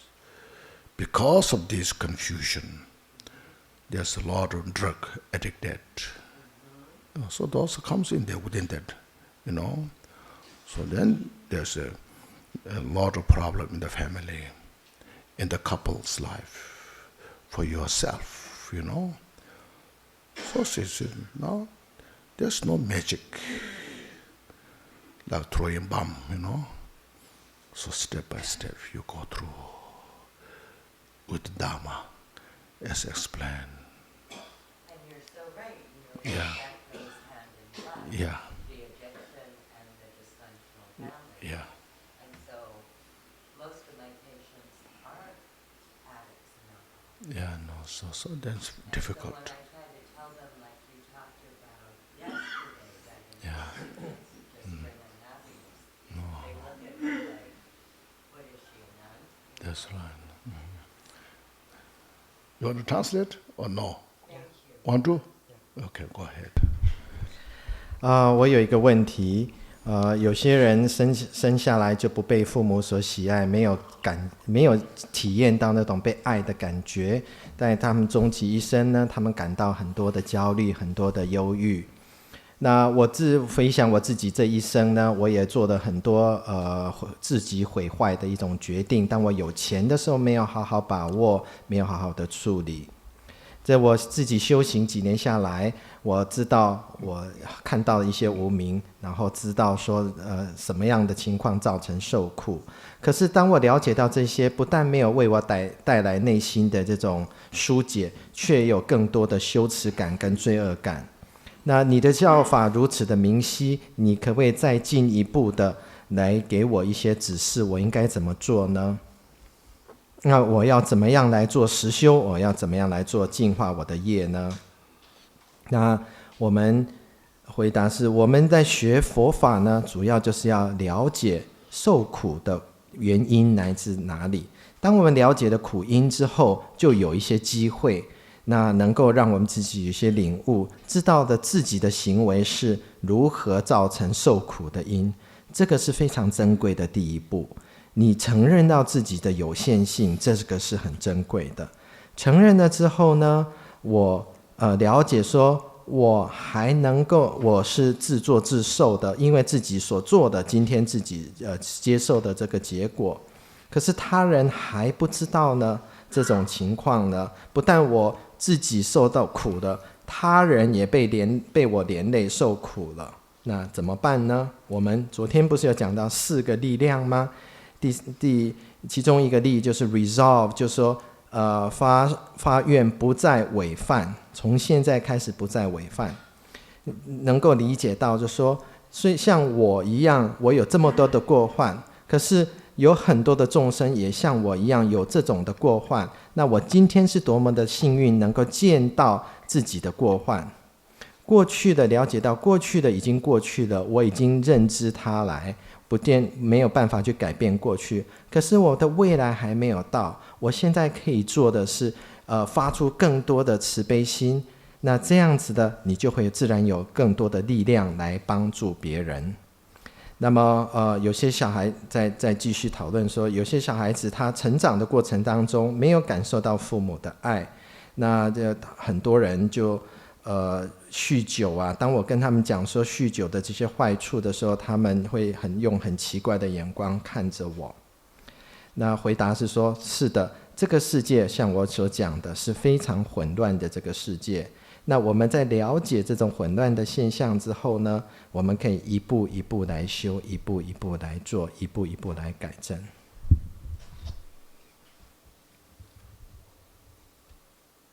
Yes. 我有一个问题，像诸位人或一些请教，因为我们知道藏传啊，在我们修行的时候，每一个人都会注重自己的修行的次第。在藏传呢，每一教派都有他们的修行次第，所以我想可不可以请仁波切可以比较一下，黄教他们的广论，从他们实修的那个掌中解脱。还有最近达赖喇嘛出了一本《觉灯明光》，和现在讲的他们的差异点主要是在哪里？虽然都是在讲道次第，问题就这样。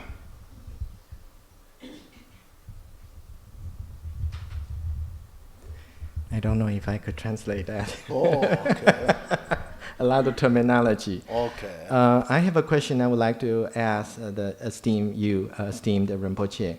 You have taught us so many ways to practice, and then step by step.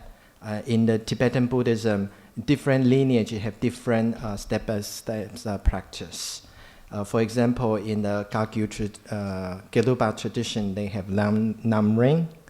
And then they talked about different ways to practice. How is that different from or similar to what you have been saying these past few days? They have a book that the 解脱 The stages of realization in your palm. There's a book. Yeah. Or even His Holiness Dalai Lama. Awareness and luminosity awareness, something like that. That published a couple of years ago. Oh, okay. This is all focused on the path. How do we practice in the path? How is it different or similar to what you've been teaching these past few days? Oh, see.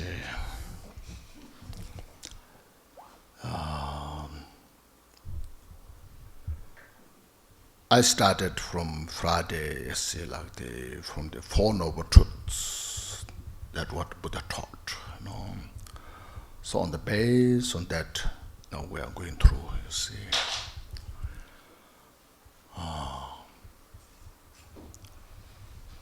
when you look at the different texts, yes, there are a lot of texts, written books. Some are more elaborated. Some are short. For example, this is so short, It's only 5 verses, But it contains complete form of Buddha's teaching if you go more details from this, So like that, see.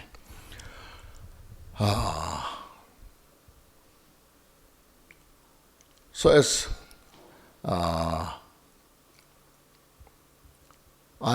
as you see today, these few days, since we don't have so much time, just try to include as much as possible. So first, I mentioned about the disadvantage of the mental afflictions, the kleshas, and then what kind of potential we'll have to purify those. Since I touched about the Buddha nature, basic, Now to work with that, to see Buddha nature, to purify these mental afflictions within in the samsara, who has the best opportunity? So I touch on the precious human life, see.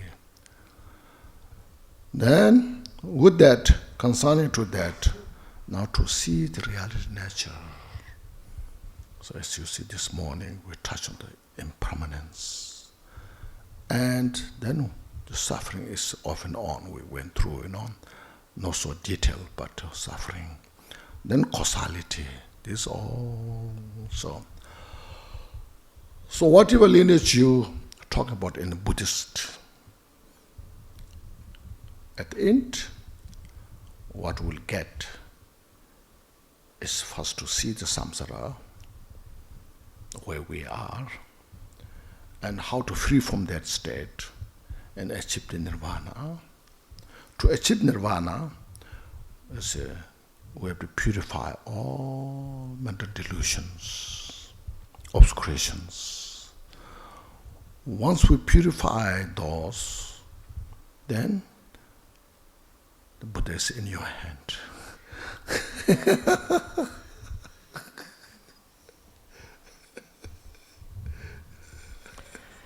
我从星期五晚上开始跟大家讲四圣谛，也就是苦集灭道，从那边开始，然后来开始讲。那在这个我们坊间看到不同的教本，有些法教是非常的详细，有些教本是非常的简短。就像我跟大家分享这个如何安住于安乐，这个是只有5个偈颂。虽然它只有5个偈颂，但是它却包含了所有佛陀的法教在当中。如果我们细讲的话，就可以了解。那么在这几天的教授当中呢，你可以尽所能的来理解，然后再来加以应用。首先是了解到内心烦恼的这个过患。那了解了这个烦恼的过患之后，我们要想办法用方法，找出方法来净化它。那当然我们见到佛性的时候是净化一切的烦恼，所以但在这个轮回之中的众生当中，是谁最有机会来做这个事呢？是我们，就是我们，因为我们有的珍贵难得的这个人生。接下来我们要讲到无常，那也稍微讲到受苦的这个经验跟这个因果。我们身为一个佛教徒，我们难免要问说，我们这样子做，我们究竟要到哪里？究竟要到什么境界呢？我们现在身处在一个轮回的这个状态当中，就主要就是到净化一切的烦恼的时候，见一切是幻见的时候，到达一个涅槃的这个境界。先从这样子吧。Concerning to the luminosity, the mind, whereas a Dhamma practitioner, when we study, sometimes you have a glimpse of that realization. See that. But since we are not stabilized, since our mind is so fickle, then we cannot maintain that. It just disappears. So that very luminosity, that what we have, even now, everyone has that nature. That's what's called Buddha nature. So that is our capital. See, from that, then we start Dhamma practice. And when it's fully purified, as I mentioned, then we reveal that nature, the luminosity, which means not just mere empty, which means the basis of all the excellent qualities of the Buddha. If it is mere empty, just negate, nothing exists, just keep negating, then what's quality of the Buddha? Buddha is not just mere empty. Buddha is the one who fully realized all the total nature of the emptiness, free from the proliferation. Yet, Buddha is the state of source of all excellent wisdom, compassion, So that is called luminosity. But that luminosity is inseparable from the emptiness. So that makes the free from proliferation.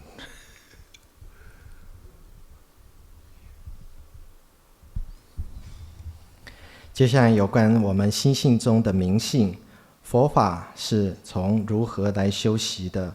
我们在这个练习这个学习佛法的这个佛教徒呢，有的时候在那么一刹那之间，我们见到的一点消息，可是我们是不稳定的，因为我们心是不安定的，没有办法把这个境界这种状态能够稳固下来，所以常常它是稍纵即逝。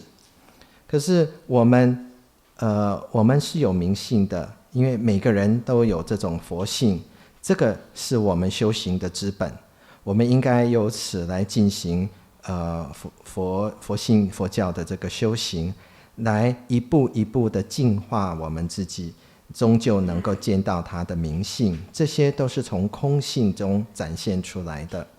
所谓的空性，并不是空无一物、虚空的这种完空，这个就是佛法的这个美妙之处。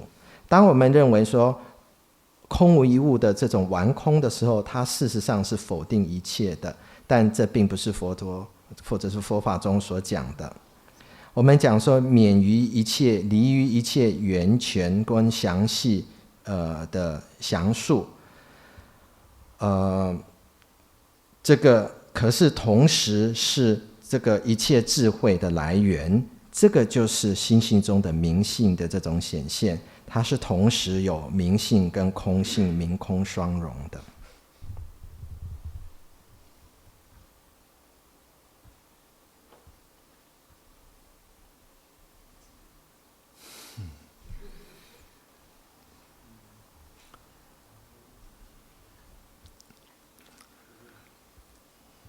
请问一下仁波切，就是有些人，他们并不只承认释迦牟尼佛亲口讲的经典，他并不承认他后人所写的经典。那我们是要如何来跟他们怎么让他们了解说后人所写的经典是根据佛陀教法，或者是说我们如何来鉴别是哪些经典是follow 的佛陀的教法，哪些不是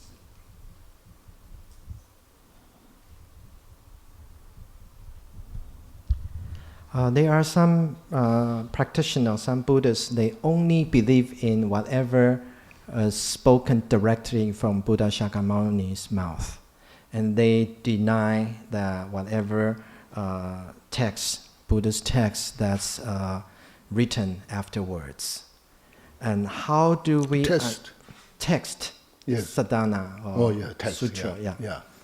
And how do we help them understand, or how do we, as practitioners ourselves, differentiate what kind of text, which text is really following Buddha's teaching, even though they are not written by Buddha, not spoken directly by Buddha?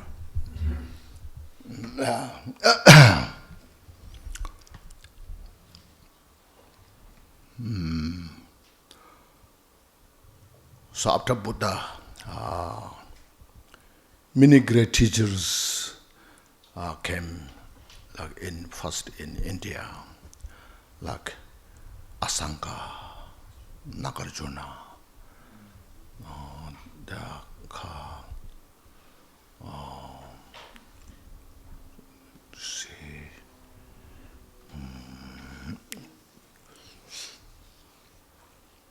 so those great, such advanced, great teachers, they can't organize the Buddhist teaching, put together.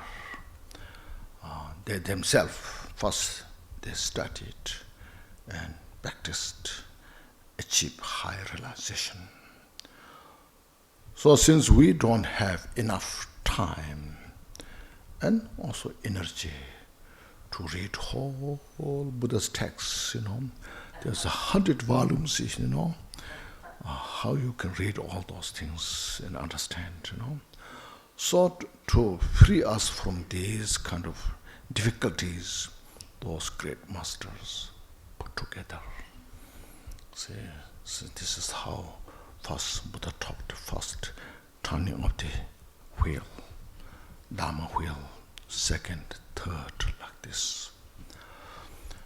Then when, like in Tibet, when those great teachers, the Dharma teachings translated into Tibetan, then great master like Marpa and all others, many others, translate those teachings. And not just translate, then they gave those teachings to the dedicated disciples like Milarepa, so who received the teachings fully, like from Marpa, and studied carefully and practiced thoroughly and attained Buddhahood in one lifetime, like Milarepa, Then that kind of great teachings, giving to his disciples. Then like Kampupa, for example, who studied thoroughly the Adisha lineage called Katampa system. Then after that he met Milarepa and received all those profound teachings. Not just intellectualized, say, I understood this, I can talk this, not just. He himself went to the retreat for many years, and eventually attained enlightenment, Buddhahood. So he wrote the book called Jewel Ornament of Liberation, as you see, and others, the words called Lamchok Renje Tengwa, the precious garland of sublime. It's a precious garland of sublime Dharma. He wrote that book in like those. And like Jewel Ornament of Liberation, look at the sea. He made such a precious way, step by step, one individual to how to attain Buddhahood. All the necessary, not too much, not too little, but all the Buddha Sutras. Look at all the quotations from Buddha's teaching, from Nagarjuna, from Asanka, Shantideva. Those, you look at those. It's one of the excellent books that written in Tibet. So because he wrote that, it became such a good foundation for all the later great masters that took example from his teaching. From that example, practicing wise as well. Kampupa, who took the monk's vow and practiced all the teachings, Sutra, Vajrayana, and attained enlightenment. And many great teachers then took the footsteps of Kampupa. And his teaching, Jewel Ornament of Liberation, became such a foundation to write all other great, like Tsongkhapa's Lamrim, so forth, So like that, you see. So these are the, from Buddha's lineage. So we have to trace to Buddha, because Buddha is our example. Buddha is the teacher who taught teachings. So we have to trace direct to Buddha. And so Buddha said this. This is how we have to do.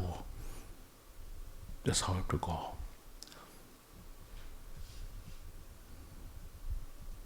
Because he says now, he gathered such great disciples, established real Buddhism, his great disciples, how they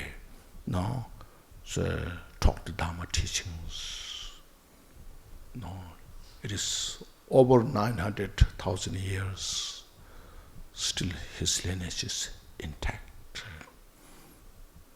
Everywhere is admired.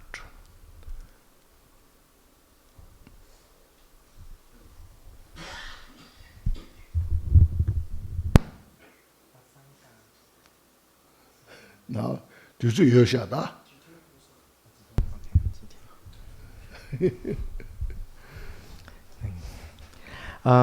就在这个世界上有许许多多非常好的这个佛法法教上的这个老师，那包括龙树菩萨、吉天菩萨等等的，有很多这个修行证悟很高的，他们来透过学习修行实修之后，来组织佛陀的这个法教。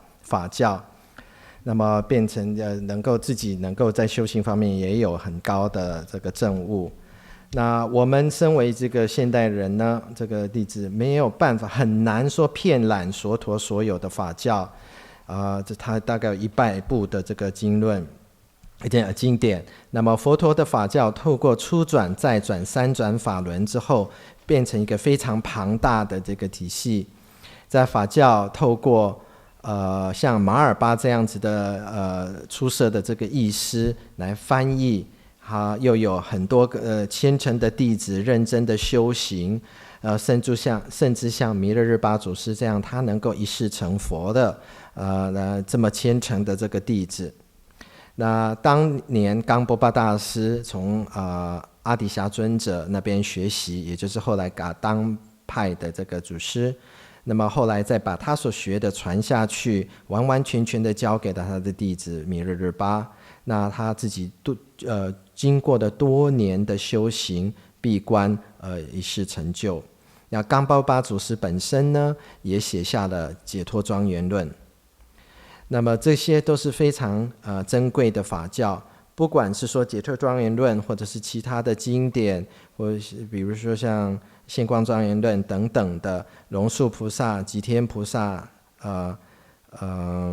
世亲菩萨、无着菩萨，他一步一步的来告诉我们如何从凡夫的可以次第的修行，一直到达佛果，并且引用了许多佛陀当时所讲的话语，这个对我们来讲是很好的基础。在佛法里面，很多后来的成就者都是在这些基础之上修行而得来的。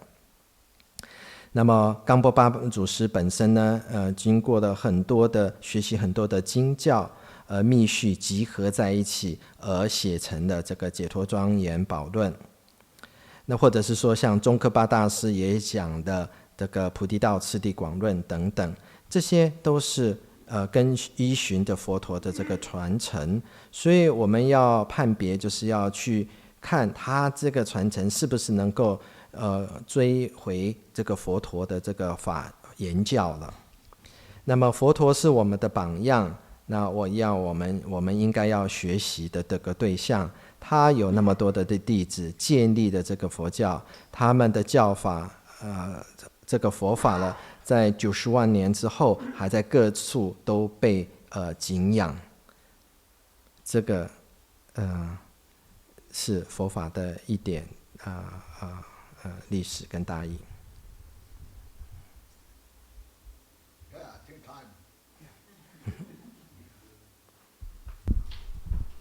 时间到了，我们做回向 ，Page 11。然后大家都有那个仁波切的长寿祈请文 ，so you should also have Rinpoche's long life. First, take a deep breath.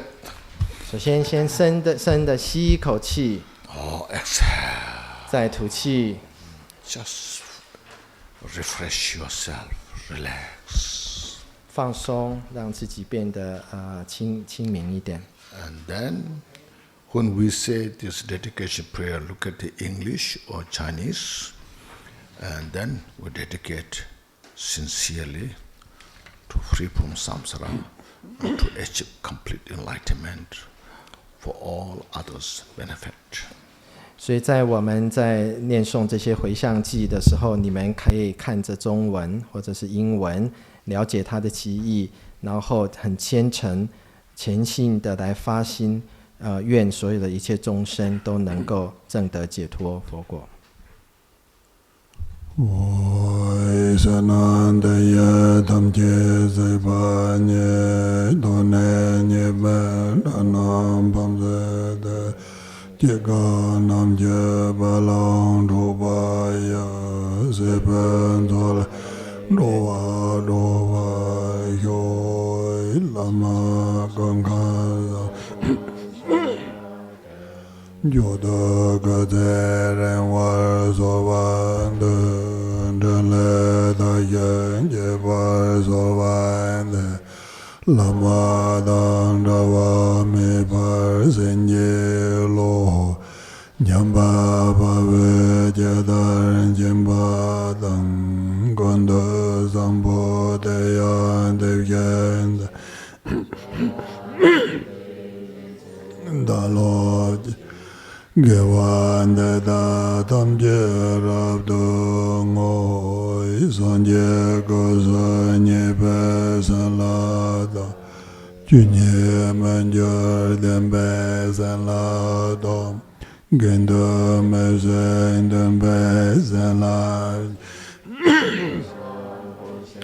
Molong Ruba Yoy Dada Gonde Tamje Je Desam De Sabada Yobe Gewe Zawande Dada Semjenda Nyurdola Name Bayang Dabar Zobe Sanjo Ramboje Dobar Jorje Hibza Gonzai Konjen Juje Demde Nela Wanda Degom Timba Sinda Bar Yero Dosan Gomben Zanjorje Norjen Janjen Dele Narodai Marba Mela Juje Gambo Pamodu Bai Jarwan De Gombai Gaji Lama Namje Doye Yo Kare Rave Golve Yen Kauso Pendan Dewam Jene Zewan Denze Jamdoye Yabe Sinde Bade Denjorje Konjo Gande Yagya Timban Denjem Berwe Danyeje Konzan Jobe Nonden Delen Lundre Jebza Lame Yabden Zor Konjo Sunje Danyen Degom Timban Zenla Dadar Dojen De Tambe Juje Yas Jega Wonjen Joga Yabden Zor Pabe Yana Aryan Deva Dogan Sosung Garje Reisor Jeden Gompa Doze Jeden Barden Garjen Goze Gajar De Yoman Debe Nordje Barsoy Samdang Gomberan Renya Je Do Jarden Sudo Omban Jemze Genje Gonjo Jemze Shabden Zohor Sadon Golai Jerve Jarbot Jindon Galba Zambe Sanje Don Ganlai Gander Delai Dedon Samba Jere Jamdan Oh